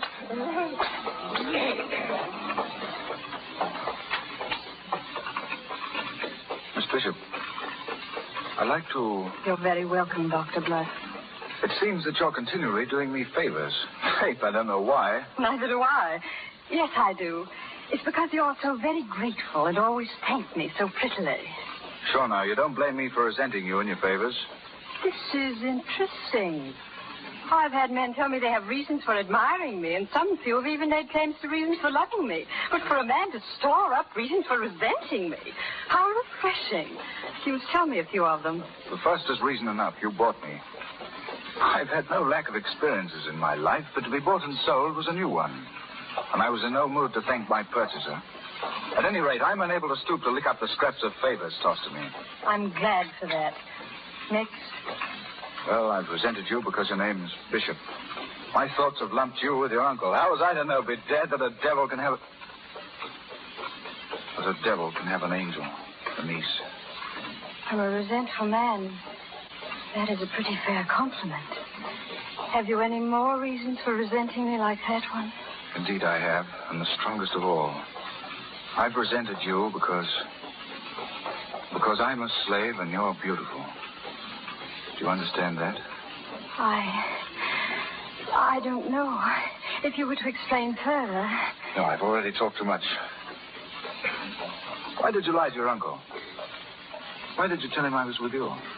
Why? Dr. Blood, you're a physician and should know. Is it not considered unhealthy for a slave to be seen at a boat? At a boat? Why should it be? Boats put out to sea. Slaves may not. You're jumping at conclusions, aren't you? Why? This afternoon I happened to drive past the South Cove. Fortunately, I was alone at the time. I see. Miss Bishop, it's difficult for an Irishman to apologize, but I hope you can forgive me for having thought badly of you. I will. I will if you tell me what you think of me now. How I think of you? I think of you as...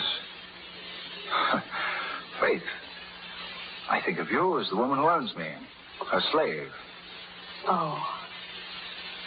But I think the man is lucky who can count you his friend. I think you know you can. What was that? Sounded like cannon. It was. Look at the men in the field. They're looking towards the bay. It must be... Wait. Can you see? Yes, there's a fleet sailing in. Spanish man of war. Spanish? Then it's an attack. A surprise attack. Quick, into the house. Where are you going? I've got to see the men. We've work to do. Dr. Blood, come back. Don't go down there. Peter, Peter.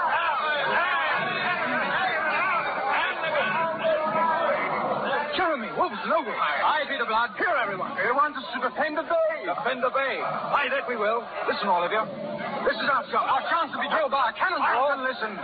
I want you to gather all the slaves, as many as have the spark of courage, and follow me down to the waterfront. What for? We need a boat, do we not? Aye. Then we'll have one. But none of your skulking little craft. We'll take a good one, a Spanish man of war. Aye. We'll board her under the fire from the other ships. Take command of her. Turn our cannons on any Spanish boat that blocks our way to the sea. I can. It's a long chance, friends, but with the help of God, we'll make it. Are you with me? Then come on, everyone.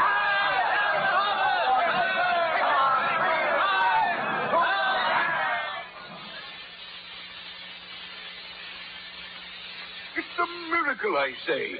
Did you see that boat, Colonel Bishop? A Spanish man of war saved the town from destruction. A Spanish boat, but manned by Englishmen, I'll warrant. She sunk the rest of the Spanish fleet and holds the bay alone. It must be that some brave party of citizens got aboard that ship and have taken it captive. Gad, I think you're right. Someone should go aboard and congratulate them. Yes, I'll have the longboat row me out. Oh. I'll not be long, Your Excellency. I hope your uncle does them full honor out there. They deserve it, Your Excellency. Whoever commanded that party was a brave man. A very brave man. I wonder who it could have been.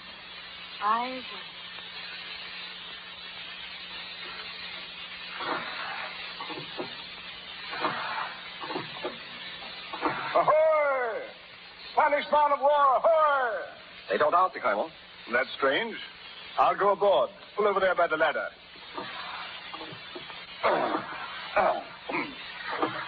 Stand by the boat. I'll be down directly. Aye, sir. Ahoy! Is anybody here? Welcome aboard our boat, Colonel Darwin. You? I, Peter Blood. Was it you, then, who took this ship and turned defeat into victory? Myself it was. Myself and these, my friends, and, your friends. Gad, my life, it was heroic. Heroic, is it? Dad, it was epic. Well, you amaze me. Upon my soul, you amaze me. Blast me, you deserve well. You all deserve well, and you shall find me grateful. How grateful? Well, I'll ask His Excellency to write home to the King on account of your exploit. And maybe some portion of your sentence shall be remitted. The part would be expected from you.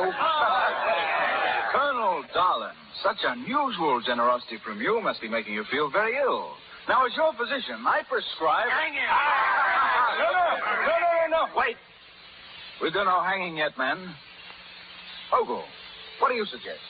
So they took up Jonah and cast him forth into the sea. Are you ready, men? No. Let me down. One, put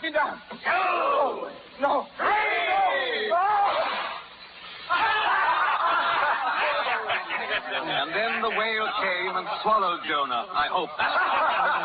What now, Captain Blood? Captain, is it? Aye. So be it then. Now, Captain.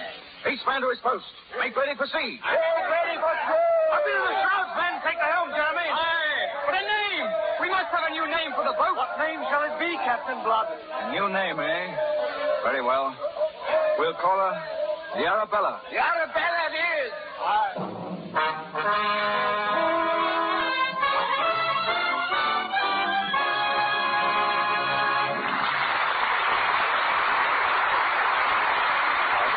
Harold Flynn and Olivia de Havilland are going on with Captain Blood in just a moment. Now, a short side trip to the home of a reporter from one of the famous movie magazines. This particular reporter has a new roommate from New York. Let's listen in. Peg, do me a favor, will you? Kind of look over this beauty article tonight. I walked the dressing rooms of every studio in Hollywood today to get the dope for it. Oh, why don't I get jobs like that? I've never been in a studio dressing room yet. Boy, I'll bet those screen stars have some plenty expensive beauty aids around. Upkeep on million-dollar complexions must be something. Hey, don't tell me it's news to you that screen stars use Lux toilet soap. Why, everybody knows that. But believe me, there's a lot in seeing it with your own eyes in the dressing rooms at RKO, Warner's, and all the rest. Of course, I've heard a lot about Lux toilet soap. And now that I've seen a lot of movie stars' complexions myself, I've decided I'll give it a whirl. That girl is in for a smooth complexion, the kind that screen stars have to have. Remember, when 9 out of 10 screen stars use Lux toilet soap, it's because this soap keeps skin smooth. Lux toilet soap guards against cosmetic skin. Its active lather removes the hidden traces of dust and dirt, stale rouge and powder that might remain to choke your pores. Before you put on fresh makeup, remove your stale makeup with Lux toilet soap. And be sure never to go to sleep at night without this important care. Lux toilet soap is a beauty soap thousands of happy girls are using. You'll like it, too. Once again, Herbert Marshall. On with the story of Captain Blood, starring Errol Flynn and Olivia de Havilland. There's Basil Rathbone, Henry Stevenson, and Donald Crisp.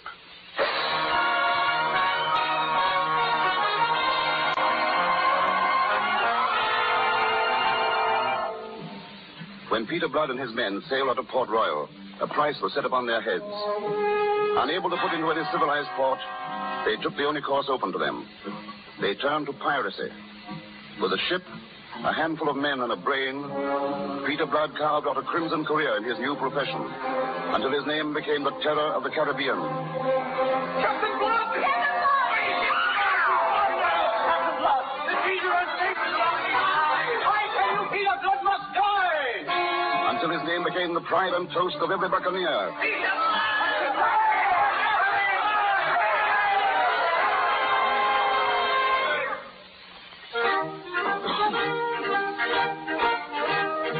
Tortuga, an island off the coast of Haiti, was the one haven of refuge for pirated craft. Captain Blood and his men are there now, in an evil-smelling tavern, dimly lit by hanging lanterns, crowded with drunken, leering buccaneers.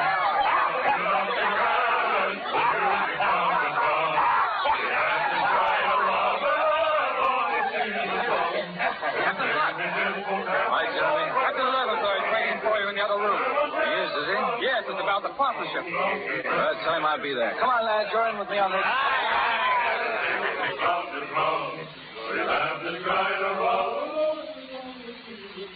It is as I tell you, mon Captain Blood. What a pair we would make. In all the Caribbean, there is no buccaneer so strong as me. Except you. You almost flatter me, Levasseur. Then why you hold off so long your consent we become partners, huh? Here you have been in Tortuga these 3-4 months. You must be even so much in need of gold as I. Such a partnership requires sober thought. My poor brain has been dancing with rum this whole week, boss. Even so drunk, your brain is the greatest, huh?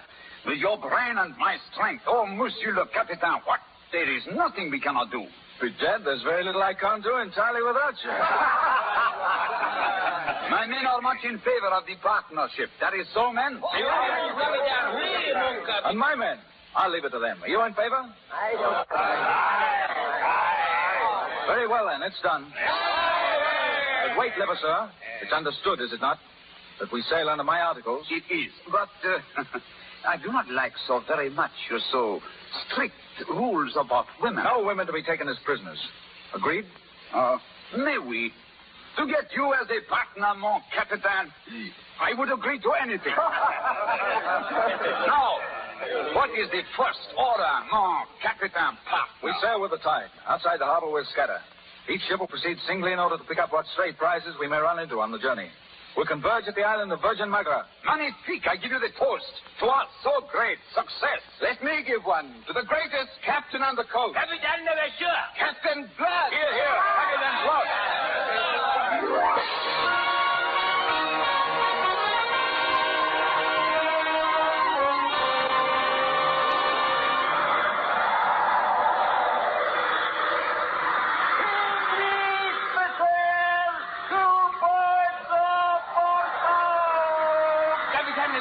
Capitaine Levasseur. Oui. You hear the lookout, mon capitaine? An English vessel off our port. We are lucky, yes? Just as I am about to give up and anchor to wait for my partner, Captain Blood, this very fine English prize walked right into my parlor and said, Bonjour, Levasseur. We go to give welcome, Cahuzac, huh? Oui, mon capitaine. Run up the Spanish flag. We must take them by surprise. Run up the Spanish flag!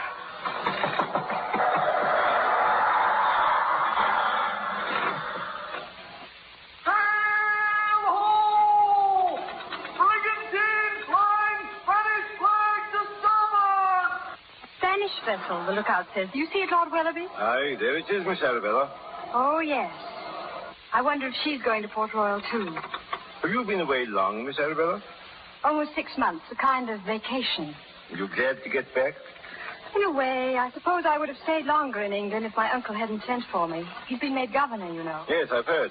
It's natural that he should want his niece back again. One needs a woman to brighten up social occasions, especially when the woman in question is so very charming. However else things change, Lord Willoughby, the art of flattery still flourishes. Stab me if it's flattery. When the king ordered me on this journey as a special emissary to the West Indies, I looked forward with some trepidation to a life among the savages. And when I came aboard and found that you were one of those savages returning home to her native heath, my grateful eyes couldn't believe it. You pictured us running around in animal skins eating raw meat? Why not, in a country filled with Indians, Africans, and pirates? Oh, speaking of pirates, did you ever happen to hear of a wild rogue named Peter Blood? Peter Blood? Yes. No, I don't know him. I hardly number pirates among my acquaintances. No, of course not. Silly of me. I only mentioned him in passing because he happens to touch on the business of my mission. Your mission? Yes. I'm sent to attempt to blot out all this piracy, my dear, in a manner which I must keep secret until I can find Captain Blood. Oh, you're looking for him. Aye. Look, stab me if that Spanish vessel isn't cutting clean across our bow. Captain Hall! Captain! Yes, your lordship? What ship is that, you know?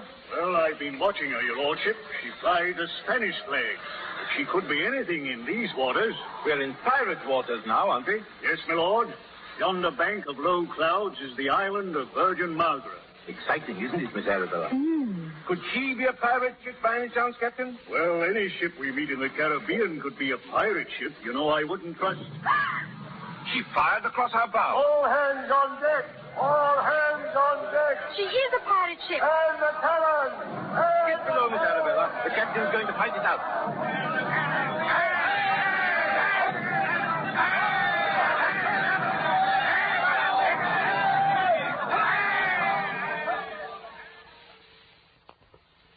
A brave fight.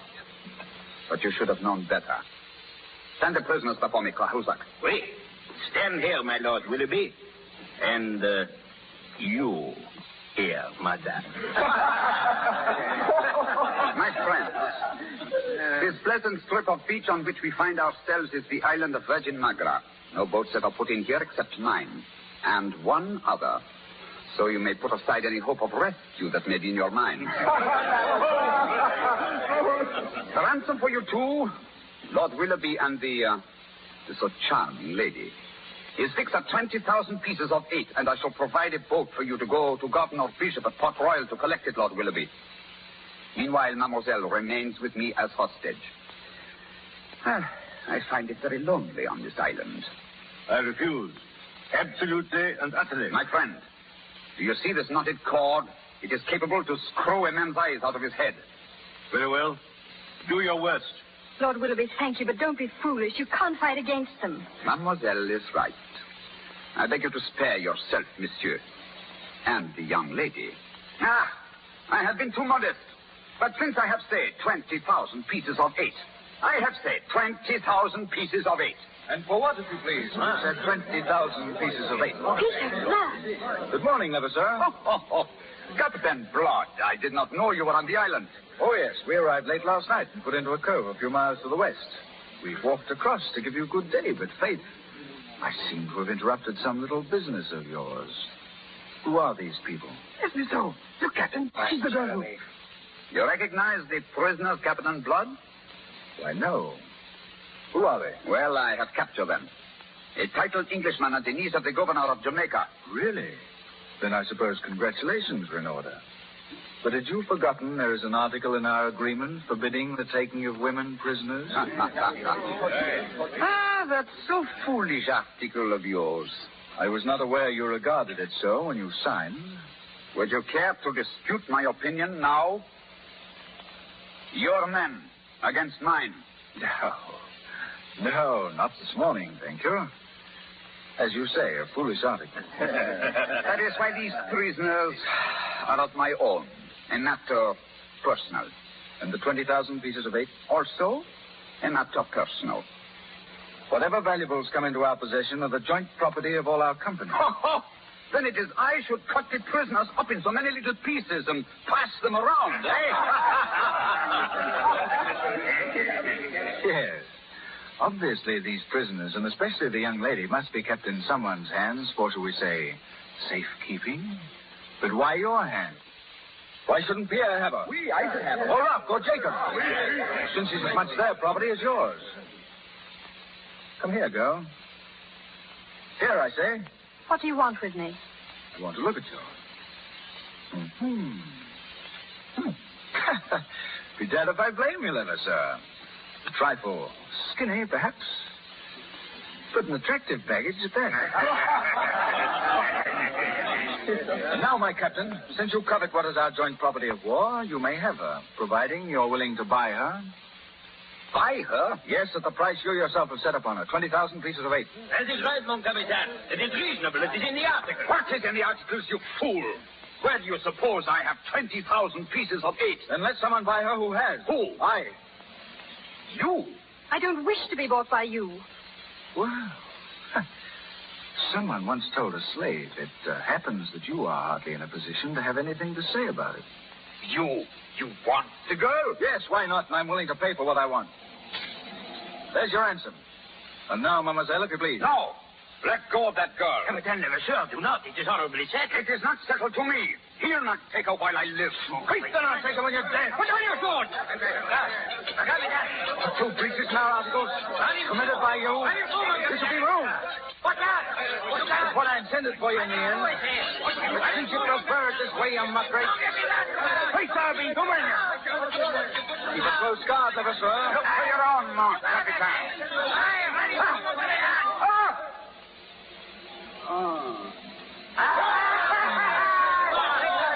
He's dead. Clean through the heart, Captain Blood. That, my friend, ends a partnership which should never have begun. Wolverstone. We're leaving. Take the girl. What are you going to do with me? Where are you taking me? I've not decided as yet. I'll go to Port Royal or nowhere. Will you now? You'll find you'll do as I say. What right have you to treat me this way? Right. The right of possession. Wolverstone, you may take my property aboard ship.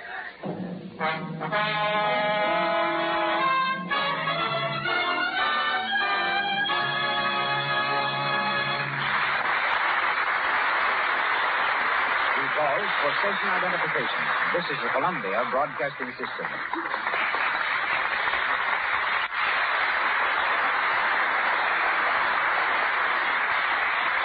Olivia de Havilland and Errol Flynn resume the events of our play shortly. And now, ladies and gentlemen, we leave the treasure-hunting pirates of the 17th century for a treasure hunter of today, Mr. Charles Courtney, the world's greatest locksmith. His uncanny ability to find the combination has carried him all over the world, led him to save innumerable lives and risk his own as many times. and recover in all over $50 million in treasures lost on land and sea. The Lux Radio Theater extends its stage from Hollywood to New York, where we welcome the world's greatest safecracker. Mr. Charles Courtney now speaks to you from New York. Thank you, Mr. Marshall. Captain Blood took his treasure from ships that sailed on the seas. I find my treasures on ships beneath the sea. The worst fight I ever had, and one that almost cost me my life, was in the North Sea. We were trying to recover the $50 million that sank with Lord Kitchener's ship, the Hampshire. Working at a depth of 350 feet below the sea, we had opened one safe. Then, while working on another, we opened a door. As soon as it opened, I was slammed against the bulkhead. I signaled the men above to hold me up, but the telephone line was broken. I couldn't move, and the pressure got stronger. I knew then that I was trapped by a diver's worst enemy, a cross-current. They tell me it took an hour before they could get me up. No one will ever go down there again, for the English government has consecrated the Hampshire as Lord Kitchener's tomb. I have had exciting experiences on land. Once I had to pick the lock of a burning apartment with a fork and a knife to rescue a woman and 3 children. Picking locks and hunting for treasure have carried me into many countries and many tight spots. But as this is the Lux show, Mr. Marshall, this will interest you. No matter what part of the world I'm in, I never have to hunt for Lux soap. You can find it everywhere. I know, Mr. Marshall, from my wife and my 18-year-old daughter, that Lux soap is important to the ladies for complexions. But I'd really like to say something from a man's angle. I use it regularly for the bed. Believe me, there have been plenty of times in my life when a good hot tub and a cake of Lux soap felt mighty good to me. My trade has had its amusing side, too. One thing I always like to remember is one of my contacts with the police department. A patrol wagon appeared at the door of my shop one day, filled with prisoners. The officer in charge had lost his key, so he asked me if I would pick the lock of the wagon door so he could let the prisoners out to lock them up again in jail. Thank you, Mr. Courtney. Back to Hollywood now, where we continue with Captain Blood, starring Errol Flynn and Olivia de Havilland, with Basil Rathbone, Henry Stevenson, and Donald Crisp.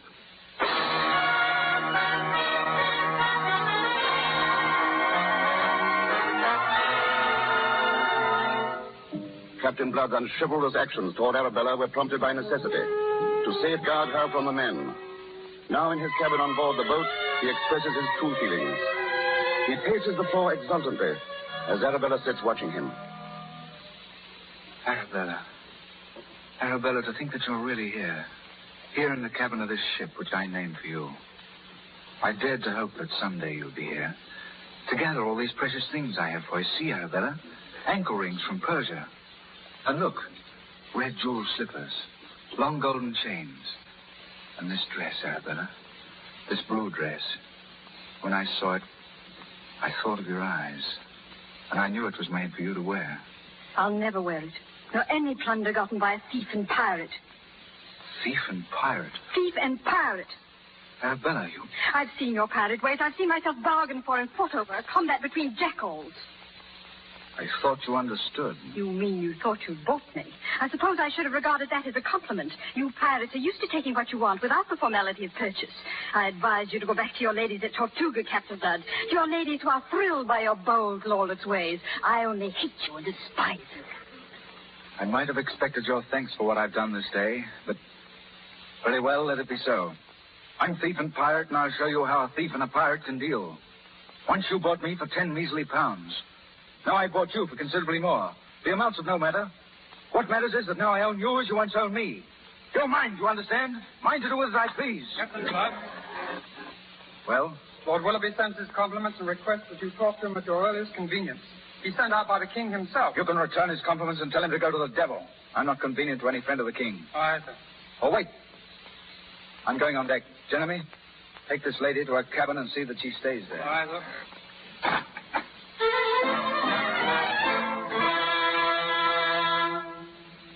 How you hate the fellow. If I were a young man, blast me if I wouldn't be jealous. And you said you didn't even know him. He was once my slave. Your slave? Then you must have known him well. I did. He doesn't seem such a bad fellow for a pirate. In those days, I thought him an unfortunate gentleman who had suffered a great injustice. When he made his escape, I was thrilled and happy. That was before I knew how he would use his freedom. Not to argue with you, my dear, but how else could he have used his freedom? An escaped slave, a homeless convict. And aren't you forgetting that a man's bitter heart may demand its revenge? That's the unforgivable thing, to have held his revenge above all else and so to have destroyed himself, for he has. I've seen pirates. I know what they are. Cruel, evil, greedy, plundering peaceful cities, torturing their captives. Beasts out of hell they are. Are you so much in love with him? In love with him? To care so much what he does? I don't care in the least what he does. Someone should for what he's doing now.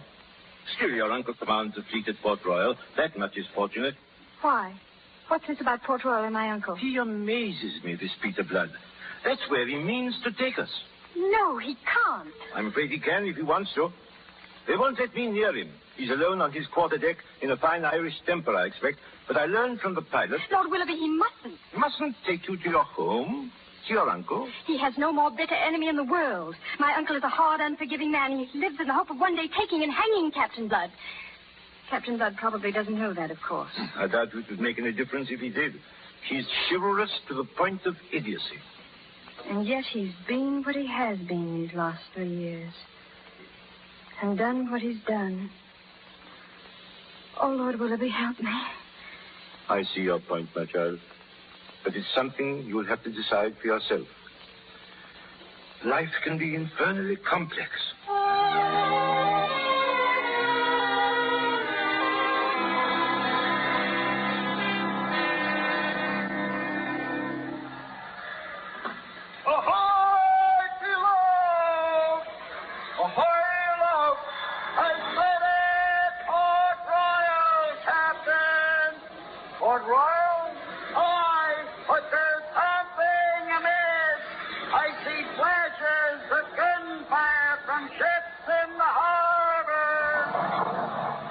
On deck. All hands on deck. What's wrong, Captain? There's a battle in progress in the harbor. Ahoy, love. How many ships do you make out? 2, sir. They are firing on the fortress. The fortress is replying. It's an attack on Port Royal, then, but who? Pirate craft, perhaps. I wish I could make out their flags. Captain Blood. Aye? For days I've been trying to see you, Captain. And now, if I may speak to so inaccessible a person, perhaps I can supply you the answer. You can? If Port Royal is attacked, they are likely French ships. French? Why French ships? When two countries are at war and one is attacked, who would it be but the enemy?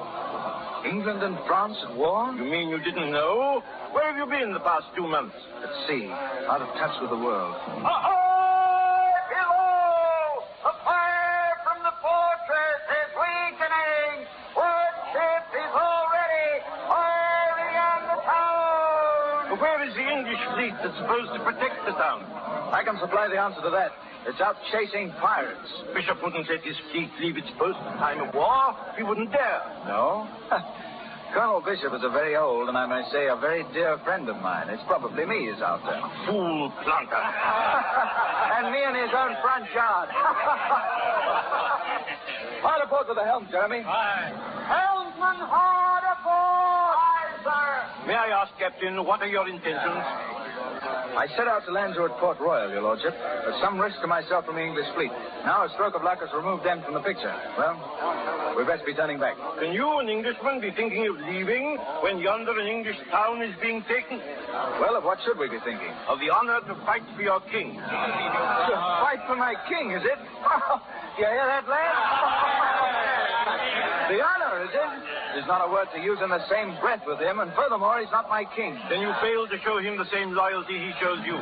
Loyalty now? Honor and loyalty. loyalty. Fine words to describe him. He was loyal enough to send me to seek you out, to offer you pardon for your past crimes, freedom from your slavery, and more than that, a commission in his own navy for you and your men. What? The king wants us to join his navy? You can read the document for yourself, Captain Blood. I wouldn't soil my hands with it. I'd rock it before I'd soil it. However you hate the king, England is still England. And a bad king's a bad king, and if it's James, he's worse. James? This commission is sent by King William. King William? Who may be King William? I allude to His Majesty King William III, William of Orange, who with Queen Mary has come over from the Netherlands and has been ruling England these past 2 months or more. You mean they've roused themselves at home and kicked out James? Yes, and he's fled to France and is hiding there. And therefore, England and France are at war. And King William sent us this commission? He did. He knows that you are good men, wrongfully sold into slavery. He can use good men in his navy. Why didn't you tell me that at once? Men, you've heard the news. For me, this changes the shape of the world. For you who are slaves with me, it means that we're no longer slaves, but once more have a home and a country. For you who are English, it means a chance to fight for your native land. For I now propose to sail into Port Royal and save it from the French. Those of you who are not Englishmen, you'll have to be content with fighting for Captain Blood. And for the loot you'll find on the French ship. Are you willing to fight, men? Then to your posts. Helmsman, hard about. Full sail and straight ahead for Port Royal.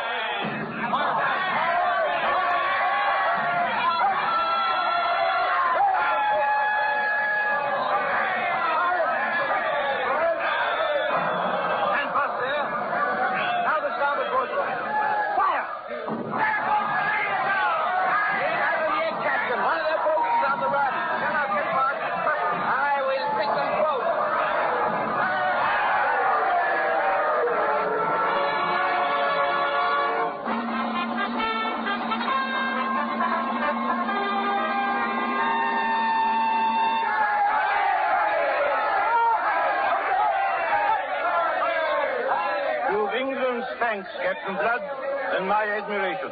Never have I seen victory so gallantly snatched from defeat. Yeah, it was a good fight. But Miss Bishop, where is she? Is she safe? Safe and sound.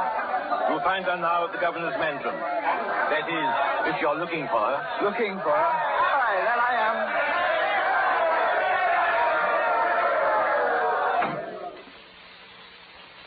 Good evening. Peter Blood. I thought you'd gone. But faith, I've only just arrived. But you can't stay here. My uncle's just returned. Yes, I know. You know. Well, what are you going to do? Just stay here? Oh, no. It's impossible. You mustn't stay here. He's sworn he'll hang you. Well, I doubt if he will. I've always been bad luck for your uncle. But you can't know the threats he's made. His whole life is spent in searching for you. Well, now he's found me. Well, you can still save yourself. Please, for my sake. For your sake? I'll hide you. What do you mean, for your sake? Isn't it true that you hate me? Hate you? Or is it that you love me? I'll hide you, and tonight when it's dark, I'll find some way. You love me, don't you? Don't you? Whom else would I love? You love me. Yes. Now will you go? Arabella. Please. He'll be here any minute. I'll hide you somewhere and... We'll hide together. I know just the place. Where? Here. Peter, this is my uncle's office, the office of the governor. Good. Well, he'll come here first. Oh, I forgot to tell you. The governor and I are on the best of terms now. The very best of terms. Sometimes I think I'm the best friend he has in the world. When did you find out you love me? Oh, you must be mad. He's a nice man, the governor, you know. He lets me come and go here as I please. In fact, look, he even lets me sit in his chair. See? Listen, my uncle, he's coming through the streets now. They're cheering him. Cheering, is it? That's a strange kind of cheering, I'm thinking.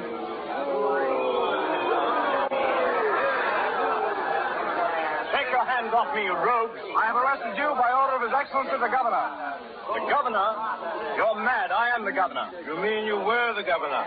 But you've changed that in your absence. Bishop, you're removed from office for abandoning your post in time of war. Who the devil are you? My name is Willoughby. I'm a special emissary from His Majesty the King. Lord Willoughby? You were informed, I think, of my coming. Oh, yes. And yet you went off on some wild goose chase after a pirate, leaving your capital at the mercy of the enemy. It's a serious matter, Colonel Bishop, as you may find. But your lordship... I'm not concerned to hear your reasons, man. His Excellency the Governor will hear you. The governor? You'll find him inside the house. It rests entirely with him, whether you're hanged or not. This is one more item to the account of that scoundrel Blood. By heaven, what a reckoning there'll be when we meet.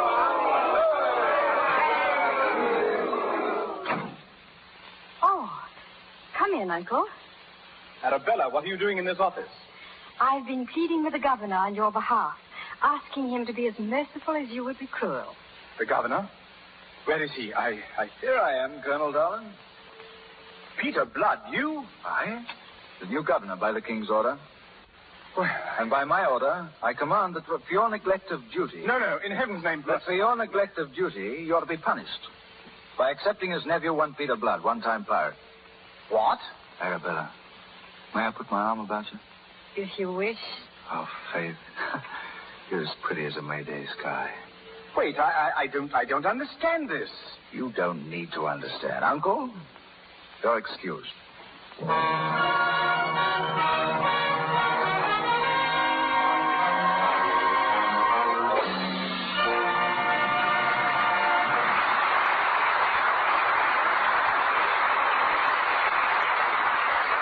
so we ring down our curtain on Captain Blood, but not on Errol Flynn and Olivia de Havilland, who return to us in a few moments.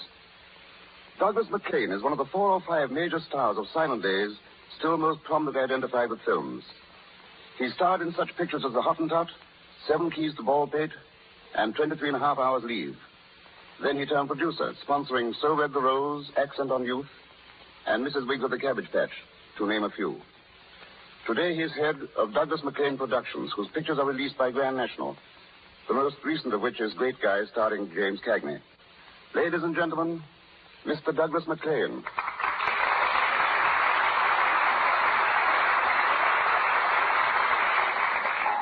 Thank you, Bart.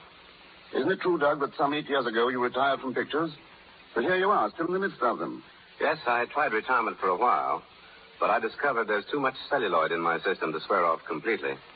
And now, with Great Guy under your belt, I understand you're hard at work on a new version of 23 and a Half Hours Leave. But who's going to play the part that you made so famous? Sergeant Gray. James Ellison, the young actor who did such a splendid job in Mr. DeMille's Plainsman. And Jimmy is giving an excellent performance in 23 and a Half Hours Leave, a part which offers him his greatest opportunity. Remaking this film must bring back many memories of Hollywood of the old days. Things must have changed tremendously. Yes, everything has changed, including the weather. Today, Hollywood Boulevard is one of the busiest streets on the West Coast. But I recall a conversation with Charlie Chaplin, who stood on one side of the boulevard, and I on the other, calmly discussing our new picture. Interesting, but how could you hear each other with all the traffic noise? Well, the only noise then was the sound of oranges growing in the groves that lined the boulevard. In those days, Western pictures were at their height, and cowboy actors would spend the morning being photographed on horseback, chasing invisible Indians or shooting them from behind rocks and trees. And then after lunch, these same actors would be dressed and painted as Indians, and they'd be filmed running away from invisible cowboys. When the picture was screened, it was not unusual for the same actor dressed as the cowboy to shoot himself dressed as the Indian. Actors were very versatile in those days. You've been in pictures for 20 years, Doug. But no one will believe it, judging from your looks. Pardon me, did you say looks or Lux? Oh, good going. And since we're on the subject of Lux soap, why not a word about what Hollywood studios think about it? I'll do better than that, Bart. I'll say 2 words. It's tops. Thank you. And now, from your experience as an actor, director, writer, and producer, what's your opinion of radio in Hollywood? Radio has probably become the biggest asset to motion pictures in the past year or so. I believe each helps the other, so long as entertainment maintains the standards set by the Lux Radio Theater. In the silent days, actors like polite little boys and girls were seen but not heard. But now you hear them whether you see them or not. Thank you. Bye, Doug.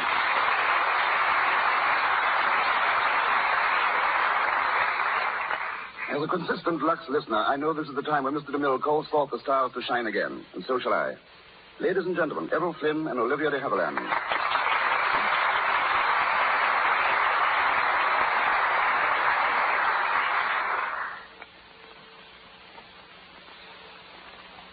Thank you, Mr. Marshall, for a most enjoyable evening. Nowadays, we're all inclined to look upon a life as adventurous as that of Captain Blood as being entirely to the romantic past. But our friend, Mr. Flynn, can put some of those old-timers to shame. And what have you to say to that, Errol? Well, life is still rather primitive over there in New Guinea. I spent 6 years in the islands, first as a patrol officer of the constabulary. If you can picture me as a cop, you'll realize about how primitive the place must have been. And what happened after that, Constable Flynn? Well, I grew a beard and became a beachcomber. When I got tired of combing the beach and the beard, I traded a bit in pearls. After that, I got hold of a schooner and went in the copra business. Errol wouldn't tell you that he's written a book about another voyage he made, but he has. It's called Beam Ends. It's just been published, and a very fine book it is. Errol, you're leaving tonight on a new trip, aren't you? Yes, flying to New York in an hour, and then I sail for Europe. I hope to get a look at the Spanish War, and on the way home, perhaps spend a few weeks in South America. But that's enough, I think. How about you, Olivia? Well, after working in 2 pictures with me, Errol, you should know what a singularly uneventful life I lead. But it's a very happy one. And I'm looking forward to making a picture soon with Leslie Howard. And then next summer, if things turn out as I hope they will, I plan to spend 3 whole months touring the country in an automobile and really seeing what the United States look like. And now, before I say goodbye, I'd like to congratulate the sponsors of this program for their marvelous product, Lux Toilet Soap. It's the finest complexion care I know of, and whenever girls ask my advice, I always recommend it. Thank you. Goodbye, Bart. Many thanks. To both of you, all the luck in the world. Thank you, Mr. Haviland, Mr. Flynn, and Mr. Marshall. Ladies and gentlemen, this is your announcer, Melville Ruick. Before Mr. Marshall tells us of next week's program, may I say that Mr. Flynn, Mr. Haviland, Mr. Rathbone, and Mr. Crisp appeared through courtesy of Warner Brothers, Mr. Marshall, RKO, and Columbia Studios, and will next be seen with Marlene Dietrich in The Angel. Mr. Silvers is from 20th Century Fox, where he was in charge of music for the new film Love is News. And now, Herbert Marshall. Next Monday night, when you and I tune in the Lux Radio Theater, we'll find Cecil B. DeMille resuming his regular place at the helm, bringing us a star and story warm to our hearts. The story will be Peter B. Kine's Kathy Ricks. In the title role, one of the finest character actors of the stage, screen, and radio. A man beloved by millions throughout the country. Ladies and gentlemen, Charles Winninger. And with Mr. Winninger, Richard Allen and Sally Eilers. And now I join the makers of Lux Toilet Soap in inviting you to listen in again next Monday night, when the Lux Radio Theater, here in Hollywood, presents Charles Winninger, Richard Allen, and Sally Eilers in Kathy Ricks, with Cecil B. DeMille back again as producer. This is Herbert Marshall bidding you all good night. This is the Columbia Broadcasting System.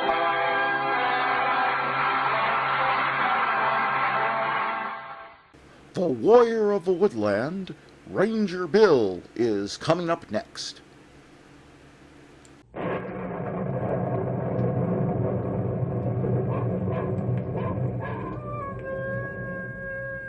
Ranger Bill, Warrior of the Woodland. Ranger Bill, Warrior of the Woodland, struggling against extreme odds, traveling dangerous trails, fighting the many enemies of nature. This is the job of the guardian of the forest, Ranger Bill. Pouring rain, freezing cold, blistering heat, snow, floods, bears, rattlesnakes, mountain lions. Yes, all this in exchange for the satisfaction and pride of a job well done.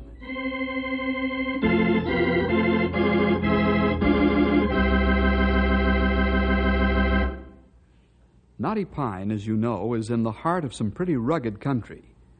Because of the difficult terrain, there are 2 transport companies who have battled back and forth for years. The railroad, during winter months, gets the freight because it can keep a better schedule than the Canyon City truck lines can. But the railroad can't give door-to-door service like the trucks. So, in the good weather months, Leonard Grant keeps his trucks rolling day and night. Spence Niehoff and Leonard Grant don't know it yet, but they're soon going to have to get their heads together in teamwork, which neither man will do. Let's find out how Bill and the fellas handle 2 stubborn men in the story Piggyback.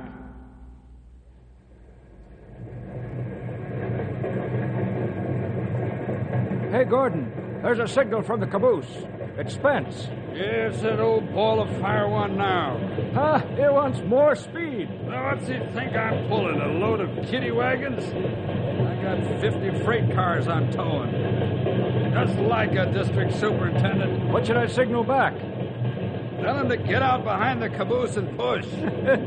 You and your humor. Signal full highball, and that's the best we can do until we get up this grade. Okay, I'll say... Hey, there's a truck in the crossing ahead. Trucks and cows on the track, they're all the same. That's probably some broken down old crate and the driver can't get it going. That's no crate. That's a Canyon City truck. Our old enemy, huh? Yeah, maybe I'll get a medal if I split it in two. Hey, you're joking. Yeah, him. Old Ball of Fire's gonna be real happy about this.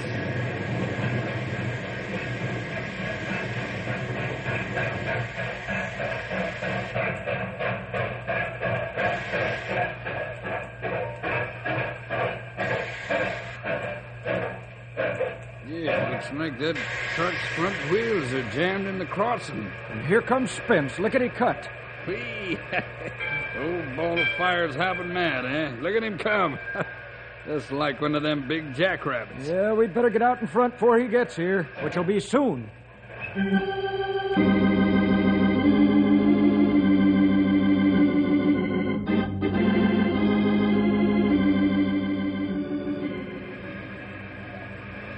What's the matter with your truck? The motor fall out? Don't get wise, Superintendent. If your crummy railroad would fix the grade crossing, this would never happen. For your information, truck driver, my crummy railroad ain't interested in fixing crossing grades for blind men.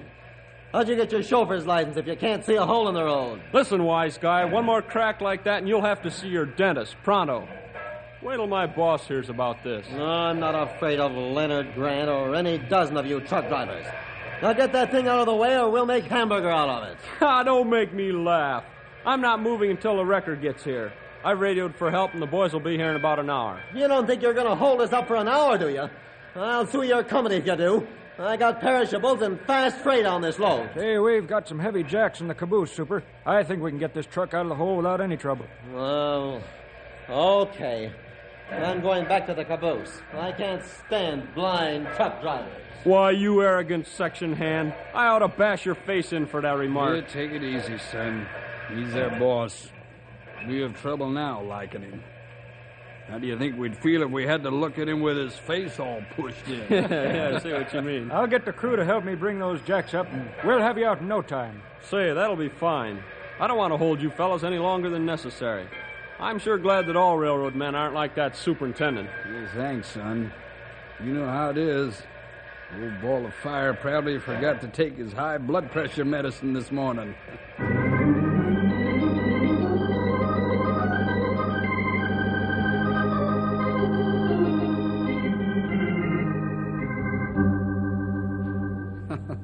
You know, boys and girls, it never pays to jump the gun and unjustly accuse people of doing things intentionally. Let's follow Ned and Gordon as they roll along. Whoops, I should say they were rolling along. Right now, the freight is switching cars onto sidings in Knotty Pine. But in the process of cutting out half a dozen cars, the freight train has blocked the North Highway for almost half an hour. 3 big transport trucks owned by Canyon City Truck Company are waiting for the freight to move so they can be on their way. Big Jim Mandel leans on his air horn as he grows impatient. Hey, when are you guys going to break that train and let us through? Keep your shirt on. We'll be through in about 20 minutes. 20 minutes. Break that train or I'm going to call my boss. Go ahead and call your boss. And quit playing with that tin horn. I'll give you tin horn, brakeman. Don't say I didn't warn you. Big Jim to dispatcher. Big Jim to dispatcher. Come in. Over. What's the trouble, Jim? We're being held up by a switching freight on the North Highway. I've asked the crew to break the train so we can get through, but they refuse. Yeah, not much we can do about it, Jim.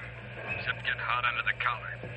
But we've been here half an hour already, and they say it'll be 20 minutes more. Can't you call the police and have them send a squad to make them break open the train? I don't think we ought to do that. Let me know if they can take longer than 20 minutes, so I'll clear the track if they do. Then we'll call the police. Okay, you're the doctor. Hey, they're breaking open the train now. They must have seen me talking into the mic.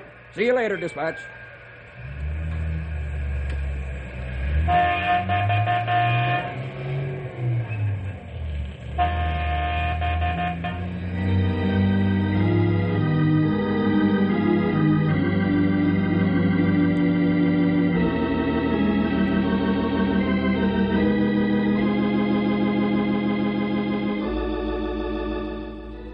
Canyon City Truck Company is owned by Leonard Grant. Len is a hard-working executive who's well experienced in the trucking business. But there's one thorn in his side that keeps him more or less in a state of perpetual displeasure. This is the railroad. Len's made up his mind that Spence Niehoff isn't going to get the freight business this winter. Let's drop into Len's office as he and the dispatcher talk things over. Spence isn't going to get my business no matter what he pulls. So we really got off to a bad start today, Chief, huh? Yeah, but with the new equipment that we've got on the trucks, we'll give him and his Tunerville choo-choo a real run for its money. I don't know about that. Roads get real bad once it starts to ice and snow. Ah, what do you mean? We've got sanding equipment on all the trucks, and having them travel in threes gives them enough manpower to change tires. The new tractors have the special low gear for inching over bad ice. We can keep in constant touch with our drivers by radio. I don't think we'll have to give up this winter, Lee. Yeah, I hope not. Were the boys able to fix Pete's truck after he hit the bad crossing grade? Yeah. Fixed it on the spot. Fine.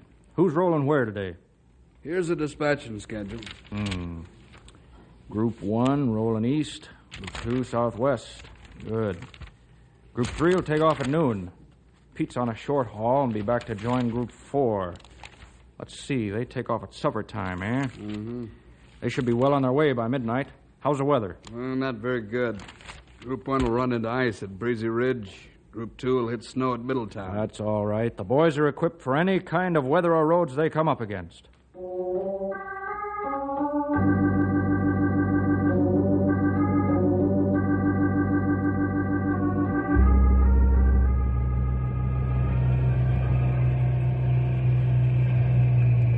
I don't know about this road, Will. Yeah, it's pretty bad. Want me to take the wheel for a spell? Driving this slow can hypnotize you. Oh, I'll be all right. Thanks for the offer. You better call dispatch and tell them we're slowing down. Right. We're due for a time check anyhow. Boy, if this keeps up, we won't be going far, that's for sure. Group 1 to dispatcher. Group 1 to dispatcher. Over. Go ahead, Will. We're reducing speed. Road's getting icier by the mile. Okay. Do the best you can to maintain schedule without risking your lives or the cargo. Where are you now? Well, we're coming down the east slope from Breezy Ridge. Okay. Next time, check at midnight. Over and out. Right, over and out. Do the best we can to keep on schedule, he says. What's he think we're driving? Cable car? Yeah, he's getting just like Len. They think that we can drive like crazy men just because they pay us a bonus. Oh, the boss can keep his bonus when the roads are like this. I don't hanker to jackknife off this road. You and me, too. It's a long way to the bottom, and we haven't got parachutes.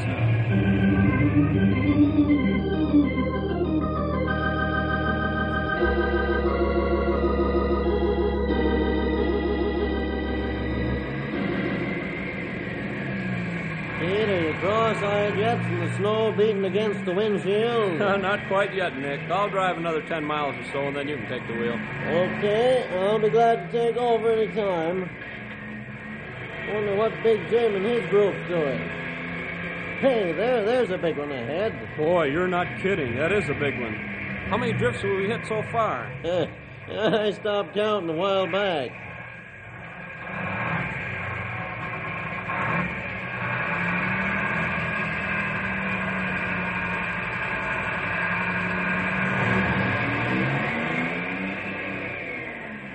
Boy, I thought we had it that time. So did I.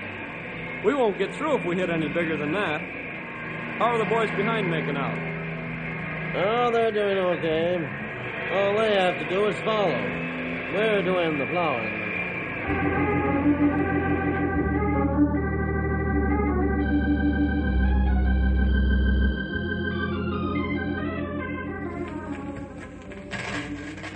I'm telling you, Lee, we're not going on. We're out of sand. In fact, all 3 trucks are out of sand, and we've got to go down Big Snake Drive. I doubt that even sand will do any good on this class. The boss isn't gonna like this. Well, tell the boss to come out here on his ice skates and drive the trucks himself. Let me talk to Big Jim. I'll show him who's boss of this outfit. Jim, can you hear me? Are you joking? You don't need a radio. I can hear you hollering all the way out here. But we're not moving these trucks. At least not until daylight. Now you listen to me and listen hard. Either you drive those trucks or I'll know the reason why. I'm paying you guys a big fat bonus to drive, not to sit around and bay at the moon. You tell that to the rest of the men with you. Understand? Okay, we'll try it. The trucks jackknifers get out of control, we're ditching them pronto, okay? Listen, you hug the mountain coming down, do you hear? Hug that mountain. I'll get sand to you by helicopter as soon as it's daylight enough to fly. Okay. If the truck starts to go, we're flying too, right out of the cab.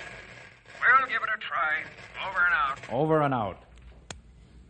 Aren't you overdoing this, Len? You're asking the impossible from some mighty good man. Who's running this company, you or me? I'm not losing my contract to the railroad if I have to drive trucks myself.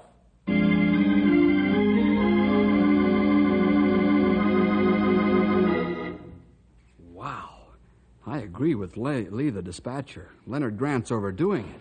And unknown to Leonard, there's somebody else who feels the same way. Bill, Stumpy, and Henry have taken in the whole conversation by means of the radio in the snowmobile. The Rangers are cruising about 5 miles away from Big Snake Drive in the snowmobile. They're on a routine inspection trip, and when they're out in the wilderness country, they often ride with the radio on just to pick up any calls for help. Say, Len Grant must be out of his mind. He can't make his men risk their lives like that. No, he can't, but he is. Bill, can't you do something to stop those trucks? Yes, I can, pal. I can keep them from moving on a technical charge. Huh? What technical charge? Well, they're out of sand. And they're also a hazard to traffic on the road because they haven't any means to control the big transports if they get away from them. Besides, Big Snake Drive goes right through the center of a national park. Hey, yeah, that's right. We're going to stop those trucks soon? Right now. It'll take us a while to get onto the highway from here. No, not too long. Hold on to your hats, fellas. I'm opening up to full speed. You fellas work the spotlights.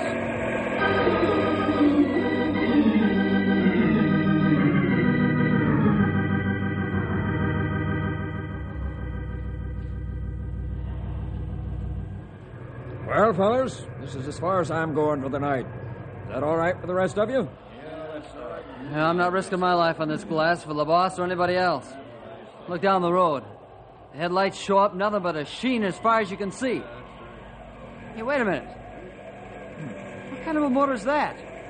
Sounds like a small plane flying low. Well, it is a small plane. The pilot must be crazy. Why, he's flying down the highway. I know what it is. That's a Ranger snow car. Boy, am I dumb. I wonder what they want.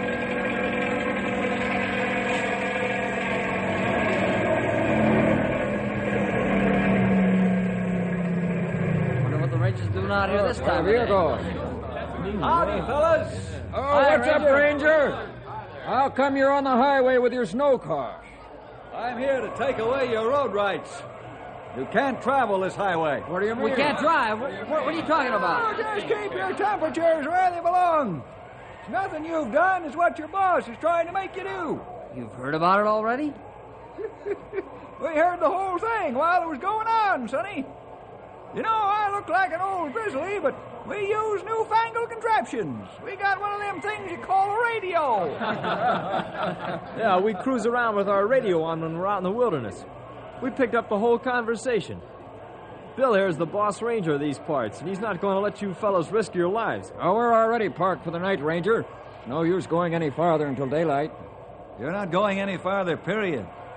Not until the ice gets off this road. You think it's bad here? Wait till you get 10 miles from here. Oh, it sounds like you fellas have been over there. No, not yet. We know the pattern.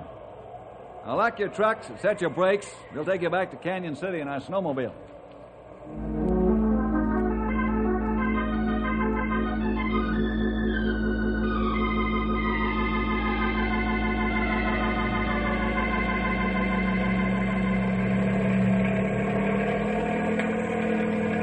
Leonard Grant there, dispatcher.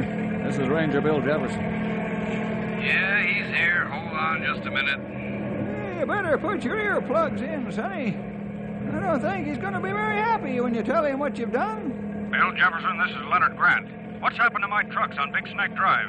Nothing. I've got all your drivers here in the snowmobile with me, and I'm bringing them back to Canyon City right now. What?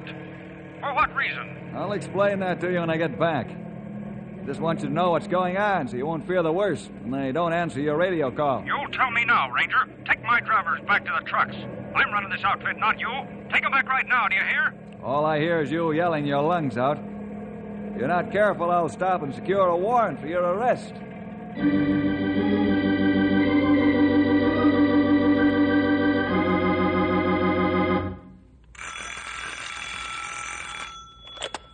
Canyon City Truck Company, Leonard Grant speaking. Boss, this is Nick. Why are you talking on a phone, Nick? How come you're not using your truck radio? Well, me and the boys are in a ranch house about 20 miles outside of Middletown. What are you doing there? You're not stalled, too. Where are the trucks? They're covered with snow. We also got a shifted load on the second truck. The truck almost jackknifed, and Larry was about to pull out of it when the load shifted. We can't move because of the snowdrift. Guess we'll have to wait until we're plowed out. Hey, boss, are you still there? Can you hear me? Yes, I can hear you, Nick. Wait for the plows, then straighten out the shifted load before you go on. Goodbye. Lee, Nick, and his outfit are having troubles just the same as Big Jim. Send out for coffee and sandwiches. I'm staying here until that ranger gets in with the boys.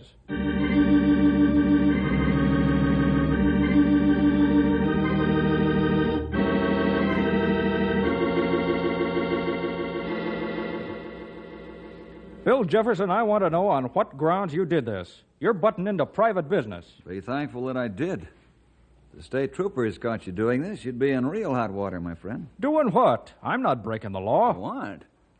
Oh, you're an old hand at trucking in these mountains. You know the law. If my men want to take chances, that's their business, not yours. Perhaps. But you fail to realize that I overheard you threaten your men in a radio conversation. Oh, is that breaking the law? They could have quit their jobs. Len, you amaze me. Come on off it, man. You know very well that you'd be charged with manslaughter if anything happened to your men or to the occupants of another vehicle. You created a hazard to public safety on a highway. The hazard has the potential of killing one or more people. What's the matter with you? Have you lost your mind? Excuse me. Yes, this is Leonard Grant. Yes, Mr. Todd. How are you, sir? Yes, I know. The trucks haven't arrived. No, sir, I can't make any promises. We're doing the best we can to get your shipment to you. It may be a few days, but... The railroad? Oh, I don't think you should change, sir. I'll get your shipment to you if I have to bring it out by helicopter. That's right, sir. No, sir, there shouldn't be any more delay. Thank you, Mr. Todd. Goodbye. Boy, you've sure fixed me fine. I can sue you for this. Hello. Oh, yes, Mr. Peabody. No, sir, the shipment won't arrive today. But, sir, Mr. Peabody, let me explain. No, sir, you can't get better service from the railroad. Good day, Mr. Peabody. My fault again? No, it isn't. I'm sorry I'm acting the way I am, but I can't seem to control myself when I see good contracts going out the window. If my trucks are 5 minutes late, my accounts start talking about the railroad. Len, I'd like to help you. I can see now that you and Spence Niehoff are at it again. Gladly listen if you'd like to talk. Here, have some coffee and a sandwich. A man thinks better when he's not famished. Bill, you're nobody's fool. I know that. Yes, I've got a lot on my mind to unload, and I've got some serious problems. But why should I bother you with them? Why should you be interested in helping me? It's my job to help people. My duty as a ranger and as a Christian. You really mean that, don't you? Yes, I do. All right, here goes. I've got to talk to somebody. I can't think of anybody better qualified to help me than you.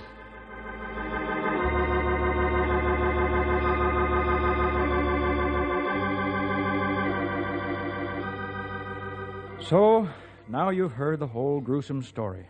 Have you tried to come to some agreement with Spence? Yes, several times. But you know him.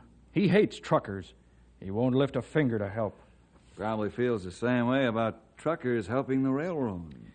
Yes, I will honestly admit that I haven't much use for the railroad. What's the answer? This cutthroat business is gradually putting me out of business. Last year I lost 3 good accounts to Spence, but he isn't making a red cent on them, actually. He can't give shipper to receiver door service, yet in the winter months he can get the stuff into a nearby siding. That's more than I can say. Well, you heard what happened on the phone. I think you know the answer to your problem as well as I do, Len. You mean work out a deal with Spence? Right. I know he wouldn't do it, but what do you have in mind? Have you ever heard of trailer on a flat car service? You mean piggyback? Yeah. It's been tried in the East. It's worked out very well. But the railroad's got its own trucks on that deal. If they bring piggyback service out here, I'm a dead duck. Sure you are, if you wait for it to happen. Bill, I get what you're driving at. I've got the trucks, so why not start the ball rolling before anybody else does? Well, now you're talking like a progressive businessman.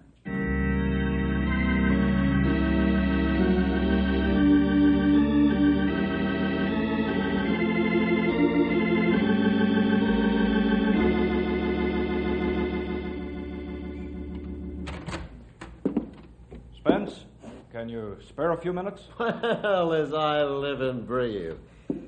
Close the door and sit down.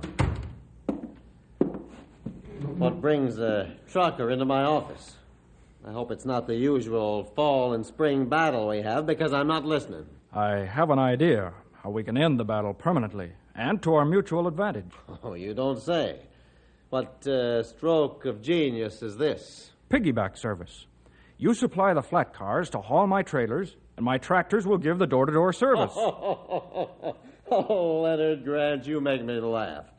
The moon will be made of green cheese when the time comes for me to work a deal like that with any trucker. You must really have your back to the wall to propose such a crazy idea as that. I knew I was wasting my time to come here. You haven't got a brain cell working, or you'd see the advantages to both of us. I've got enough cells working to know better than to help a trucker. Makes me feel awfully bad, though, that you're being forced out of business. But that's life, I guess. It's too bad you can't compete with me. But, well, business success is survival of the fittest. You won't even hear me out? I'm a busy man. I've got lots of freight contracts to work on. You'll be out of business soon, so why should I bother with you?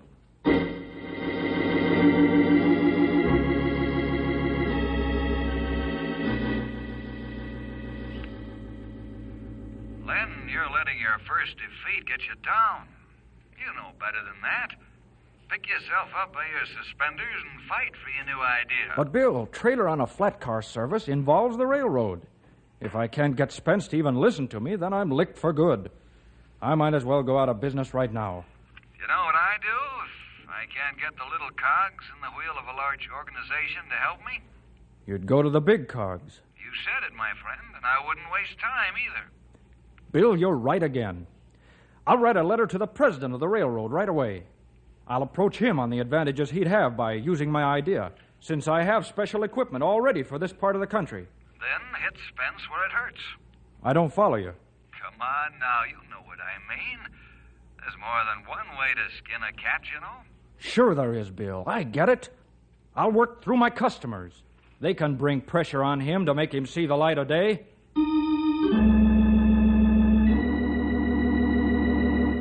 Spence, I like this thing I've heard you might do. I think you'll agree that it'll solve my problems for the entire year. Well, now, this is pretty new to me. I'll have to think it over. I realize it'll take a few days or even a week to get this new plan organized, but the moment you're ready to start, then... But I'm not really sure that I want this door-to-door piggyback service as soon as I can get it. Len has really come up with something. Why, it'll solve all my shipping problems, and it'll help your railroad as far as that goes. Well, I want to take some yes, time... Yes, sir, to... I like this idea. Len asked me if I was interested, so I've told him and I'm telling you. Just get the piggyback service going, and I'm going to give you both more business than you know what to do with. Well, thank you, but I... Spence, I want piggyback service as fast as possible.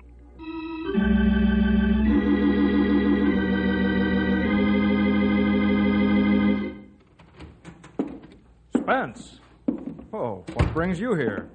Have a seat. You know what's bringing me here. What do you mean? All those phone calls from your customers.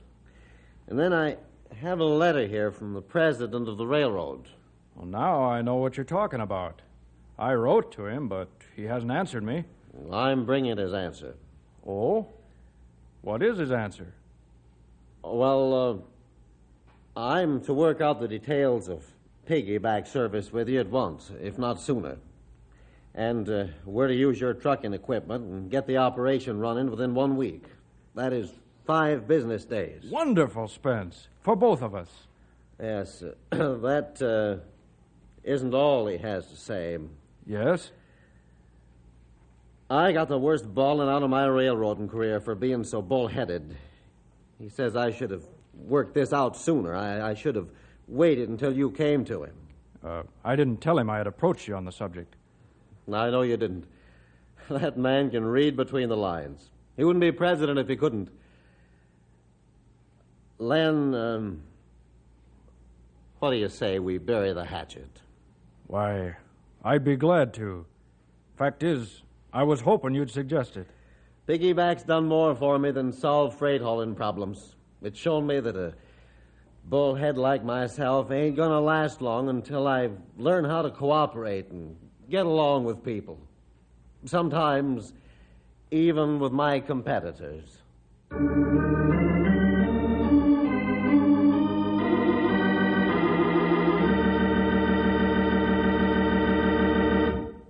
We'll see you next week for more adventure with Ranger Bill!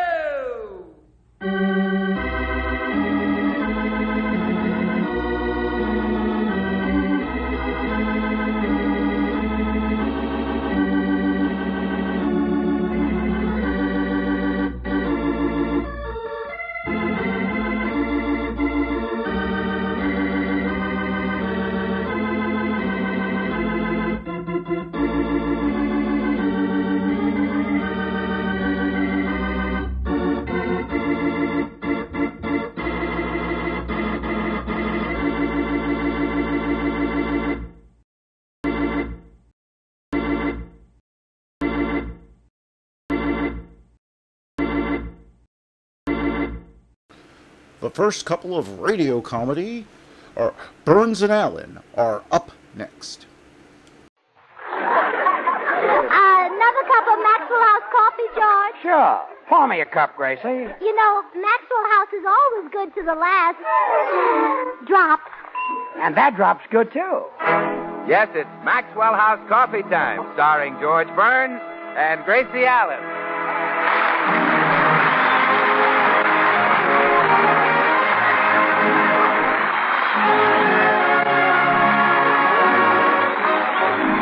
With yours truly, Bill Goodwin, the music of Meredith Wilson and his orchestra, our happy postman, Mel Blanc, and our special guest, Al Jolson.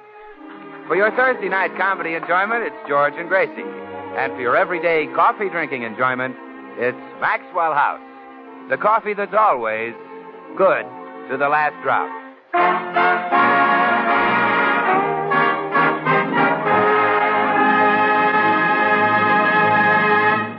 Tonight, ladies and gentlemen, George Burns and Gracie Allen celebrate their 15th anniversary in radio.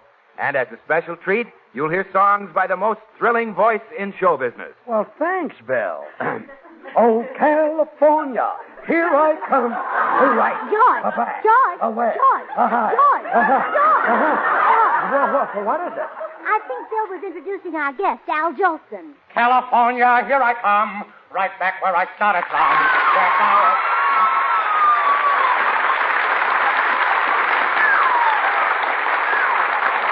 Now, there's an interesting story concerning Al Jolson's appearance on our program tonight.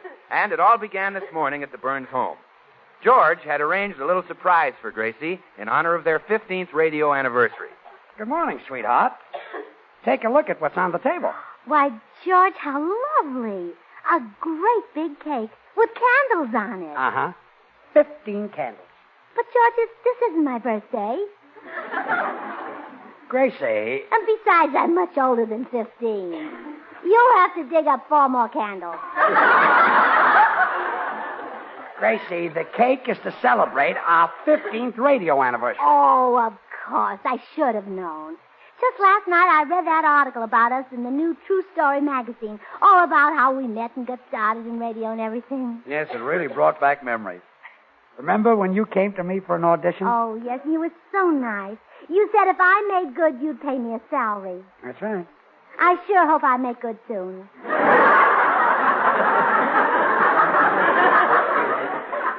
Don't worry. You show lots of promise. Oh, thank goodness True Story didn't print those jokes we used to tell 15 years ago. You said it. Radio has certainly changed. People would never laugh at those jokes today. Oh, no. Remember that joke we did about my mother's feet? Yeah.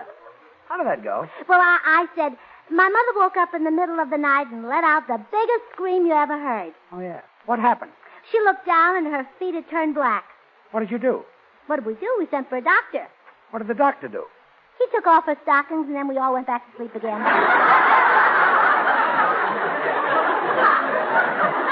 If we told that joke today, it wouldn't get a snicker. No, not a sound. Times certainly have changed. Yeah, those were the happy days, though. Mm. I like to look back and think of the friends who gave us a helping hand when we were just getting started. Oh, yes. They were wonderful. Remember 15 years ago when Jack Benny loaned us $5? Sure. And to this day, he won't let us give him back the $5. No, that's right. All he takes is that $1 a week interest.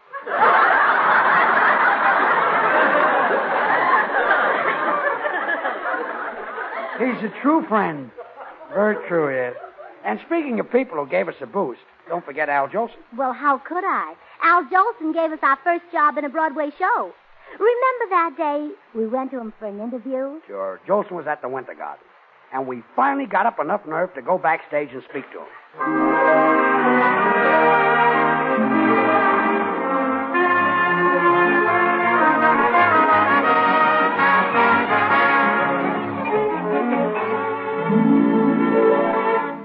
There he is, George. Ask him. You ask him. I'm too nervous. Well, I'll put my arm around you. Well, I better sit down. Yeah, I'll hold you up. Thanks. Oh, Mr. Jolson. Yes? What is it? Mr. Jolson, I'd like to talk to you about putting this act in your show. Well, here's something new. A girl ventriloquist with a life-size dummy.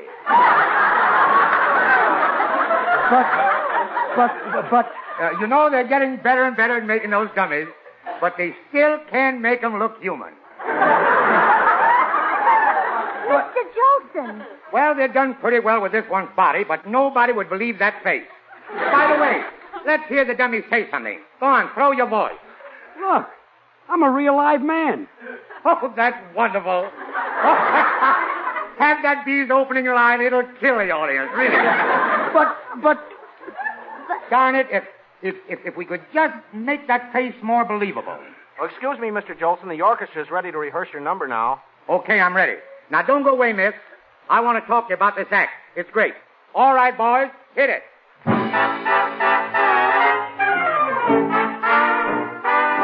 I'm sitting on top of the world.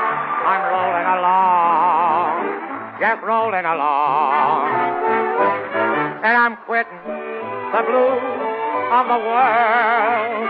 I'm singing a song, just singing a song. Glory, hallelujah, I just told the parson, hey, Pa, get ready to call. Just like a Humpty Dumpty, I'm going to fall. And I'm sitting on top of the world. I'm rolling along, just rolling along. Don't want any millions, I'm getting my share. I've only got one suit, a herringbone, that's all I can wear. A bundle of money don't make me feel gay. A sweet little honey is making me sad. I'm sitting on top of the world. I'm rolling along, and I'm quitting the blues of the world. I'm singing a song, just singing a song. Glory, hallelujah, I just told the parson, Hey, Pa, get ready to call. Just like Humpty Dumpty, I'm going to fall. And I'm sitting on top of the world. I'm rolling along.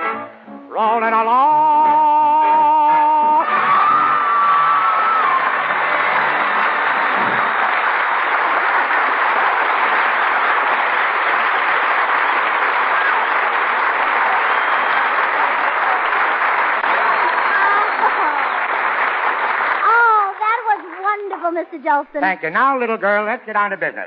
I'll pay $200 a week for you and the dummy. But Mr. Jolson, that's what we've been trying to tell you. What? He's not a dummy. He's a real man. He's George Burns. Are you trying to tell me that he has blood and muscle? And that he walks and talks and makes love like other men? No, I'm trying to tell you he's George Burns.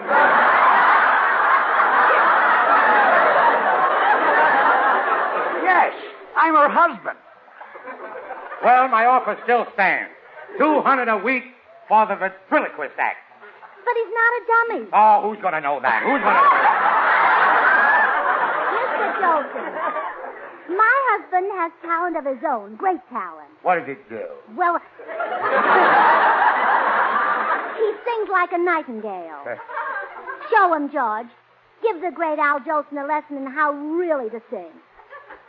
Ain't misbehaving all There you are, Mr. Jolson. Well, naturally, that changes my offer right there. Oh, well, I should think it Sure. would. You offered $200 a week for a wooden dummy and me. Now, how much will you pay for George and me? 100. 100? A month. I'll take it. Good.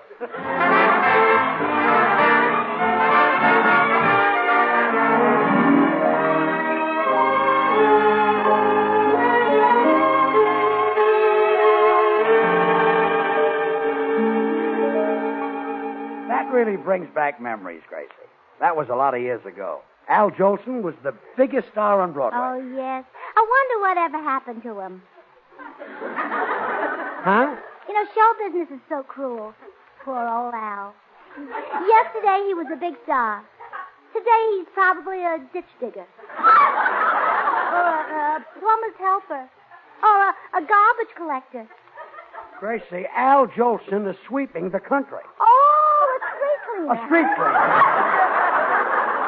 Oh, well, George, we must help him. We must find him and take him food. He's probably hungry. Gracie, Al Jolson is the new Frank Sinatra. Well, don't tell me he's that hungry.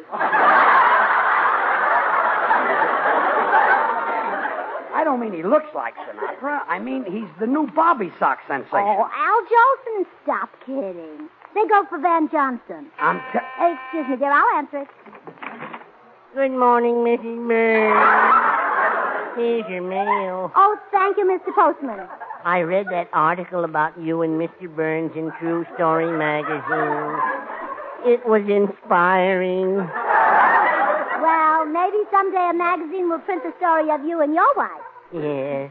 I've been approached by horror stories. Well, I'd better be getting on. I have a tremendous load of fan mail to deliver to Al, the oomph boy. Al, the oomph boy?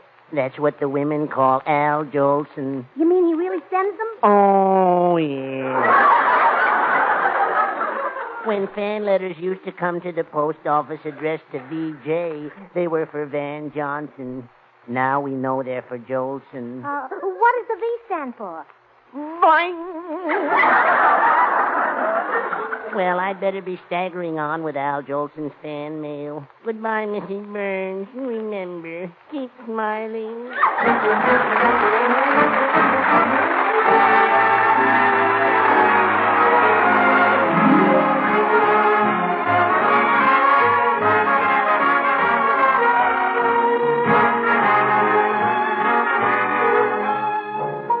Iowa.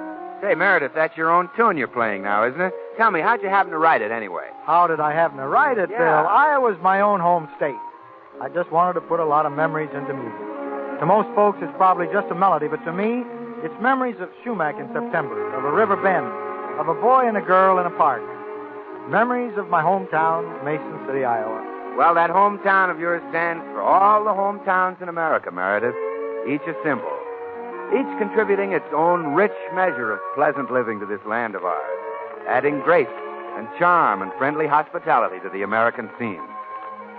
Reminds me how, down through the years, Maxwell House coffee has become a friendly and welcome part of the American scene, too. Coffee here in America, well, it's nothing less than our national drink. And today, more people buy and enjoy Maxwell House than any other brand of coffee at any price. It's Maxwell House wherever you go. Flavors back of this great popularity story, the rich, vigorous Maxwell House flavor that results from the skillful blending of these carefully selected Latin American coffees. Manizales for mellowness.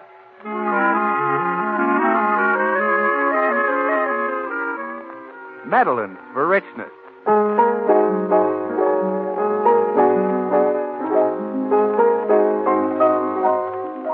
Other choice coffees for vigor.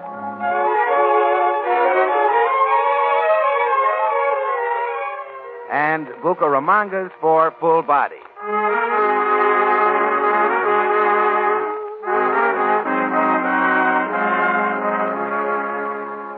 All meaning great coffee at its flavor peak. Friends, why not enjoy the best in coffee drinking pleasure? You can for just a fraction of a penny more per cup than you'd pay for the cheapest coffee sold. Just say, Maxwell House. Always good to the last drop.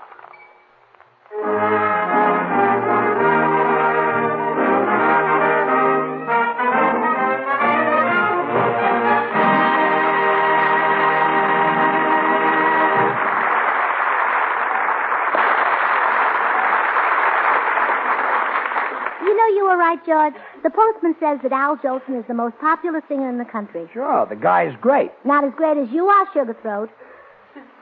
Well, And Al Jolson knew it when you worked for him. That's why he held you back and never gave you a chance to sing.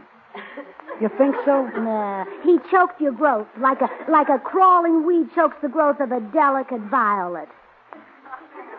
I was a singing violet, huh? Yes. He never gave people a chance to enjoy your fragrance. He kept the world from knowing how you smelled.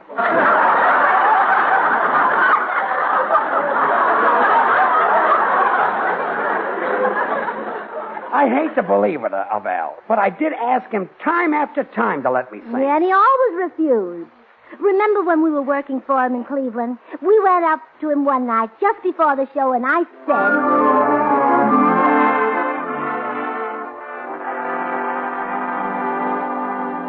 Mr. Jolson. Yes, Gracie? George and I have been with you several months now, and, well, has our work been satisfactory? Oh, great. You're the finest little comedian I've ever seen, Gracie. And has George been satisfactory, too? Best valet I ever had.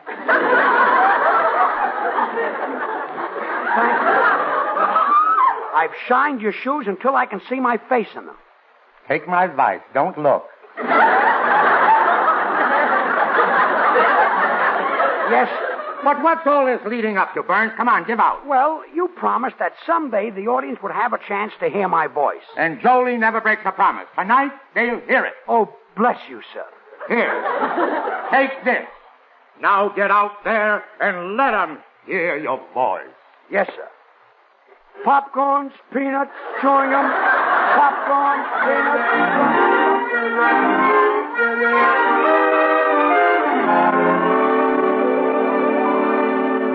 You're right, Gracie. Jolson did hold me back. Oh, you bet he did. And that's why he's the new crooning sensation instead of you. Well, you're 3 times as good as Al Jolson. Oh, Gracie, that's not true. I'm barely twice as good. You're the best. When you open the beehive of your throat, those golden notes come dripping out like honey. Though April showers may come your way. Oh, listen to that drip.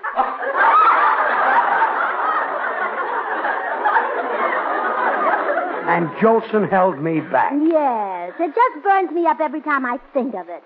Remember that day he said you could sing on a radio program with him? Yeah, I remember that. We went down to the radio station together, and I was all excited.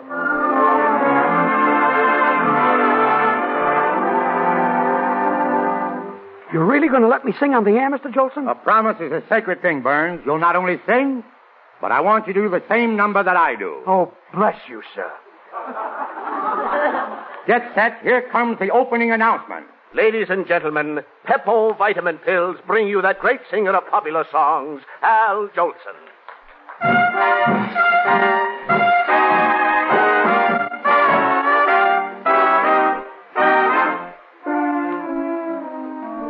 You made me love you. I didn't want to do it. I didn't want to do it. You made me want to. All the time you knew it.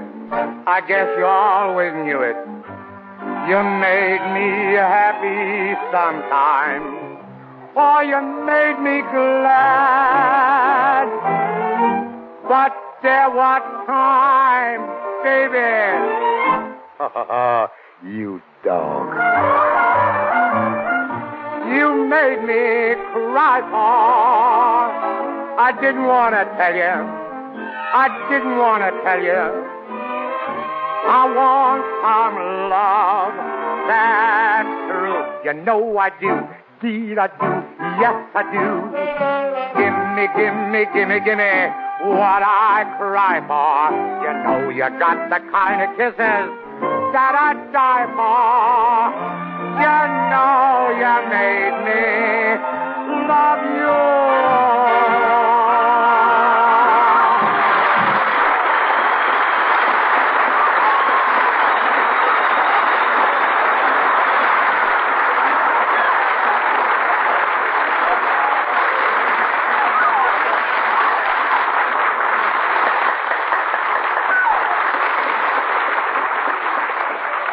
That was Al Jolson, who starts each day with Peppo Vitamin Pills. Yes, the folks, and I hope you like my singing.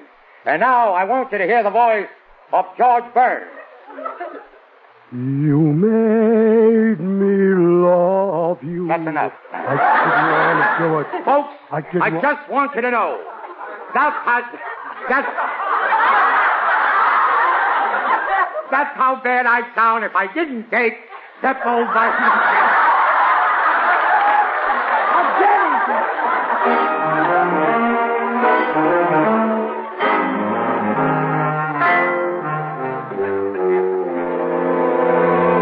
Oh, if only there was some way you could get even with Al Jolson for not letting you sing. If you could... George, I've got it. What is it? We'll invite Al Jolson to be on our radio program tonight, and you turn the tables on him. Yeah, I see what you mean. I'll do a duet with Jolson and blow him right off the stage. I'll say it. When you open your mouth and hit him with a hot blast of melody, he'll think he's standing behind the exhaust pipe of a Greyhound bus. When April showers high. Oh, scorch me, Daddy. Come in. Hi, Burnses. Oh, hello, Bill. Hi, Bill. Say, I read that article about you in the new True Story magazine. Congratulations. Oh, thanks, Bill. It was a nice article. But it failed to mention that George is a great singer. Oh, well, naturally, the name of the magazine is True Story. For your information, Bill, George Burns is the greatest singer alive today. Now, Gracie, I'm not sure I'm the greatest singer. I'm not even sure he's alive today.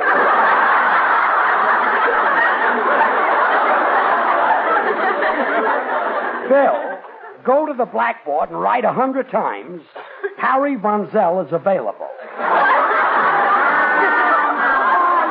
stop fighting.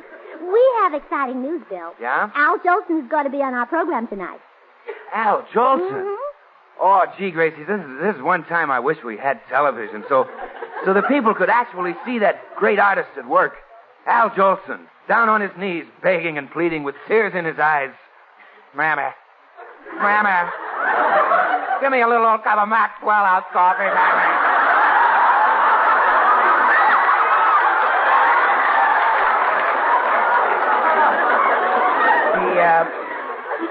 He asks, Mammy,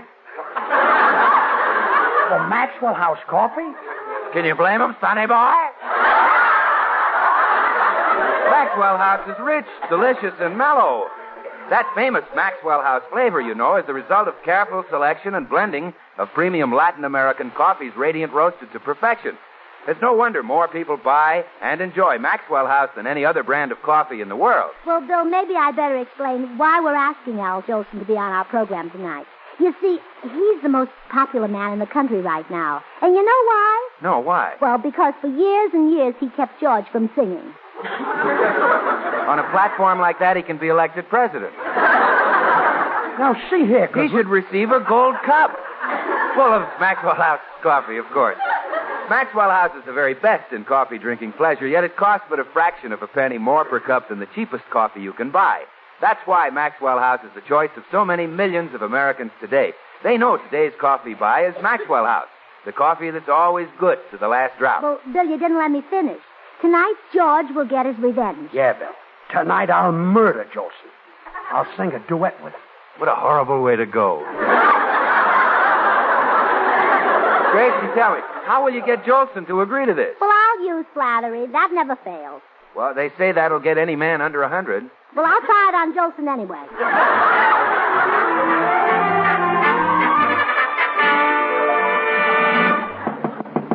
I bet Al Jolson will fall for my flattery just like George does. Yes? Hello, young man. Is your father home? My father? Yes, Al Jolson, the singer.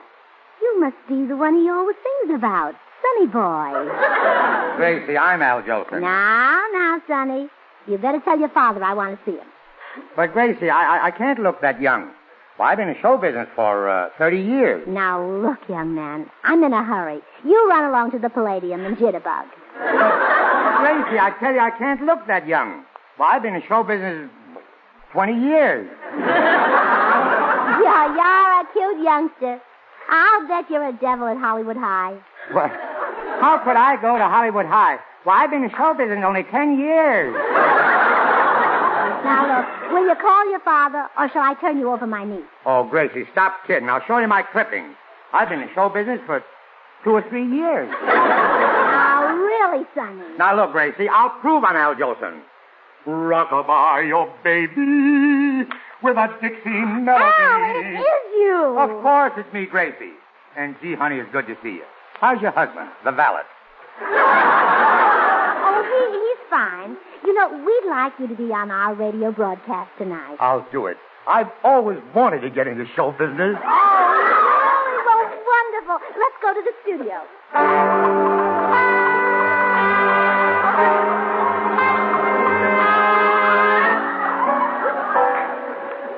George, it's time for your duet with Al Jolson. Now, remember, sing him right into the ground. Don't worry. I won't let him even open his mouth. Ladies and gentlemen, our next number will be April Showers, which will be sung by the world's greatest singer, Sugar Throat Burns, assisted by Gravel Throat Jolson.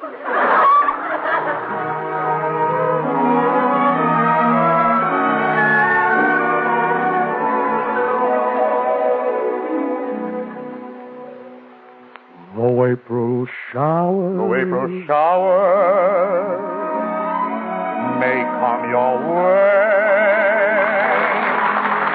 They bring the flowers that bloom in an earth.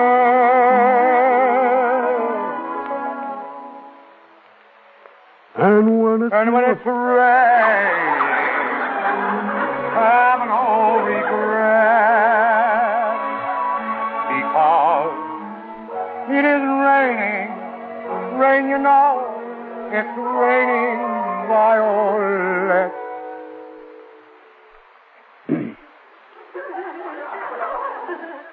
And when you see clouds on the hill,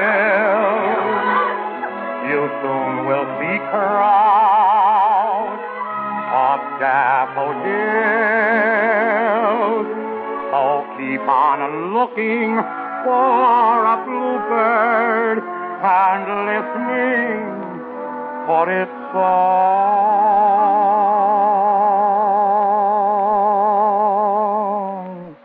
Whenever April showers come, all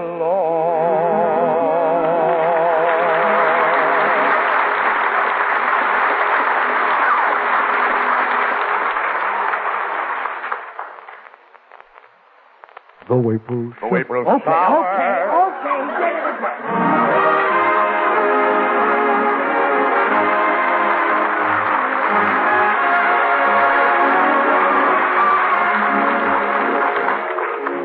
George and Gracie, it's been swell. And all clowning aside, I want to congratulate you on your 15th anniversary in radio. You brought a lot of happiness to a lot of people. Well, thank you, Al. And thank you for being with us tonight. Yeah.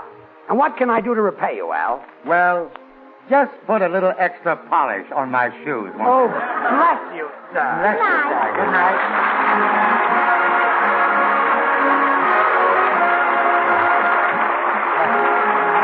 Join us again next week when we'll all be back. George Burns, Gracie Allen, Meredith Wilson and his orchestra, yours truly, Bill Goodwin.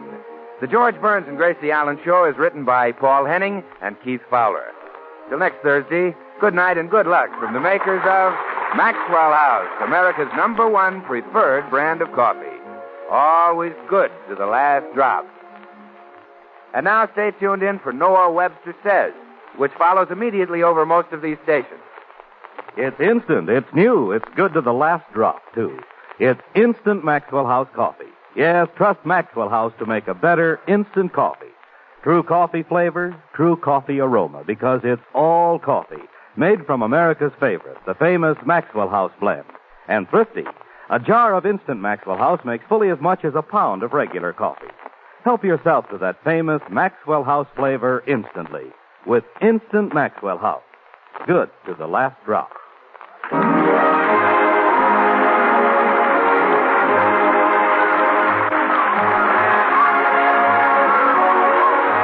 This is NBC, the National Broadcasting Company. Next, hunt the biggest of all game with the Green Hornet. The Green Hornet.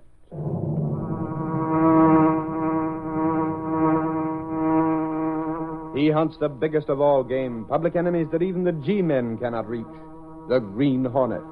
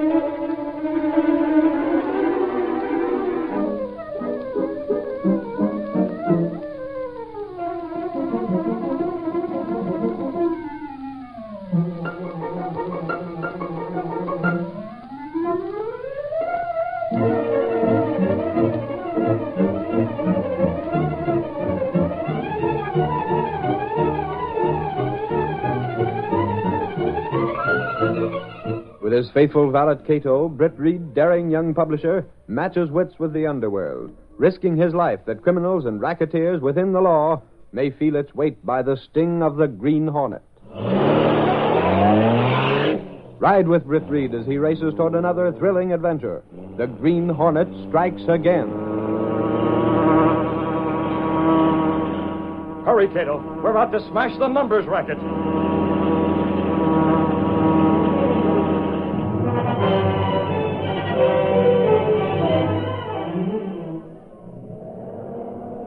Look out! You're going to hit me! Look out! Yeah, did you see that? I saw it. It was a taxi cab. He's dead. Hit and run. Call the cops. I'm innocent. So help me, I'm innocent. Tell it to the judge. He didn't do it. He couldn't. Yes, but try and prove it. Okay, Reed. You can count on me. Well, you should know where I stand with Reed now, Casey. I suppose you've been given a special assignment on the numbers racket. How'd you know? What? Well, holy crow, that's just what he said. He was talking about me valuable contacts at headquarters for getting the dope on Tobin and the rest of them racketeers. But I didn't tell you. Well, it's not hard to guess after what happened last night. You mean one of them racketeers getting rubbed out? Now you guessed it.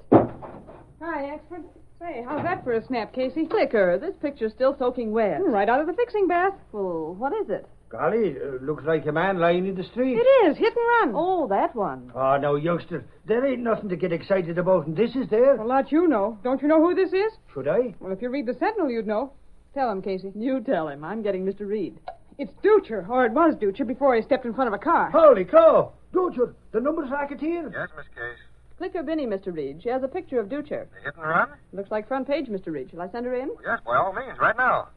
The inner sanctum, Clicker. What does that mean? It means Mr. Reed wants me. Give me a dictionary, Casey. I think she was lying. Clicker? What about? That there word, sanctum. Golly, it reads in an office, not a sanctum. Good grief, Michael. That's an expression. Oh. Inner sanctum. It means the... How do you do, Miss Case? So helping me, you're looking like bitches in a cream. Well, Potsy. Who let you in, you little blister? I come in to show the lady my new sootsie. How do you like, huh? Ain't I a connoisseur for snippy clothes? Some kind of sore. Oh, it is pretty.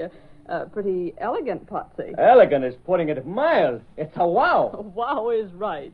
Why, it dazzles me. Yeah. I thought these green and red checks would knock your eyes out. Suffering snakes. Wait a minute. You're not doubting my word. So that's a new suit, eh? That's right, pal. Fresh from the hangers. Isn't it perhaps a trifle too fresh? Yeah, just to feel the goods. Feel.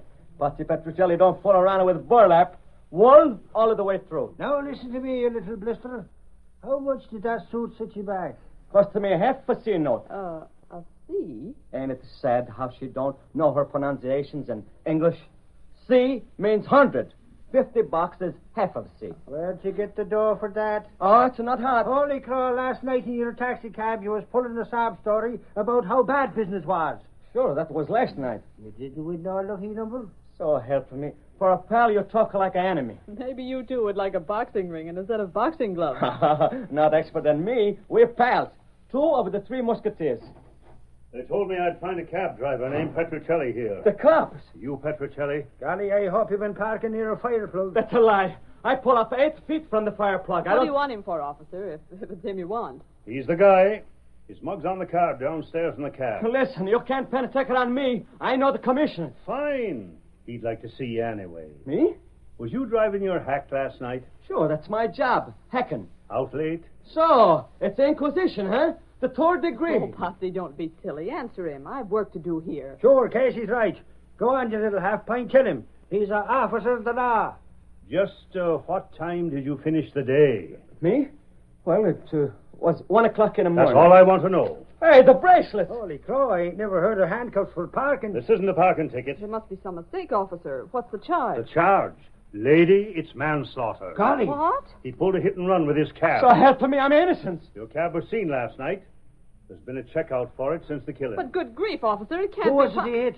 It's in the papers. A guy named Dutcher. Dutcher?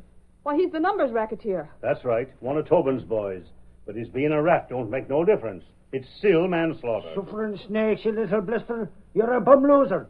Just because you can't hit to win a number, do you have to run over the guy? I tell you, I didn't do it, so help me.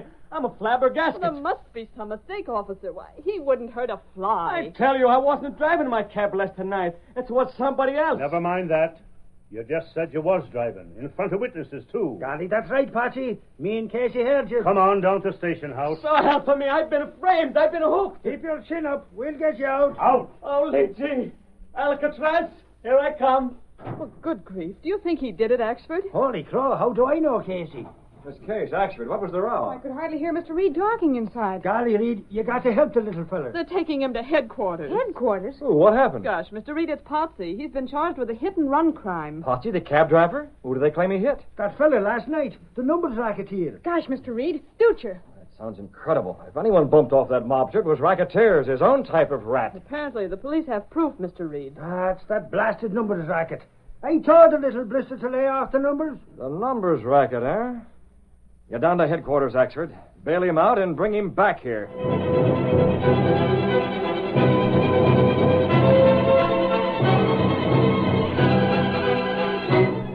I got him, Reed. Here he is. All right, Ax, would you help Miss Case with that mail?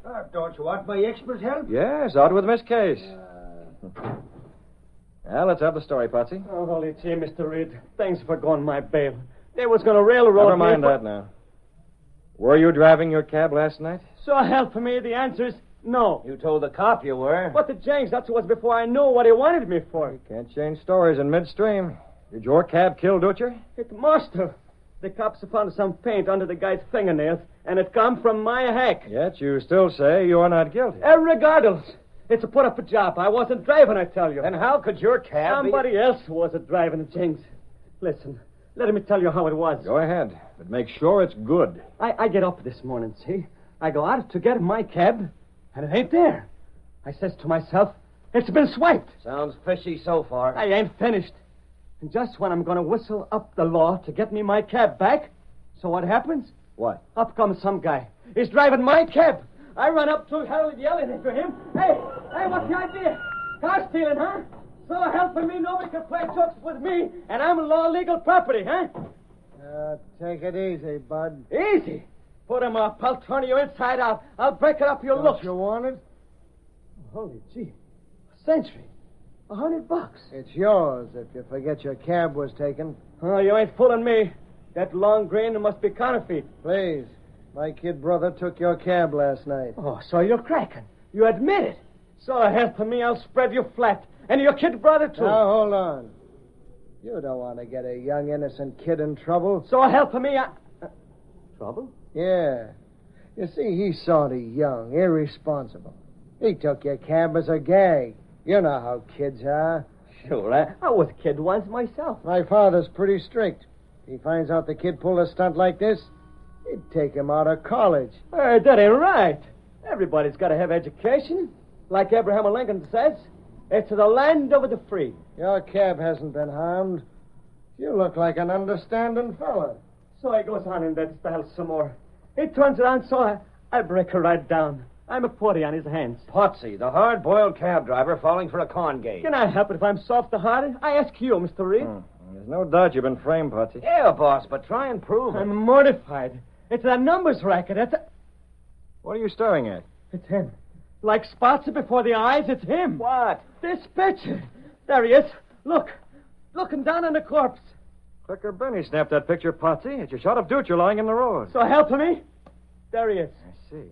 The same man who talked you into pulling this absurd stunt was there last night when Dutcher's body was photographed. Some coincidence, huh, boss? It's more than coincidence, Jenks. Yes, I guess it is. It looks very much as if Potsy's cab was stolen deliberately. It didn't walk away. The numbers racketeers used it to murder Dutcher. Made it look like a hit and run. And then they got worried and made Potsy the fall guy. Who is the guy in the picture? I don't know.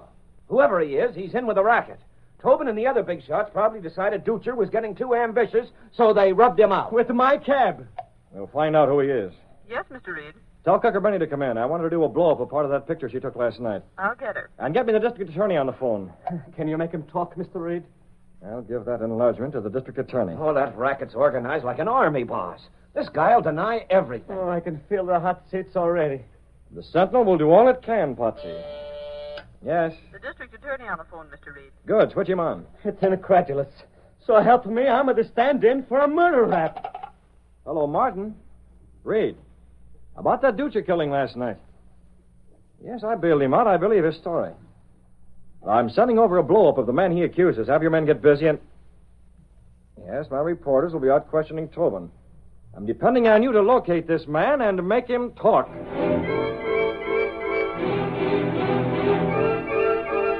Okay, this is your picture. How about it? Is it a crime to look at a hit-run victim? That cab driver says you brought his cab back in the morning. Me? You're mistaken. I never even heard of that cab driver. It's no use, Mr. Reed. Jenks asked Tobin. Plenty, boss. Looks like Potsy's due for a one-way trip. All Tobin does is laugh. It's a pipe. You pull that frame up smooth as silk, Carp. Thanks, Tobin. I figured that cabbie would make a good fall guy. Yeah. Dutcher was getting too big for his shoes. Had to show him who was boss of this racket. He can't get no ideas where he is now. Just one angle, Carp. Yeah? The rest of the boys are going to stay in line after they've seen what happened to Dutcher. We got to keep them in line. Don't worry, Tobin. You're the boss. The numbers racket's all yours. Now, hold it a second. Yeah? Tobin, you killed Dutcher. What the? Who is this? You're not getting away with it. Who is it? Don't know. Some guy putting the pressure on. Who's talking? You made a mistake, Tobin. Who are you? Have you ever heard of the Green Hornet? The Green Hornet? Holy smoke. Yeah. He wasn't a pal of Dutcher's. Dutcher had friends. Now, listen, Hornet. I didn't rub Dutcher out. He was my pal. He worked for me. Bossed the policy runners. It was a hit and run. Numbers racket's too big for you, Tobin. Somebody's gonna cut you down. Now, wait a minute, Hornet. You ain't muscling in on me. You had your warning. You was afraid, Miss Britt? It wasn't hard to plant the impression that the Green Hornet was a friend of Dutcher's. Tobin will be worried. And it's up to us to keep him in that same frame of mind. I understand, Miss Britt. So far, the police have been unable to pin the numbers racket directly on Tobin. But it's known. Cato, this racket is so widespread it's hard to get proof. That puts it squarely up to us. I see. If Potsy can be cleared of this manslaughter charge by getting the real killers to confess, it'll reach right to the heart of the numbers racket. That is true. At the Green Hornet mask and the gun, Cato. We're going out to prove that Potsy was nothing but an innocent stooge for a hit-and-run murderer. The Black Beauty is ready, Cato. Yes, sir. Potsy's taxicab is impounded in the garage as evidence. We're going to see that car. But, Miss Britt, the police... That's exactly it, Cato. The police guard his life because they don't think anyone would dare such a thing. But they haven't counted on the Green Hornet.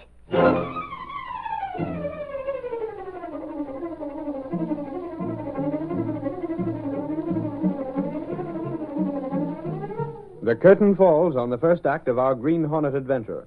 Before the next exciting scenes, please permit us to pause for just a moment.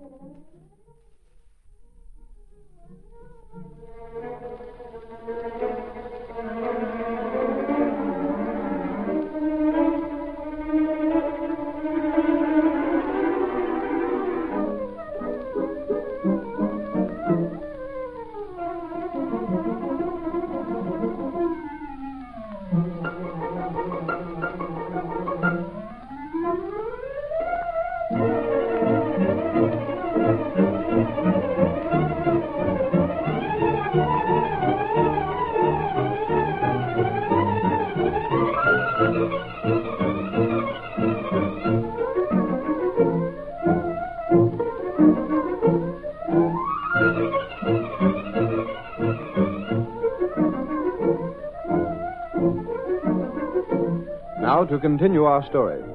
Driving his powerful car through deserted side streets under cover of night, Britt Reed arrived at a dark alley near the garage.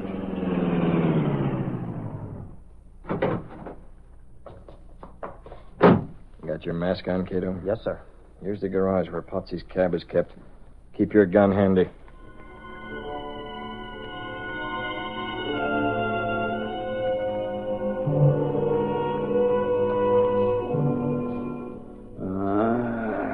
Wish I was back on a beat. Sticking around here watching a hit-and-run cab ain't no excitement. Who's going to... You're wrong. What the... Don't try anything. The Green Hornet, that man. Look out, drop it. Where's my gun? Take it. Keep your gas. You gas me. The Hornet. We don't want any interference. I can't breathe. He's unconscious. Got his keys. Yes, Mr. Britt? You saw him, Cato. He was making his regular rounds. Well, we'll keep his watchman schedule for him.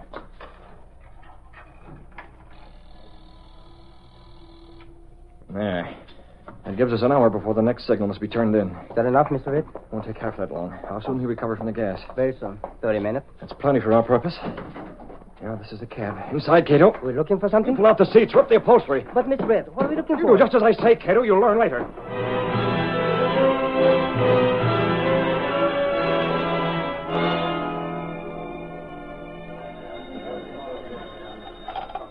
Jenkins, flagging. No, boss, I haven't seen Potsy around. Axford's out after him now. Sure, if he shows, I'll drag him in. Oh, that little cabbie's heading for the Hooskow faster than ever. A Green Hornet, no less. Hey, Jinx, I found him. That's a free country. Line of business. First the cops, they come after me, and now my friend, my bosom's pal. What's the idea of dragging me around like I was criminal? The cops think you are, Potsy. There ain't no justice. You'll see what happens on the next election. Shut up for a minute. You blab so much a guy can't hear himself think. Where'd you find him, Axford? You'll never guess, Jinx. Oh, never mind the games. Where was he? I was minding my own business. Can you imagine the crazy coach, Jinx? He's out in bail for hitting a numbers racket here and running away. And you know what he was doing? What? He was buying a number. Huh? A number from a policy runner? Holy gee, I got him my rights. And I'm going to need dough. How am I going to pay him out to be? So you figured you'd buy a winning number? Sure, I got as much chance of winning as anybody. Of all the screwy ideas. Come on. Hey, you can't lead me around like a boy with a ring on his nose. Holy crow, you little half-pint. Do what Jinx says. Where are we going? I demand to know. To see the boss. Oh, Mr. Reed. What do you want to see me for? Suffering snakes because of last night. I didn't do it. I didn't do nothing, so help me, I was asleep. Dreaming the dreams of innocence, like a little child. Who said anything about you? It was a Green Hornet. Who you ribbon? Patsy, will you come along? Reed wants to see you because of what the Hornet done last night. And I ain't enough for trouble. That Hornet, he hunts me. He did more than that, Potsy. The Hornet ripped up your cab last night. So I got insurance, ain't I? What difference... What? He gassed the watchman and went all over your cab from radiator cap to tail light. Holy gee, what for? That's what we want to know. Let me go. I got him my rights. I got to talk to somebody. You're going with us. No, I ain't. I got to see Mr. Reed. He's my pal. He listens to me. Holy crow, you little blister. That's what we brung you here for. To talk to Reed. All right. Keep shut up. Cover up. Well, what are we waiting for? I'll tell him. I'm innocent of this. I ain't no Green Hornet. I'll tell him. Potsy, we believe you. You know nothing about it. What gets me, Mr. Reed, is what was the Green Hornet doing there? Yeah, where does a hornet fit in this thing? Golly, Reed, I bet he's in with them racketeers. You think so, Axford? He must be. He ain't helping Potsy. Helping me? I shudder from the thought. You're sure you're not keeping something back, Potsy? Oh, Mr. Reed, you touch me to the quick. That Hornet, I don't know nothing about him. So help me, I'm confused about the whole affair. I see. Okay, Potsy, that's all. You can go. Just remember one thing. For you, Mr. Reed, I even remember what I forget. You're out on bail. Now, don't try anything funny. Not to me, not Potsy. I'm innocent. I ain't running out, even if I gotta be proved guilty to prove it. Gosh, Mr. Reed, you don't think Potsy will jump his bail? That little squirt might do anything. I want Potsy watched. Huh? The Green Hornet's in on this now. Anything may happen. Potsy isn't tied in with a Hornet, boss. Perhaps other people are. Holy crow. You mean Tobin and his gang? Watch Potsy. He may be heading for trouble. The poor half-pint's in plenty of trouble already. Yeah, the numbers racketeers were bad enough, but now that the Green Hornet's involved, it may be worse.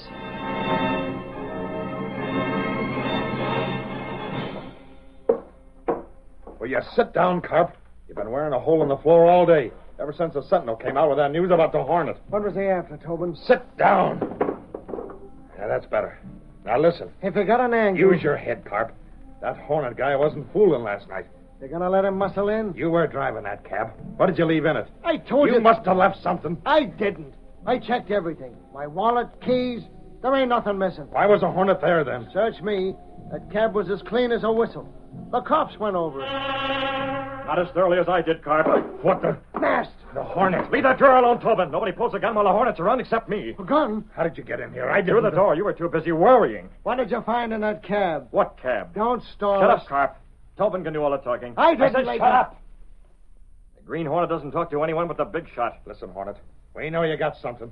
Do you? You ain't out for peanuts. I'm out for your racket, Tobin. You grabbed off some evidence, huh? If I have something on you, I can go to the police with it. Carp, I knew you was a sap. You left something in that cab when you sliced down Ducher, and the Hornet found it. You don't like competition, do you, Tobin? Listen, Hornet. You got the pressure on, so I'll play ball. You will. I didn't know Ducher was a pal of yours, honest. There are a lot of things you don't know. Yeah. You ain't sore? About Ducher? No. Okay. You say you want to cut in the take? Keep talking, Tobin. Hand over what you lifted from that cab, and we can talk split. I have nothing with me. You didn't bring it? Where is it? Where you got What it? time is it? It's 11 We'll o'clock. talk business in an hour. What's the matter with right now? Now? If you want to. Don't be a sap, Tobin. Huh? How do we know this guy ain't pulling a bluff? What are you driving at? Ain't showed us nothing yet. He's got evidence. Let him bring it out. Then we can talk. I see why Carp is your right-hand man, Tobin. He's, smart. Okay, Hornet. When and where? Wherever you say. What's the matter with here? Here? Nothing. Okay, here. How soon can you bring back what you got? You can expect me in an hour. We'll be waiting.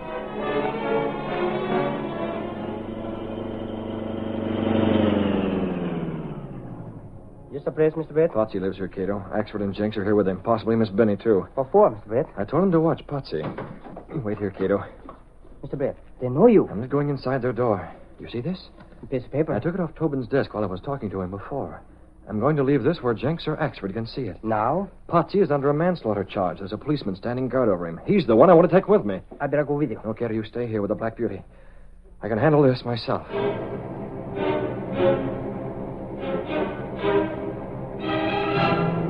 Ain't none of you ever going home? It's 11:30. Holy crow, Patsy, we're guarding you. You don't have to hang around Axford. I'm keeping my eye on him. You're valuable, Potsy. After all, the boss doesn't want to lose that bail he put up for you. I'm mortified. I don't even trust myself no more. That's what Mr. Reed is afraid of. Oh, go on home, babe. You're losing your beauty sleep. Quiet, you little squirrel. That ain't no way to talk to a lady. Why, Axford, what chivalry? Relax, Potsy. The Sentinel is safeguarding you. And the police, too, after that Green Hornet business last night. All right, you can stay. Sure, But you ain't no pal of mine. Outside. Listen, guy. Never mind the compliments. If you're guarding me, you can do it from outside. Okay. The air's fresher anyhow. Why don't they damn that little who's in the jug? Seen more fuss about this hit-and-run job. Don't move. Who the deuce? You're going down the hall. Let go. Who are you? The Hornet. Come on, if I have to hurry. Come on now. You guys. You. What happened? It was out here. Holy crow, he's gone. Hey, what's this? I found it on the floor. Give me Clicker.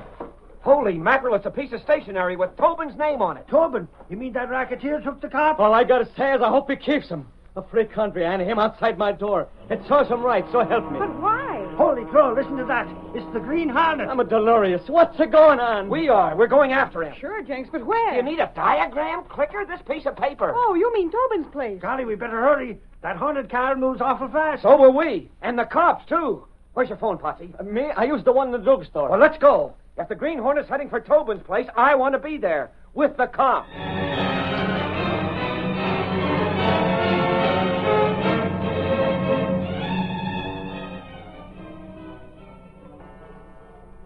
Where is that guy, Tobin? It's 12 o'clock. Okay, Tobin. Oh, yeah. You got it? I've been thinking it over. Why have Carp in on this? Huh? He bumped off Dutcher, didn't he? What about it? Sure I did. So what? He was taking orders from me, Hornet. I told him to swipe that cab and use it on Dutcher. I don't like murderers, Tobin. I told you, Tobin. The Hornet's a pal of Dutcher's. You're through, Carp. So you've been pulling a phony. You didn't get no evidence. All I wanted from you was a confession, and I got it. That don't make sense. What's that? The cops. It's a double cross. Get away from those lights, Hornet. Outside, I'm leaving. There he goes out the window. Wait, I'll put on the lights. We better scram. The cops are coming. What for? They ain't got nothing on us.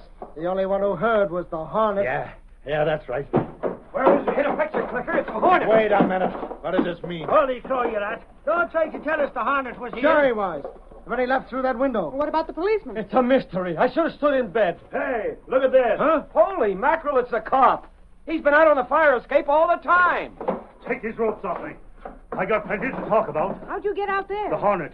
He parked me on the fire escape.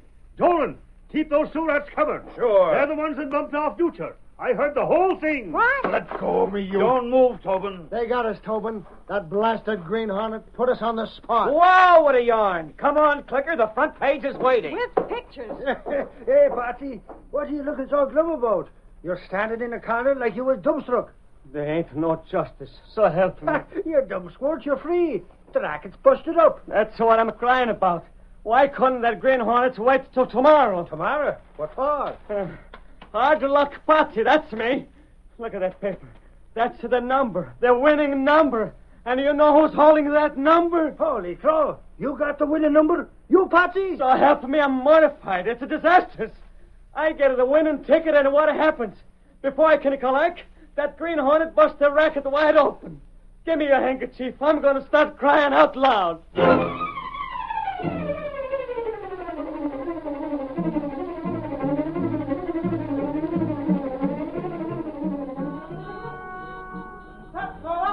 Paper! Racketeers confess murder!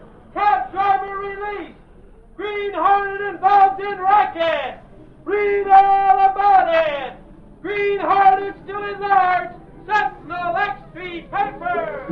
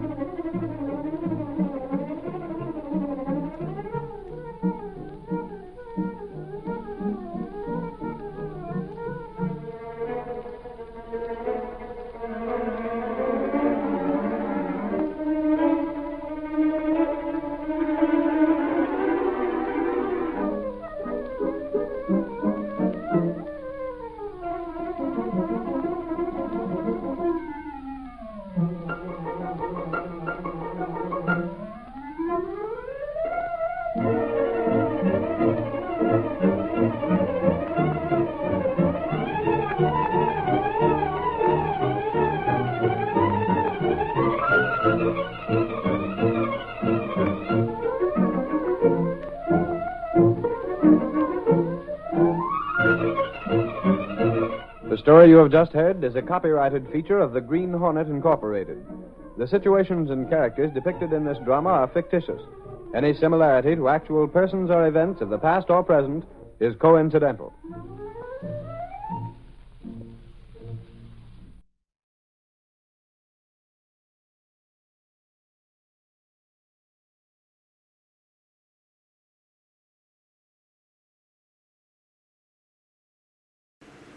Hi-ho, Silver! Away to those thrilling days of yesteryear with The Lone Ranger.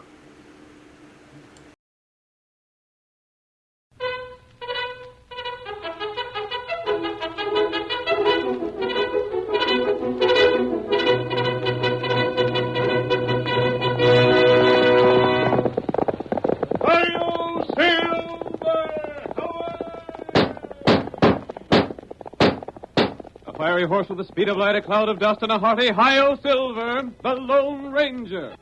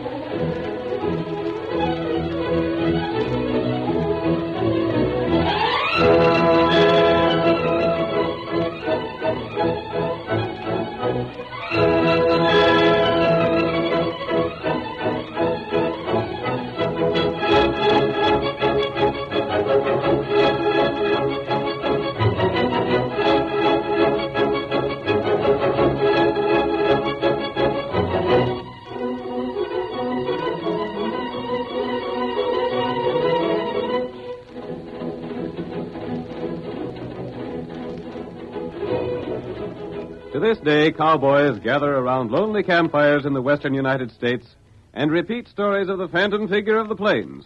They tell of his daring crusade against outlaws and crime, of his great horse Silver, of the Indian Tonto, who was the masked rider's faithful companion in danger of every sort. And now, as Silver thunders down the trail, adventure calls once more. The Lone Ranger rides again. Come on, Silver, old fellow. Santa's waiting to help us. Hi-yo, Silver!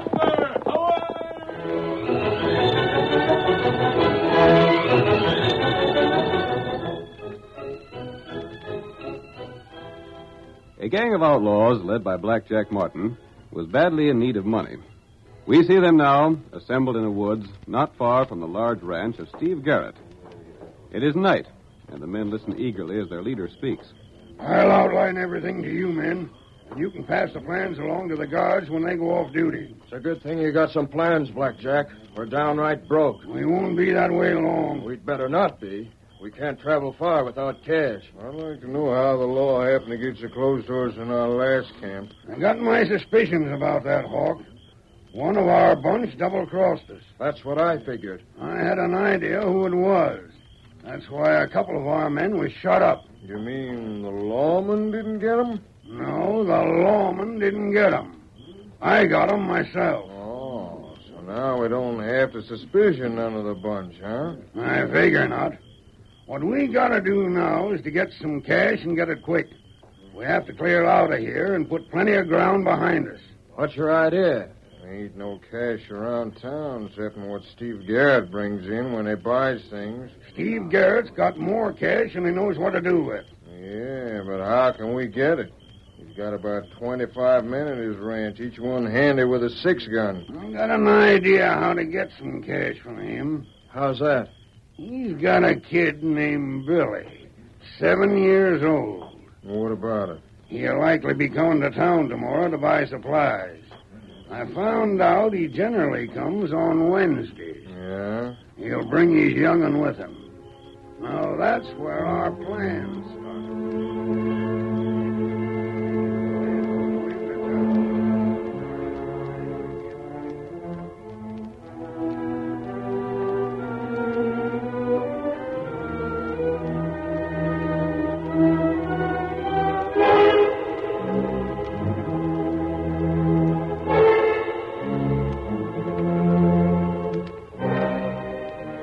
Garrett was popular among the people of his district. He owned the largest ranch in the county and employed a crew of more than 20 men. But though he was proud of his ranch and position, he reserved his greatest love for his son Billy. We see them on a trip to town for supplies. The rancher was met by a deputy with word that Sheriff Wilson wanted to see him in his office. Garrett left Billy on the porch. He's inside, Mr. Garrett, and wants to see you right away. All right. Burns said you wanted to see me, Sheriff. Something extra special turned up? Yeah. Where's that kid of yours? On the porch. Why? All right. Just as well he don't hear what we say. Sit down there, Steve. You're downright serious about something. What's the trouble? Trouble aplenty, I'm feared. Fact is, we may have more trouble around town than we can handle before long. How's that? Take a look at these handbills, Steve. Reward notices. Blackjack Martin, huh? I've heard about him. Who ain't? He's a critter that turned Carter County inside out. I heard about that. Then he went to Panamint and raised hob there. Left with the law on his heels after shooting 5 men. Had to leave all his loot behind, so he's hard up for cash now. What's all this got to do with me, Wilson? I got a letter here from my friend Jed Slade over Panamint Way. Says he figures Blackjack Martin will be coming here next. That means you might see something of him out your way. It's know that you're pretty well fixed. Oh. So I wanted to warn you. I'd like to see that rat try anything.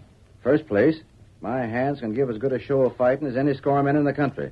They was all with me in the Army. Yeah, I know. Second place, I don't keep much cash around the house. I know that, Garrett. But Blackjack has ways of getting cash in spite of what you got around the house and in spite of your 20 fighting cowhands. Now, what do you mean? You got a right smart young one. Billy? You bet I have. Watch him mighty close, Garrett. Let go me! Huh? Let go me! This your son? Huh? Let go me! Pa! Make him let me go! Take your hands off my boy, Injun. Let him go. There. Who are you? Where are you from? Me in store. Buy food. Billy, come here. I didn't do anything, Pa. Was you in the store? Uh-huh. But, whoa, I only... Him want candy. Him ask Tonto. Thought you said you left him on the porch. I did, Dad Rabbit. But he's got spunk of his maw and mind of his own. The dickens of a time making him obey. I told you not to go off on that porch. Oh, I only... Him talk to stranger. Who? To Tonto. That me. Oh. That not right. So Tonto fetch him here. Well, thanks, Tonto. Billy, I told you not to leave the porch and not to talk to strangers. I wanted some candy. You stay where you're put until I'm done talking. Thanks for fetching him, Injun. That's all right. Me go now. Billy, you wait on the porch till I come for you. Now mind what I say. All right, Pa. That's what I was getting at, Steve. Blackjack and his bunch could take the boy and hold him for ransom. Gosh, I never thought of that. They're ornery enough to do anything in the world for cash. I reckon your 20 guards wouldn't do much good if them snakes got the young'un. No, you're doggone right, Wilson. You got any special reason for thinking some of the Blackjack outfit will be around? Ain't no telling where they'll be. There ain't much in the way of a description on the handbills. They ain't no one ever got a close look at them and lived to tell about it. That's the sort of critters they are. Shoot first and don't leave no witnesses. Well, I'll keep in mind what you said. Keep an eye on the boy. Don't let him get out of your sight. I won't. I'll head for the store now if you're done. That's all I had to say, Steve. I'm much obliged for the warning. All set, Billy. Now we can... Oh, where's the youngster gone? Ain't he there on the porch? No. Hey, Billy. You ought to teach him to mind you.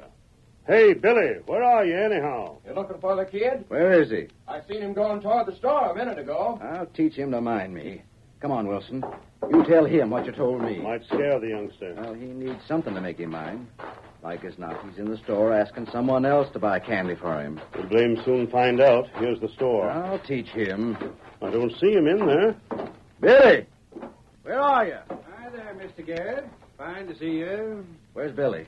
Here, young'un. I was here just a minute ago, asking an Injun to buy him candy. Yeah, but that's the first time. Come in just a couple of seconds ago as some man I never seen before. Stranger? Yeah, I reckon so. Where'd they go? I didn't know. Well, what was said? Nothing. Hope there ain't nothing the matter, Mr. Garrett. Well, I don't know yet. The stranger buy anything? Yeah, took some candy from that case there. Paid me 2 bits and said never mind the change. He only took about a nickel's worth. Did he give the candy to Billy? Yeah. And the 2 of them went out. Come to think of it, they went out the back way. I thought nothing of it at the time.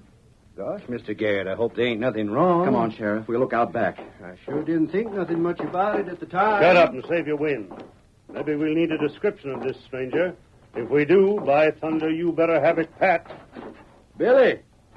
Billy Garrett! Billy! Where are you? Hey, Billy! What's the matter, Sheriff? Burns, Garrett's kid's disappeared. You seen him? No. Billy!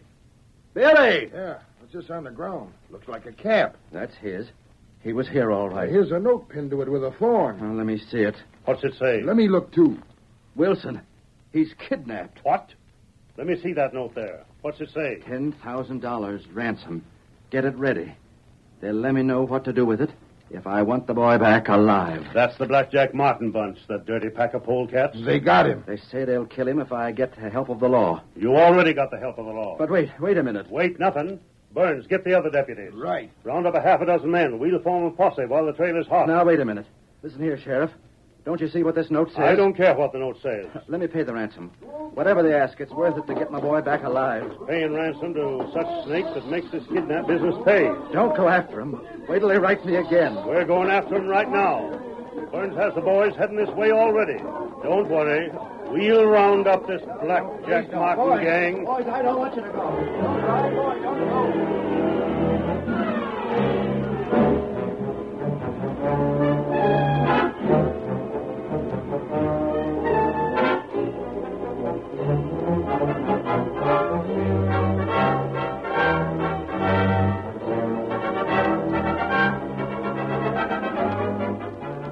The sheriff refused to obey the instructions given in the ransom note.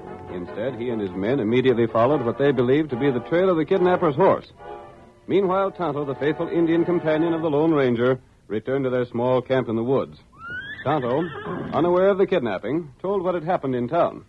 With the Blackjack Martin gang working around here, Tonto, Garrett had better keep a mighty close watch on his son. That's right. I hope he told Garrett. Me tell him. I don't think we've ever tried to trail a man who's as hard to locate as Blackjack. Him not far from here. But he might just as well be in another state for all the success we've had in finding him. That's right. What's the matter with Silver? Him hear sound. Steady, Silver, old boy. What's the matter with you? Maybe snake near. Silver doesn't act like this when a snake is near. Tonto take look. Back a rock. There now, old boy, steady. You've warned us. Take it easy. Ice them, mister. We got you covered. That sheriff. It's me, all right. We got to get the boy. What's the matter? Look at the mask on that one. Maybe he's Blackjack. Put down your guns. I'm not Blackjack Martin. Hear that? He knows Blackjack's last name. If you ain't him, how do you know his name? Who is there in this part of the country who hasn't heard of that crook? Where's the Garrett kid? Garrett. What matter him? Come on, no need of you trying to deny you got him. I seen you with him this morning. Oh, but me give him to father. Yeah, and you told the storekeeper that you was teamed up with a white man. We followed your trail. Is the boy gone? Yes, he's gone. There was a note pinned to his cap demanding ransom. Who was that note from? Didn't have to sign his name. It was Blackjack. He's holding the boy for ransom? You're him. You're wrong. I'm not an outlaw. We not take boy. Where's he at? Talk or we'll start slinging lead. We ain't no mind to fool around. What did the note say? I reckon you ought to know. What did it say? Said there'd be $10,000 paid for the return of the boy. Said that if the law was notified, the boy wouldn't live. So you immediately went on the trail. Talk, Dad Ratcho. We'll shoot. If we had been the kidnappers, don't you suppose the boy would be hidden somewhere away from camp? Where's he at? I don't know. But you and your blundering way of trying to find him aren't helping his chances to live. I suppose you feel like his father does. The ransom should be paid. No. You're darn right, it's no. If everyone refused to meet the demands of kidnapping rats and polecats, there wouldn't be no profit in it. And they'd soon blame stop it.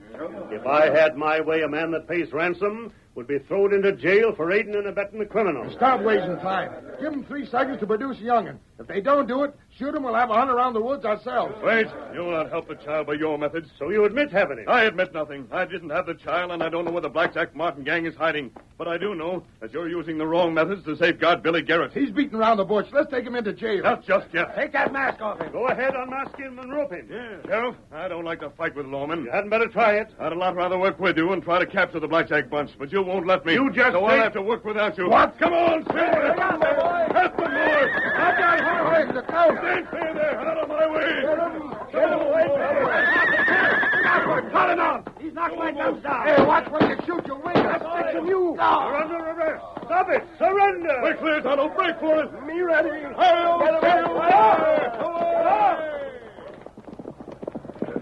We get him away. Come on, Tonto. It's up to us to find that child before the sheriff causes his death. Hi-yo, Silver! Away!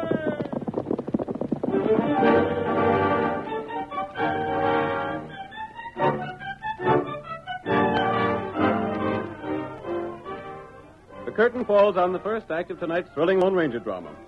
Before the next exciting scenes, please permit us to pause for just a few moments.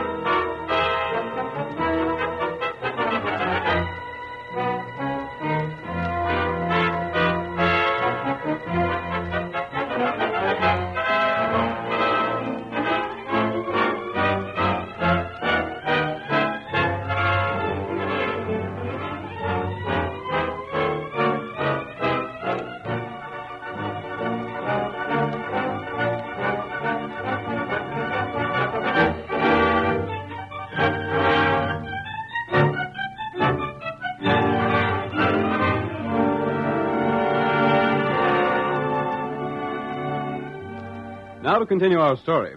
Billy Garrett, young son of a wealthy rancher, was kidnapped by the Blackjack Martin gang. The boy's father, fearing for Billy's life, asked that the instructions given in the ransom note be obeyed.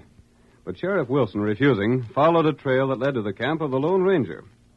He unjustly accused the masked man of the kidnapping, but with the aid of Silver, the Lone Ranger and Tonto escaped. Our next act opens in Steve Garrett's home. His wife, Martha, shows signs of exhaustion after a night of worry. Steve is plainly worried as he speaks to the United States Marshal. You see the spot we're in, Marshal Douglas? Sheriff Wilson lost his head complete when he heard about the abduction. Yeah, I can see that, Steve. In spite of all Stephen said, Wilson started out with a posse. And come back without any prisoners. He was downright put out when he come into town last night. So they tell me. You think he did find some of the Blackjack Martin men? I doubt it, Mrs. Garrett. I got an idea that there was someone else he followed. He said there was an Injun there, the same one that was in his office yesterday. Yeah. I sort of took to that Injun. I liked his style. I wouldn't figure him to be in cahoots with the Martin bunch. If he was, why would he have brought Billy to you as he did? Don't seem like he would have. But Sheriff Wilson don't stop to figure things like that out. He just went blind and loco mad and then set out. Now, what you want me to do, Steve, is to call the lawman off the Martin trail? You've gotta. They said in the note that if I sent lawmen after him, they'd never let my boy come home back alive. So you figure to pay the ransom when they write you about it? Oh, what else can I do? I don't know if there's anything else you can do, Steve. The main thing is to get the lad back safe and sound. That's all that counts. I don't care if we have to give everything we got. I want my boy. I'll see Wilson right away. In the name of heaven, tell him not to try and fight the Blackjack bunch. Tell him that they won't never return the boy unless he keeps the lawmen away. I'll tend to it. I'll ride for town right now. Thanks, Marshal Douglas. Thanks, no end. I'll let you know how I make out. Good. Oh, Steve, I can't stand it much longer. I know, Martha. It's an awful strain. If only we could be sure Sheriff Wilson would leave the crooks alone, there might be some chance. I don't know. Garrett. What the? A masked man. Steve, that's one of them. Take it easy, Garrett. I'm not an outlaw. I'm a friend of Tonto, the Indian. The man I seen yesterday? Yes. What do you want here? Who in the name of goodness are you? Believe me when I say I'm trying to help you. But my boy Billy, Blackjack Martin never lets anyone see him at close range. What do you mean? I mean that even if you do pay the ransom, you'll never see your son alive. Oh, Lord. But wait. Steady, Mr. Garrett. If you're on the level, put them guns down. I can't take that chance, Garrett. Then they've already killed my boy. No, I'm sure they haven't. How do you know that? Because they'll not harm him until after they send you full instructions as to how to pay the ransom. Martha, honey, buck up. Better rest on that cot, Garrett. You had a shock, and I'm sorry for it. But I had to know the answer to one question. Martha, are you all right, honey? Martha, speak to me. Stranger, get that basin of water on the stand over there. She's all right, Garrett. Here, bathe her face. Yes, There now, honey, you're all right. The boy's alive. What's it? Your son's alive, and we're going to get him back for you. Stephen, is that the truth? The sooner you let me speak privately to your husband, the sooner we can get started. Well, then do it now. In the name of mercy, get started. I'm all right. Step outside with me, Garrett. You're going to be all right, Martha? Oh, yes. Come with me. Poor Martha. It's more of a strain than a mother can stand. It's a worse crime than murder, Garrett. That's why the marshal is wrong. Those men must not have protection. But my the boy... sheriff, too, is wrong. You said he was alive. His mother needed that hope. Then you I think hope to heaven he's alive. You've already had further word from the kidnappers. You knew? That's what I had to find out, Garrett. Your wife's reactions when I said he'd be alive until that word came gave me the answer. I want to know the details for the payment of ransom. I see. What are they? There ain't no use denying that I had word from Black Jack last night. No. But I'd sooner pay and hope they'll send my boy back home. And let him live to recognize each member of the gang? I can tell you, Garrett, easier than I can your wife, that there is not one chance in 100 that payment of the ransom will save the boy's life. Then what are we... Someone must work against this gang quietly and secretly, not as the sheriff moved against them. But how? They've took every precaution. Let me have the note they sent you. Well, I got it here. They want the cash, $10,000. That'll make a bulky package. Well, it's got to be put in a trunk. Gold and silver. No folding money. I see. Then it's got to be took to Gunstock Creek and hauled downstream to where the overhanging dead tree marks the county line. Then what? Then I'll look for one end of a rope that comes from the water to dry ground, tie that rope to the trunk, and go away. You'll not know where the other end of the rope is. No. Might be at any point on either side of the creek. That's right. Or in the creek itself. When the crooks are sure no one is near, they'll drag in the trunk and leave no tracks to their camp. It's a clever scheme. How can a man outwit such rats as that? I tell you, mister, no matter what you got in mind, it won't work. There ain't a chance to beat them crooks. All I can see to do is to pay and hope for the best. You'll do more than that. But I go to town today, draw the money from the bank, and get it packed and ready. Well, that's what I planned on, but... When is the cash to be left there? After dark, tonight. Then follow orders to the letter. But between now and then, stop at this house with the trunk.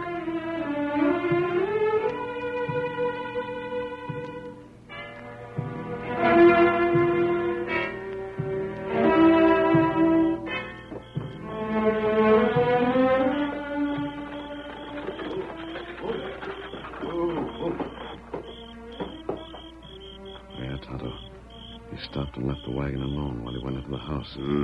Now's the time. Come on. You be plenty careful. It's bad.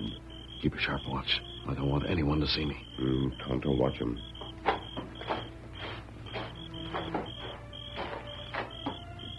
You left the trunk unlocked.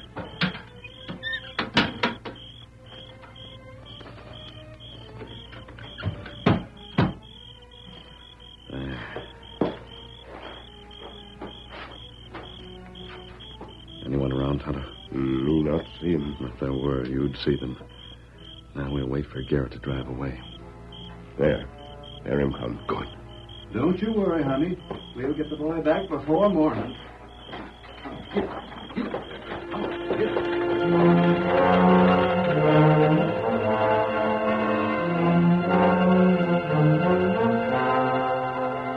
That night, the Black Jack Martin gang prepared to claim the ransom money. 3 of their number, carefully instructed, rode to get the trunk containing the gold and silver. While the remainder waited in camp, they listened to their leader. How are we going to handle the kid? That's easy. You don't figure I'd let him go free, do you? Don't talk foolish. Oh, gosh, I hate to do for a kid his age. He's like a sort of young one I once had before I went outlaw. That's enough of that talk. Oh, I know, Blackjack, but Any man that goes soft on us knows what to look for. I ain't going soft. I only... You'd let the kid go back to his folks. Let him be able to tell what all of us look like. I reckon that wouldn't be good sense. Of course it wouldn't. It'd be suicide. Jack, well, one thing worries me about the getting of that cash. What's that? What if someone follows the boys when they get the trunk? I've taken care of that. How's that? Garrett ties a rope to the trunk, don't he? Yeah. The other end of the rope is downstream under the water, about 100 yards away from where the trunk is. When the boys are sure the coast is clear, they get the rope and ride quiet in the water. Don't leave no trail. Not even bloodhounds could follow them. They come right here. Soon as they get here, we bust the trunk open, get the cash. Each of us loads our saddlebags, and we clear out. And no man can trail us. If any lawmen are watching, they won't see nothing. Because our boys will be around the bend. Yep, and won't move while anyone is around. But I don't think anyone will be close by. Not if what Lem said is true. I was in town all day. The sheriff's men ain't allowed to act. U.S. Marshal's got 'em clamped down. They're going nice at the U.S. Marshal, huh? Don't make too much noise. Ain't no use taking chances. There's someone coming. Stand ready. Get your guns out. What's our men coming? If it ain't, you know what to do. Any sign of lawman, be sure you get the kid first off. I'll stand close by the kid. That's our bunch, all right. Hi, boss. There, you got it? Sure. Oh, where's the trunk? Right here. Carry it over here. You boys get the horses ready. Come on, boys. Bring it over here. Anyone see you? Of course not. Well, mind you now, if the first sign anyone coming in here, take care of the kid. If he lives and any of us is captured, he'll tell what we look like. They got their orders, Hawk. You give a hand getting that trunk. Weighs plenty. Must be Mosley silver instead of gold. There. That does it. Now open her up and let's see what all that cash looks like. You gents stand close with your horses and fill the saddlebags. What about the kid? We'll take him with us for a ways. Open the trunk. Water wasn't deep enough to get her very wet. There we are. Fetch a torch here. Let me see what all this cash looks like. Here you are, Jack. Who spilled oil around here? I don't know. Never mind the oil. Grab that silver. Good to get the feel of cash again. Don't waste time feeling of it. Pack it for moving. Here's Heath. Get your bags filled. Fetch your horse closer. Right. You too, Hawk. Load up. Horse, looks like there's a fire of some sort over yonder. Oh, what about it? Just curious. Never mind that. Get this stuff packed up. I hanker to hit new trails. Might be a forest fire or something. It's a big blaze. Now, what of it? Hey, it's coming closer. Yeah, it's coming right this way, moving along the ground fast. What? It is coming here. Hey, what's this oil? Look here. There's a can of it spilled in the trunk. Who's that yelling? That fire's getting too close. Get that oil away from here. It's spilled all over the ground. Fire is here! Tomcats! My hands is covered with oil. Out, you're on fire! Help me! The kid! I can't get my gun to search the fire. My clothes! Help me! Beat that fire out! Out for the horse! Beat it out! Who's coming here? Help me, Jerry! Trailers here! We got a fire! I'm a fire! I'm a fire! That rope coming. I'll keep steady. I'll show you. We'll handle it, Garrett. Get your son. Billy, old lad. Oh, thank God you're alive, boy. The fire will burn out in a few seconds. Get them all tied while they're helpless.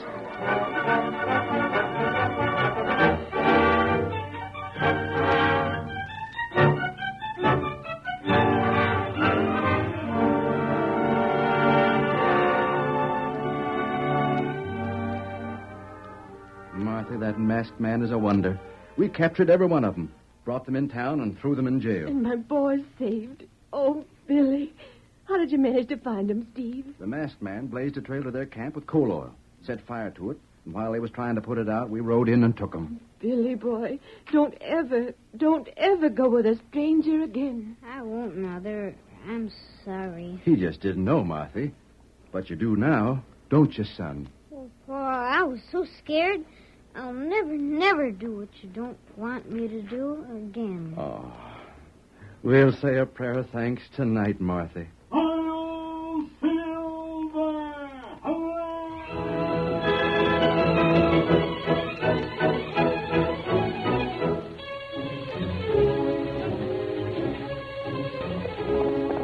on there, Silver, old fellow. There's danger on the trail ahead, and we have to hurry.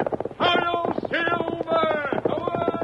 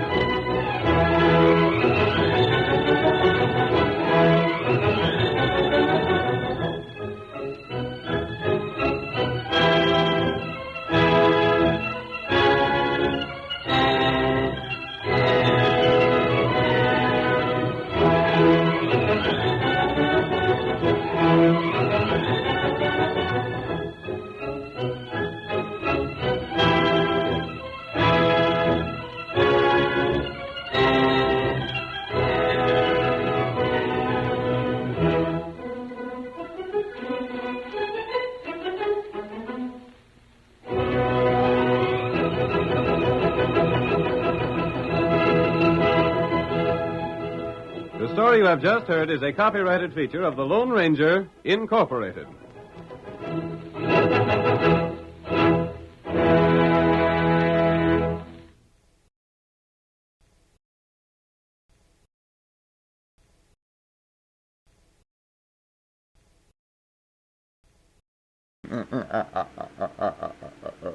Who knows what is coming up next? The Shadow knows. Who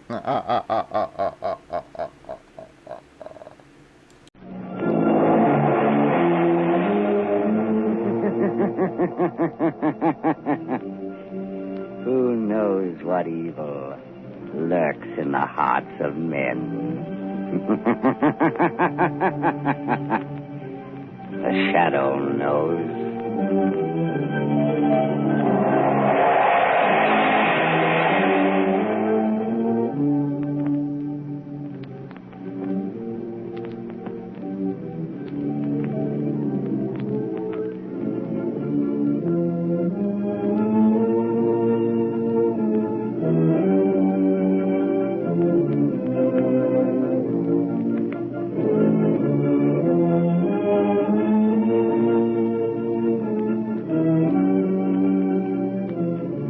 Ladies and gentlemen, in a moment, The Shadow will be on the air with a thrilling new adventure.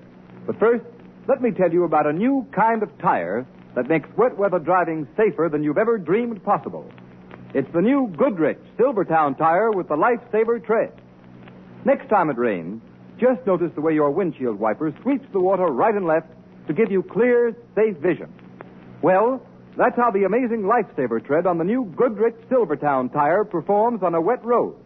It sweeps the water right and left, forces it out through the deep drainage grooves, makes a dry track for the rubber to grip, gives you the quickest non-skid stops you've ever seen. And you get this life-saving skid protection plus Golden Ply blowout protection at no extra cost. So play safe. Equip your car with Goodrich Safety Silvertown.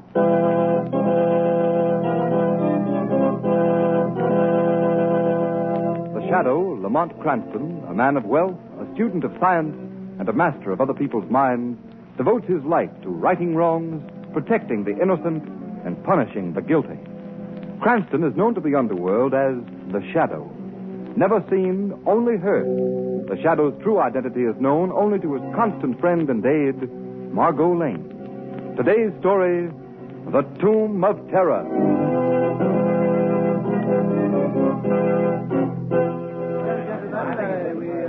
And so, gentlemen, we are gathered here on the grounds of the City Museum to pay tribute to those who have successfully brought to this country the building that stands before you, the authentic tomb of the Egyptian pharaoh, King Khufra-Tep. It is my pleasure to present to you now the man who is largely responsible for its discovery, transportation, and reassembly. The director of the expedition, Dr. Romney Hale. Thank you. Thank you. Directors of the museum and fellow workers, I am very grateful. It has been through your cooperation that this work has been made possible, although perhaps we owe a vote of thanks to good King Khufra-Tep himself. In spite of the legendary curse that all who gaze upon King Khufra-Tep's mummy shall die, the bulk of our job is finished. Now, before you are admitted for the inspection, will you excuse Mr. Avery, Mr. Johnson, and myself while we make a brief check of the interior of the tomb? Harry, Jack, will you come with me? Surely, Doctor. Oh, certainly, Doctor.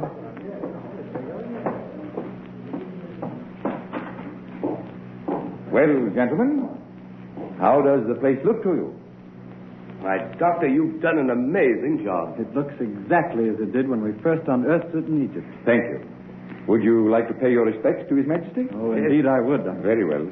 Will you help me with the lid of the mummy case? Oh, sure.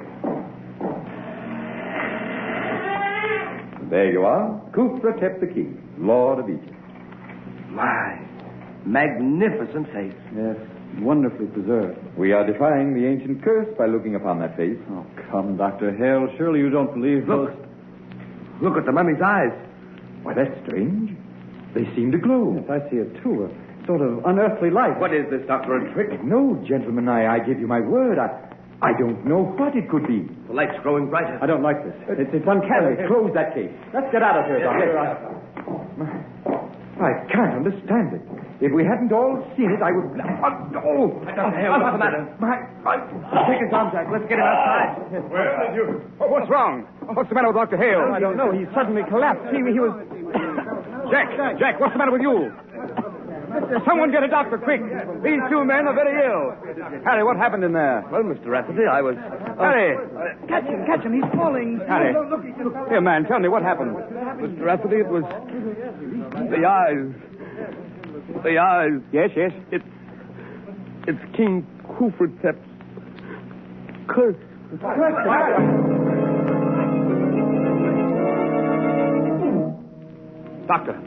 Doctor, tell me, how are they? All three of these men are dead. Hold those pistols. What do you got, Chief? A terrific yarn. Dr. Romilly Hale, the archaeologist, and two of his assistants died mysteriously an hour ago in King Kufretep's tomb. Play up the curse angle and spread it for all it's worth.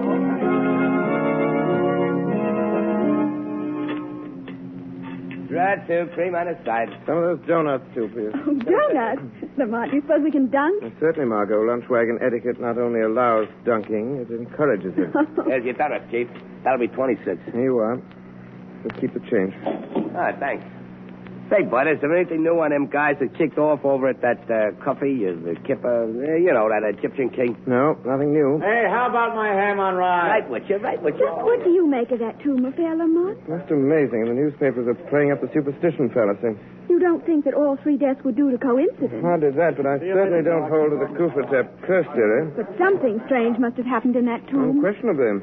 According to the newspaper reports, one of the three men before he died was heard to mutter something about eyes, terrible eyes. And his last words were King Kufretep's curse. They were undoubtedly terrified by something they saw in there. They did not die of fear. Oh, I know. According to the doctors, they all died natural death. Yes, that's quite true. One of pneumonia, one of typhoid, and one of heart disease. That's the way the doctors had to write their death certificates. Perhaps when the truth is known, they'll have to be changed. Changed? What do you mean, Lamont? You finished eating? Oh, yes. Should we take a walk? Oh, all right, let's go. Good night, boss. Good night. Good night. Lamont, what did you mean the death certificates will have to be changed? 3 men do not die within seconds of one another of different diseases without a single underlying cause. Oh, that's true. Margot, the mysterious death of those 3 men has challenged the imagination of the Shadow. I must find out the medical details of the deaths of those men. Then you think there's more in it than the papers have printed? I know there is. I can get those details for you. Good. As soon as you have the necessary information, communicate with me. The Shadow will await your call.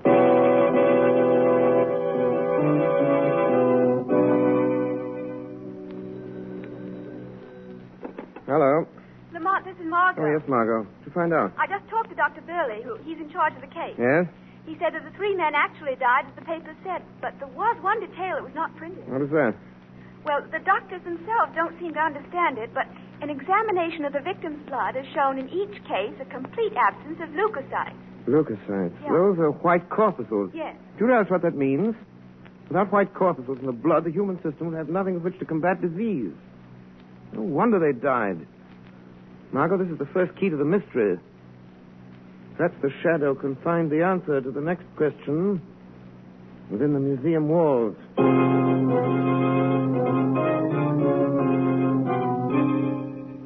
I tell you, we must go through with the public opening of the tomb, as originally planned. But will the public be there? We'll have to take that chance. Gentlemen, I wish we had never started this project. Now, see here, Kent. You've been acting like an old woman about this whole thing. But, Mr. Rafferty, We've poured thousands of dollars of the museum's money into the tomb, and it's up to us to dispel this nonsense about the Kufretep curse. I am not so sure that it is nonsense. Rubbish. Oh, you can't dismiss the fact that 3 men died. They all died natural death. I wouldn't be too sure about that, Mr. Rafferty.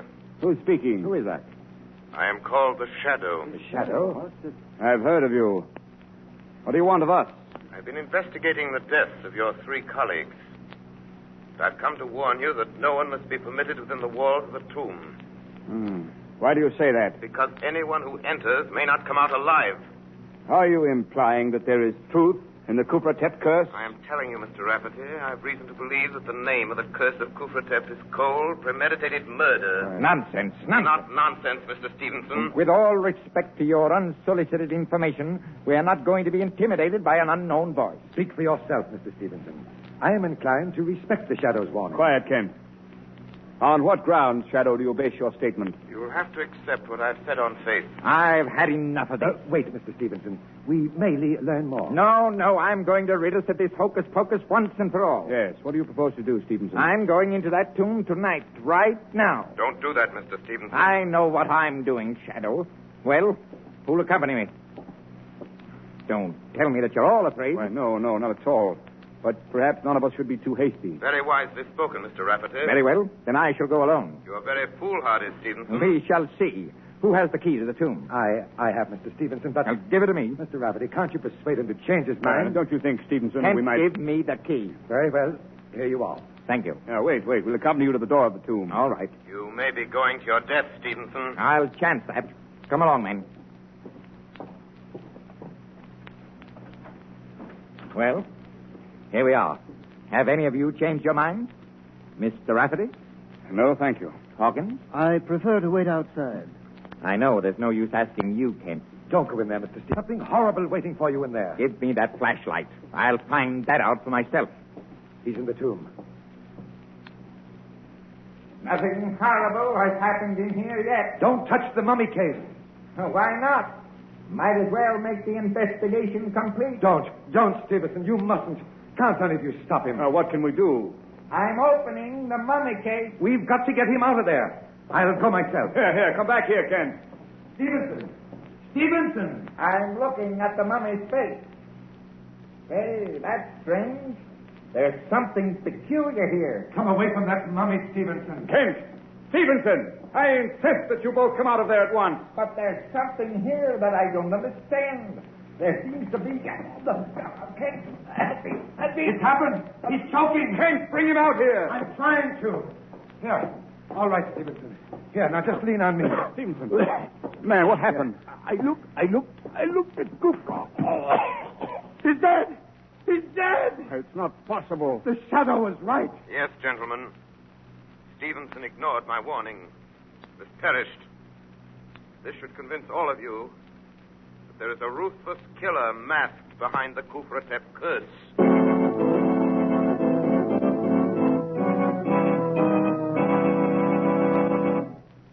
Ladies and gentlemen, one warning from the Shadow strikes fear into the hearts of his adversaries.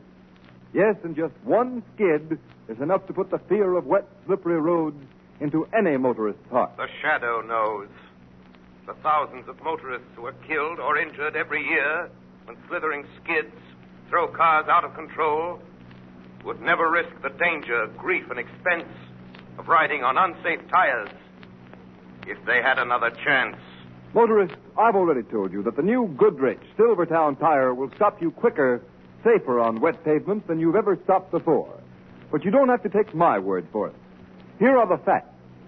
Exhaustive road tests of both regular and premium price tires of America's 6 largest tire manufacturers were made by the nation's largest independent testing laboratory, the Pittsburgh Testing Laboratory.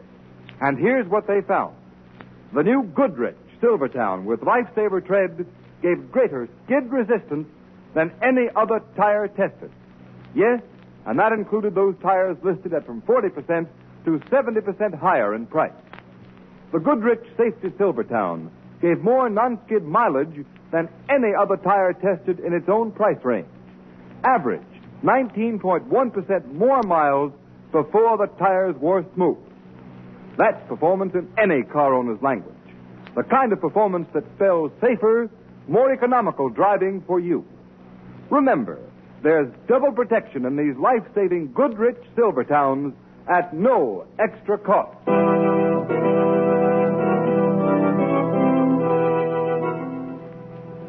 Margot, what did you learn about Stevenson's death? Well, Lamont, the doctors officially called it influenza. What about the blood test? It was the same as the others. The white corpuscles had been destroyed. Just as I thought. That proves that Stevenson was murdered, too, and by the same instrument. But, Lamont, what can that instrument be? It may be a serum, poison gas. I don't know.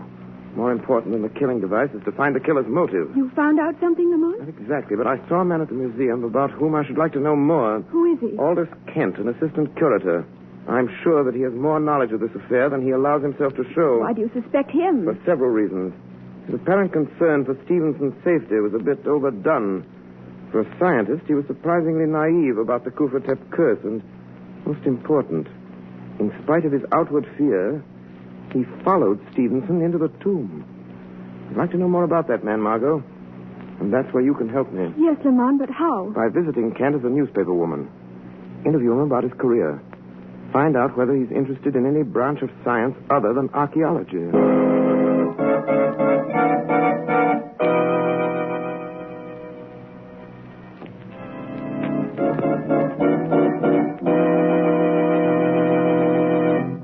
Well, Margot? I saw Aldous Kent. Yes? He hasn't always been an archaeologist. He worked at many things. For instance? Well, before he went to work for the museum, he was employed as an assistant by Dr. Faber. You know, the well-known biologist. Very interesting, Margot. I think that's all I'll have to know. But, Lamont, does that have any bearing on the murder? May have everything to do with them. I'll be able to answer that question after the Shadow pays a call on Dr. Faber.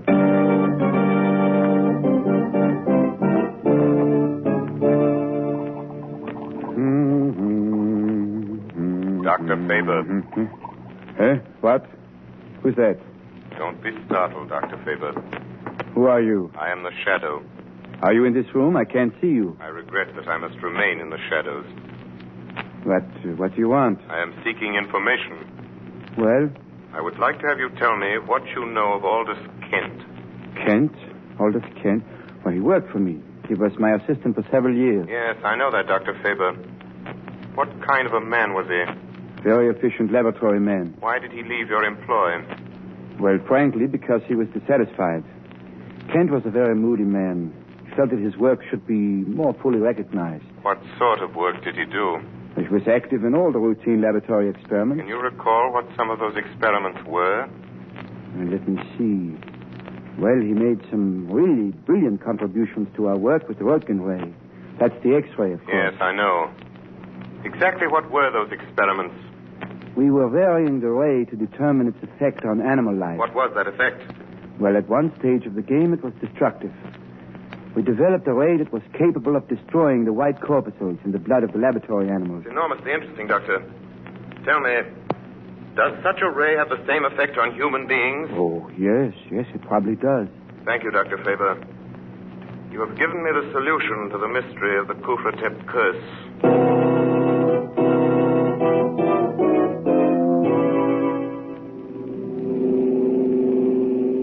I feel certain, Margot, that the machine of death is concealed somewhere within Kufratep's tomb. But why must you go there tonight? Because I can investigate without danger of interference. There's no time to be lost. Can't you confront Kent with the information you already have? No, Kent's a clever man. He might give him time to destroy the evidence. And we could pin nothing on him. Yes, I see. If I can uncover the deadly ray and positively identify Kent with it, he can be tricked into capture. Here's the museum. I'll turn in this driveway. As a precaution, I'll switch off the headlights. Lamont, I hate to have you going into that tomb alone. It's an eerie-looking place. No, nothing will happen to me. Yes, that's what the others thought. The others weren't aware of the real danger as I am. Hand me the flashlight, Margot. Here you are. Thank you.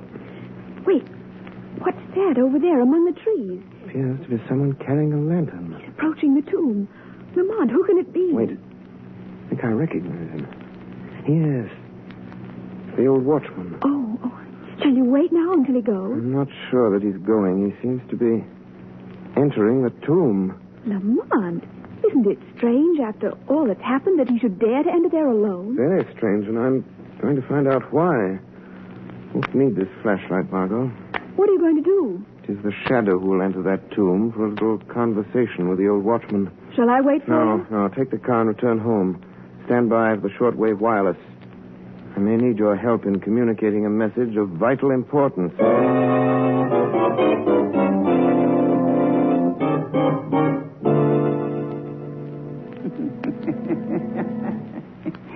Good evening, Your Imperial Majesty. I've come again to see that you are resting well. Your work is nearly done. Only one more. One more to gaze into your eyes. And then... then the vengeance is complete. You have served me well. Who speaks? Who indeed would speak within the resting place of the king. Are you the... Yes. It is I, Khufratep, Pharaoh of Egypt. Oh, Your Majesty. Rise up. You need not kneel in my presence.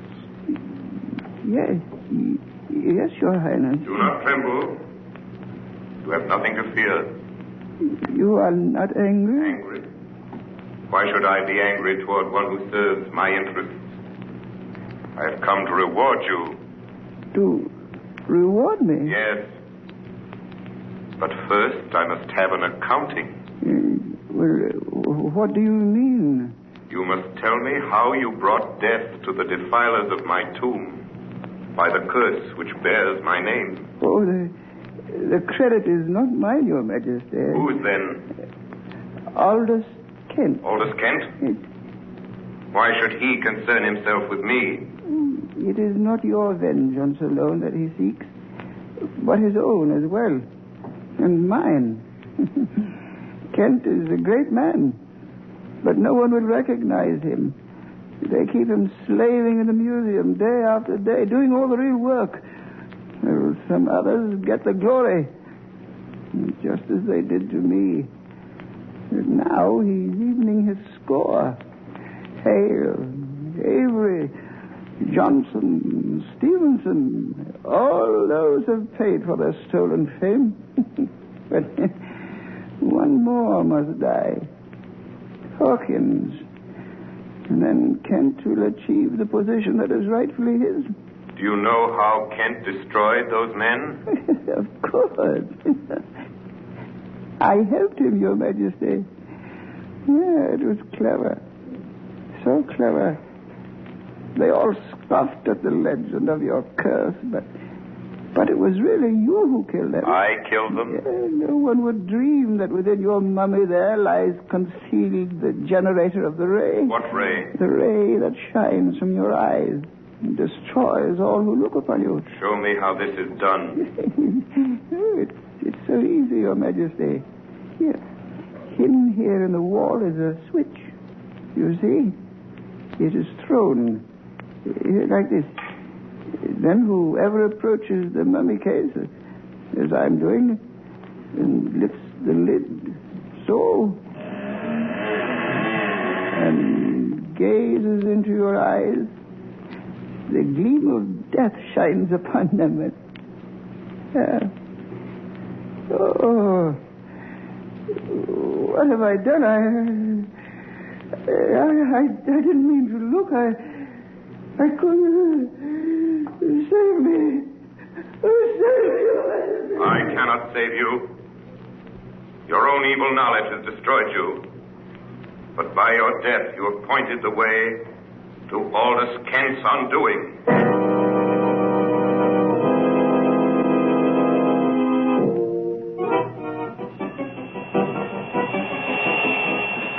Margot Lane. Calling Margot Lane. Communicate with Rafferty, the director of the museum, at once. Tell him to arrange the public opening of the tomb tomorrow as planned. Be sure that both Kent and Hawkins will be there. This is important. Margot, tell Rafferty that he must follow my directions implicitly. A man's life is at stake.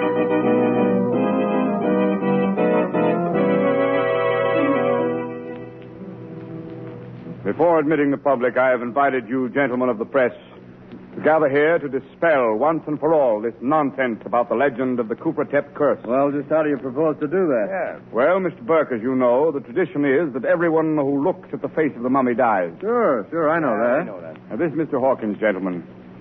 He is the sole survivor of the Khufratep expedition. Yeah, we know Hawkins. Yeah. He has volunteered to show you that there is no truth in the stories that your newspapers have played into national prominence. What's he going to do? The mummy case will be opened in your presence, and Mr. Hawkins will personally gaze on Khufratep. Now, this ought to be good. Are you ready, Mr. Hawkins? Well, very well, you may proceed. Mr. Rafferty, Go ahead, Hawkins. Mr. Rafferty, I can't. I changed my mind. What? But, Mr. Hawkins, do you realize what this means? Yes, Hawkins, you must go through with it. I'm afraid not, Kent. I've lost my nerve. The prestige of the museum is at stake. Well, you seem to have changed your attitude, Kent. Well, I disapproved of this plan at the beginning, but as long as you've gone this far, I think you should carry it out. Well, Kent is right. Well, I'm sorry, but, well, when I think of the others, what happened to them, and seeing them die, I just can't. Well, boys, looks like the show's over. Let's go. Wait, gentlemen, don't leave. Now, Mr. Hawkins, if I volunteer to look on the mummy's face first, will you follow me? Well, That's certainly fair enough, Hawkins. Very well. Have I your permission to open the mummy case, Mr. Rafferty? Yes, you have. You're very brave, Mr. Kent. Who's that? It's the Shadow. The Shadow? Boy, what a yarn this is going to be. Shadow, why are you here? I anticipated your performance, Mr. Kent, and I came to see that it was carried out properly. What do you mean by that? Before you proceed, I suggest that somebody throw the switch concealed in the carving on the wall. I don't know what you're talking about. You do know, Mr. Kent. I want your demonstration to duplicate Hale's, Stevenson's, and the others. The switch was thrown then. This is absurd. Here it is. I found the switch. Please turn it on, Mr. Rafferty. There you are. It's on. Good. Now you may continue your little performance, Mr. Kent. This whole thing is ridiculous. I refuse to be made a fool of. Are you trying to back out? I will not continue under these conditions. I thought you wouldn't. You know that to look on the mummy's face when the switch is on would mean death. That is not true. But it is. And no one should know better than you. Concealed within that mummy is a murderous ray. That ray is your own conception. That's a lie. There is no ray. Then why don't you look on Kufratep now? Because Then you shall be forced to do so. No.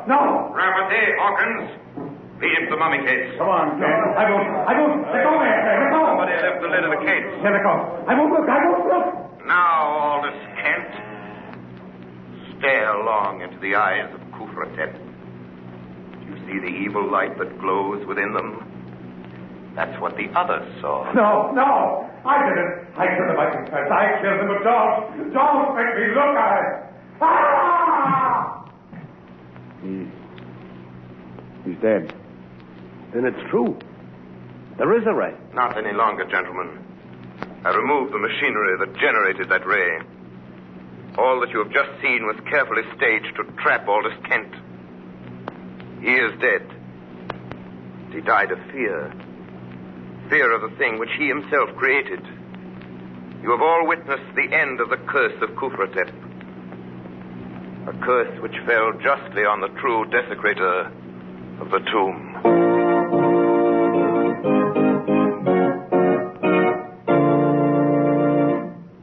You have been listening to a dramatized version of one of the many copyrighted stories which appear in the Shadow magazine, now on sale at your local newsstand.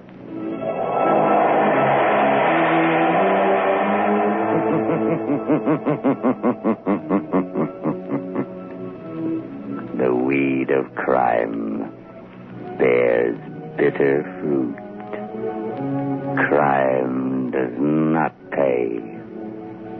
The Shadow knows.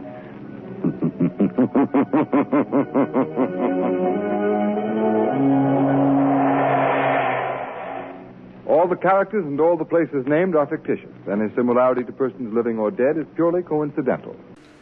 Groucho Marx meets some of the most interesting people you could ever hope to hear on radio. We're in You Bet Your Life, coming up next. Ladies and gentlemen, the secret word tonight is ink. I-N-K. Really? You bet your life.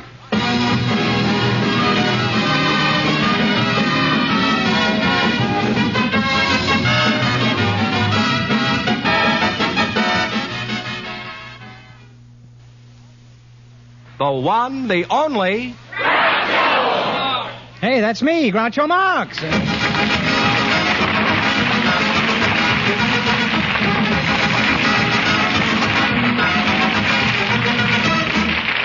Thank you. Well, here I am again with $1,000 for one of our couples tonight. George Fenneman, who's first? Just before we went on the air, we asked if there were any young people present who'd like to get married someday. And our studio audience selected Miss Mary Cool and Dr. Eugene D. McCann, Jr., and here they are. Folks, meet Groucho Marx. So you two are in search of romance, eh? Mary Kuhl? That's right. Cool. Oh, cool, huh? Where are you from, Mary? I'm from around Milwaukee. I was born in Wauwatosa. I had that for breakfast this morning. Why did you come to California? I came to see the Rose Bowl game last year.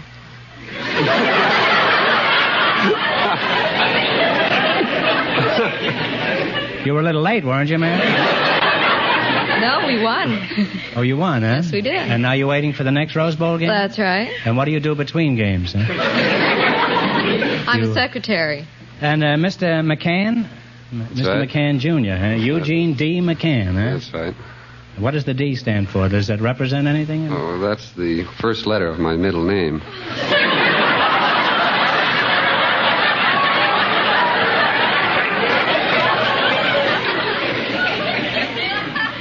Well, that's better than having it the last letter of your middle name. Not mine. It is the last letter. That is the last letter, Yes. too? It's the last. Well, what is your name? Middle name. I don't use it very much. Well, I won't tell anybody if you do. What is it? Duddy. Did you say Duddy? That's right. Not Fuddy-Duddy, huh? Are you related to Howdy Duddy? Does Duddy have any significance in addition to getting laughs? This is my uncle's name. That's all I got from him.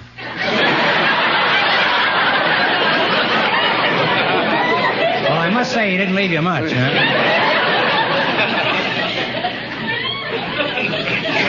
What was your reason for coming to California? I was born here.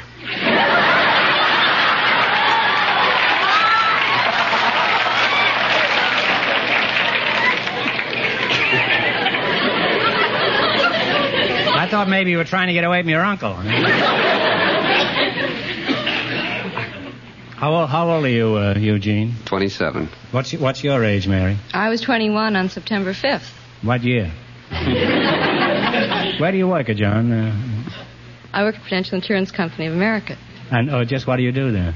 Well, I am a secretary, and my job consists of taking shorthand, typing, answering the telephone, and attending conferences, taking notes.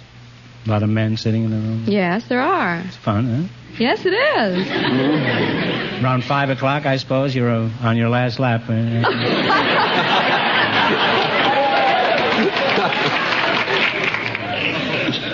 Now, what sort of work do you do, Gene? I'm an optometrist, Groucho. An optometrist. Now, well, what's the difference between an optometrist and an oculist and an optician? Couldn't one fella do all three jobs? No, they're all different licenses. Well, they're all the same to me. No matter which one I get a bill from, I still can't believe my eyes. How did you get to be an eye, ear, and nose specialist? I have nothing to do with the nose and ears, Groucho. You have nothing to do with it? No. Well, if you had nothing to do with the nose and the ears, where would you hang the glasses?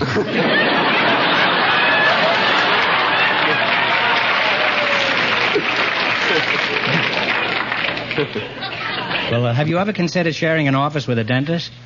You know, you could then advertise an eye for an eye and a tooth for a tooth.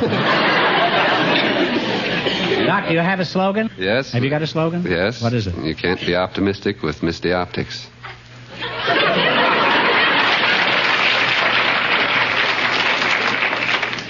That's very quaint.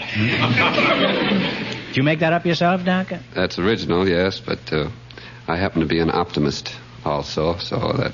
What do you mean you're an optimist? Well, that's a club that's in Los Angeles, and this is Optimist Week. Well, what is an optimist? Well, he's a member of the Optimist Club.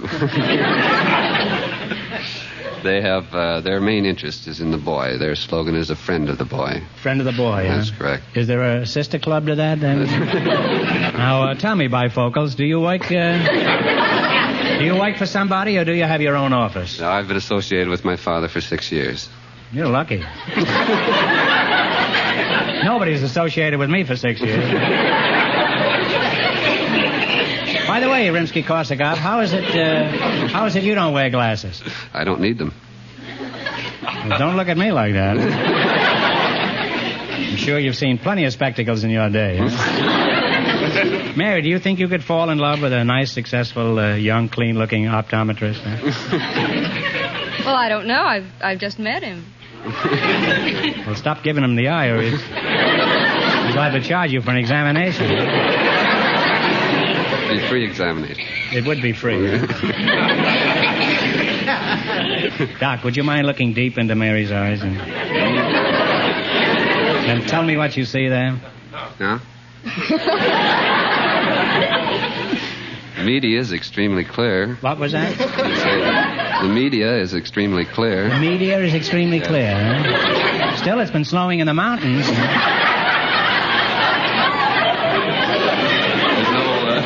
There's no sedimentation in the anterior chamber. What did you say your middle name was? Doc, you're about as romantic as a dish of sauerkraut. Well, you two ought to get along beautifully. An optimistic optometrist and a beautiful girl. Therefore, I now pronounce you winking, blinking, and may you have many little nods. Now, in just 1 minute, you're going to work together as a team for $1,000. But right now, I want you to pay attention to some interesting advice.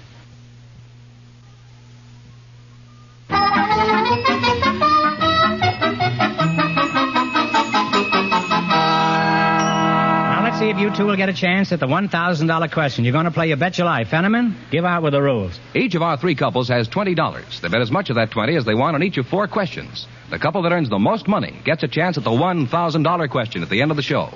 Our other 2 couples are in a waiting room off stage, so they don't know what's going on out here. Here we go. Let's see how high I can build you $20. What question category did you select? Prominent sports figures. That's right. Now, here's your first question. You have $20. How much are you going to try? $10. $10? In what sport is Earl Cashel famous? Golf.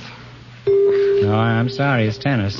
Well known. I think he ranked about 6th this year in the United States. They now have $10. Remember, you're going for $1,000 tonight, and that's the big prize. 5. How much of the $10 are you going to try? 5. 5. Okay.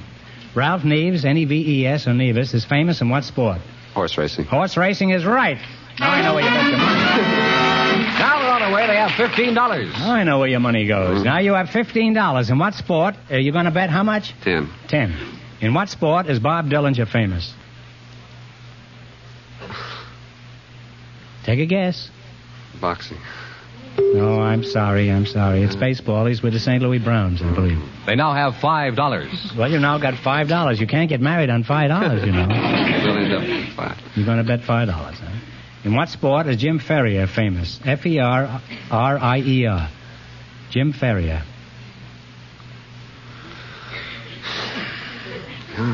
Football, I'll say. No, it's golf. I'm going to give you one more chance to get rich quick. You answer this question correctly, I'll hand over $10 in cash. Who is buried in Grant's tomb? Grant is right. Thank you.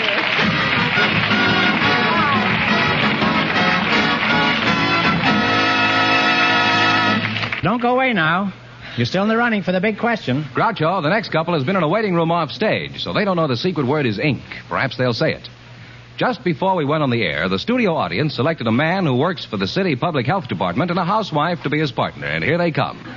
Mrs. Emma Ziegler and Mr. Al Toribio. Meet Groucho Marx. Mrs. Ziegler? I'll call you Emma, huh? Where are you from? From 1550 West 52nd Street in Los Angeles. Is that upstairs or down?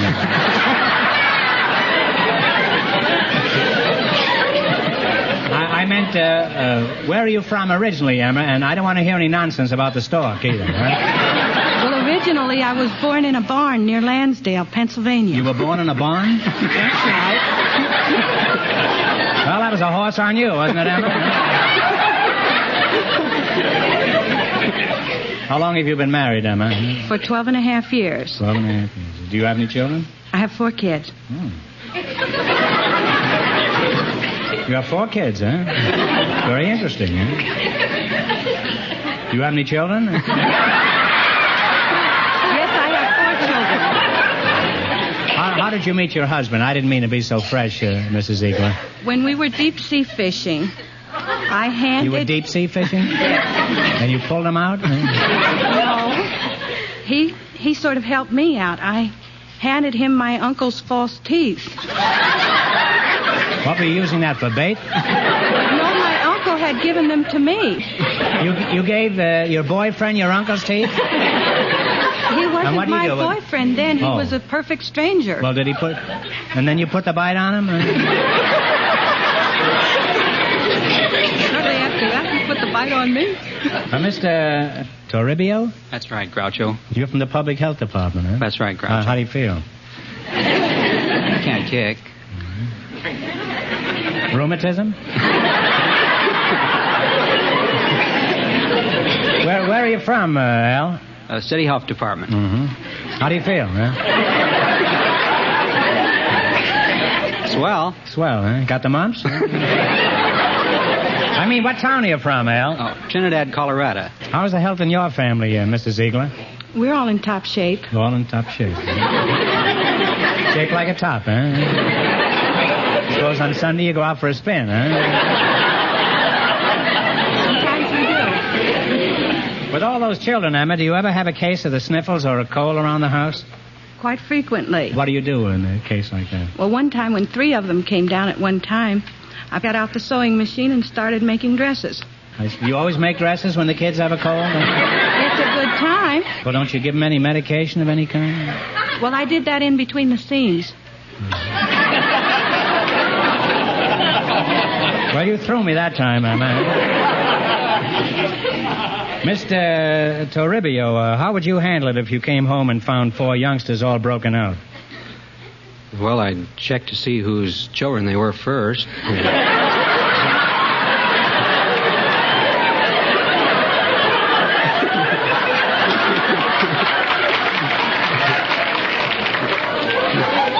You have a very suspicious nature. Haven't you got 4 children? 3, Groucho.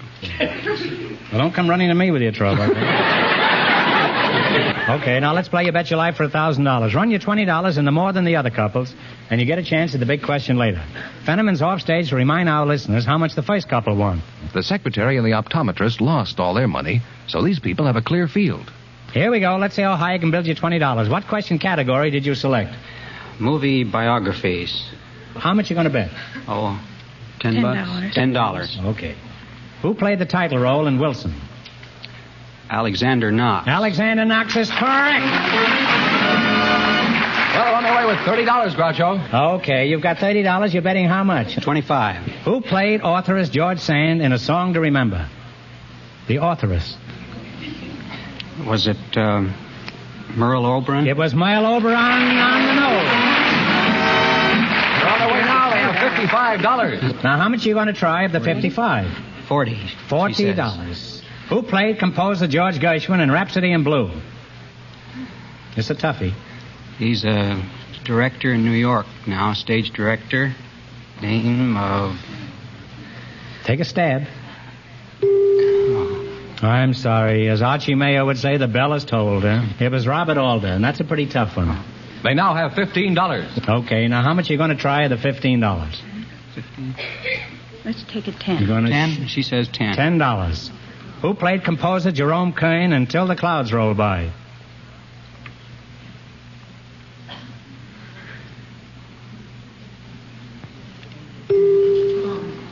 Oh, that's a shame. It was Robert Walker. And they wind up with $5.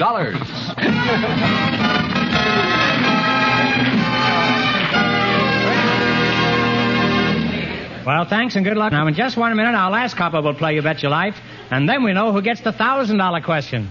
But at the moment, I'd like you to listen to this.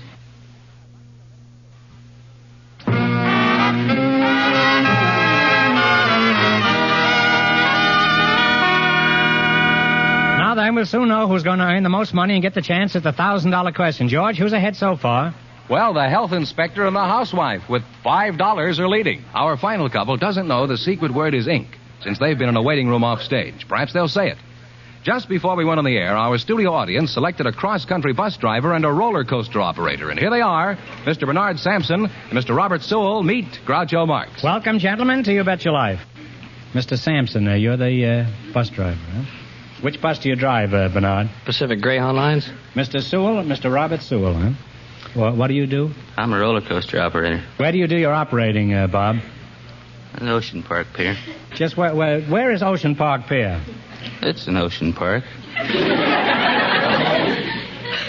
You don't get around much, do you? Huh? Bus driver, are you still here blocking the traffic? I'm still here. Where are you from? Chicago. Are you married? Yes, I'm married. How'd you meet your wife? I met her on a Pacific Electric train going to work. All the way downtown, I just kept looking at her, and she didn't say nothing to me, and I didn't say nothing to her. And, Oh, you had a very interesting conversation. Well, before I got off, I asked her for her phone number, and I told her I'd write the number down, and she'd give it to me, and she gave it me pretty fast, and just about to write, and I ran out of ink. And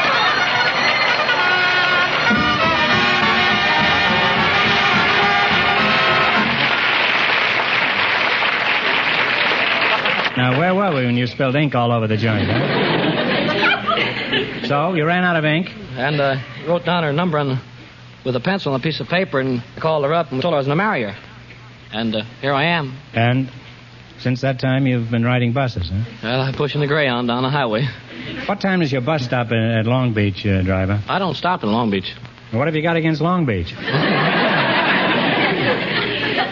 Let's take another ride on the roller coaster, operator. Just what do you do on your job, Mr. Sewell? Oh, I release the brake levers.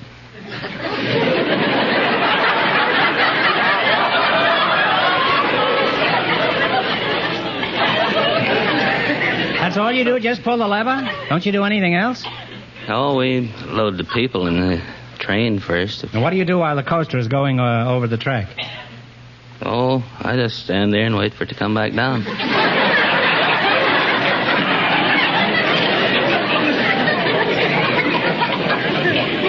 I mean, you just stand there and hope it comes down. Is that what you mean? Oh, it'll come back all right. You're pretty despondent about the whole thing, aren't you?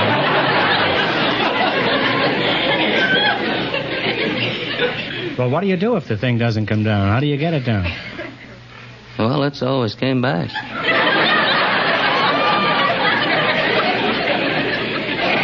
Well, I can't shake your story, can I? Huh? Well, if it didn't come down, what would you do? Put an ad in the paper or something? Lost one roller coaster? Now, how long a trip is it on your booby trap, huh? 7/8 of a mile around. 7/8 of a mile. And how long does it take to cover that distance? It takes 1 minute and 45 seconds. And how much does it cost for the ride? 25 cents. For 7/8 of a mile, 25 cents. Huh? It's pretty expensive, isn't it? Bus driver, how far can I go in your bus for a quarter? Oh, about 12 and a half miles. In which direction? Anywhere you want to go. Okay, up.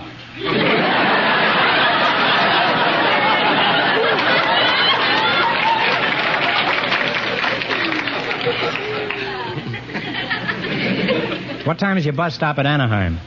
I don't stop in Anaheim. What have you got against Anaheim? Operator, how do you explain your exorbitant rates compared with the bus company? Well, we have a very thrilling ride there on the coaster. It takes you up and down and around, a lot of twists and curves. That's a lot of fun.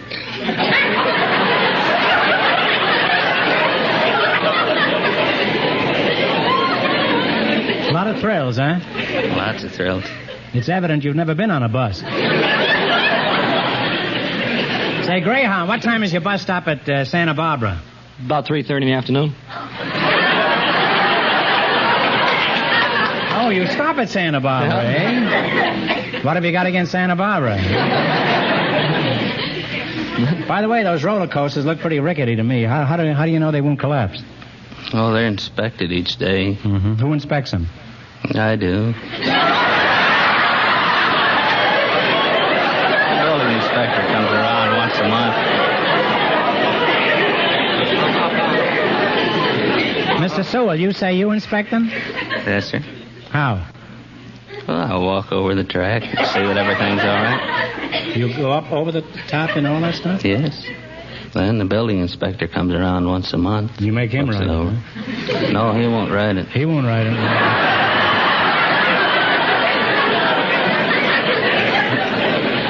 That building inspector is no fool, you know.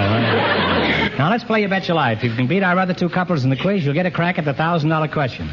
Can't tell you how much they won, but George is off stage to remind our listeners. The health inspector and the housewife are ahead with $5. Here we go. Let's see how high I can build you $20. What question category did you select? Latin songs. Latin songs. Here's your first question. You have $20. How much you going to try? 10. Jerry Fielding will supply the music. You name the song. Okay, Jerry. Amapola. Amapola is right. And they're off to a good start with $30. Remember, you're going for $1,000 tonight. Now you have $30. How much you going to try? $30. You going to try? Here we go. Give me the title of this Latin melody.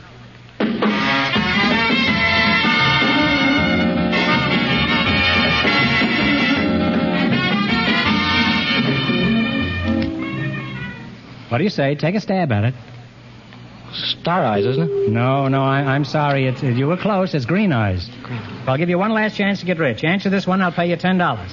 What oceans have the same names as the Atlantic and Pacific Tea Company? Atlantic and Pacific. Atlantic and Pacific is right.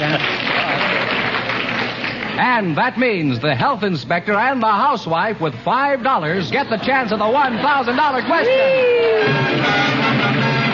Didn't have bet so much.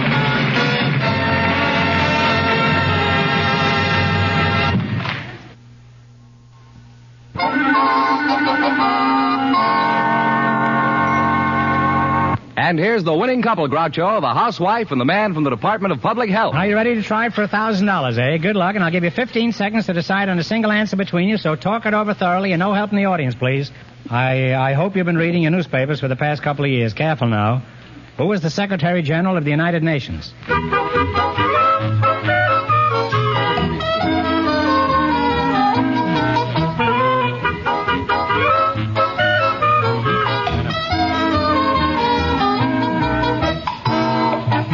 Are you ready? What's the answer you two have decided upon? We've decided upon Trigby Lee. Trigby Lee is absolutely right.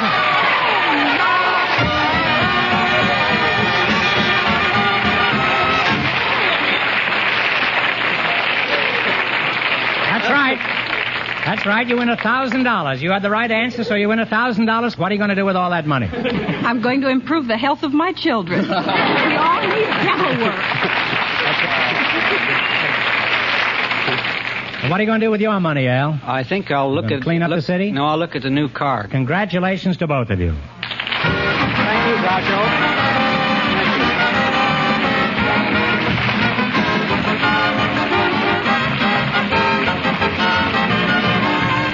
You Bet Your Life is a John Goodell production, transcribed from Hollywood, directed by Bob Dwan and Bernie Smith. Music by Jerry Fielding.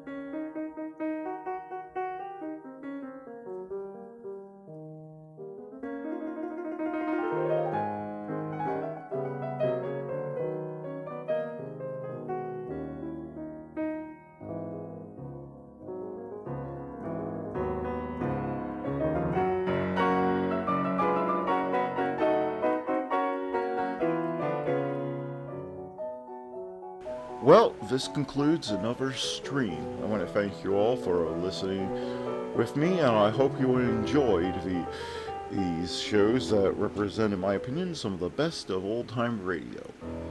Join me again tomorrow night at 8 p.m. Thank you for listening, and have a good day.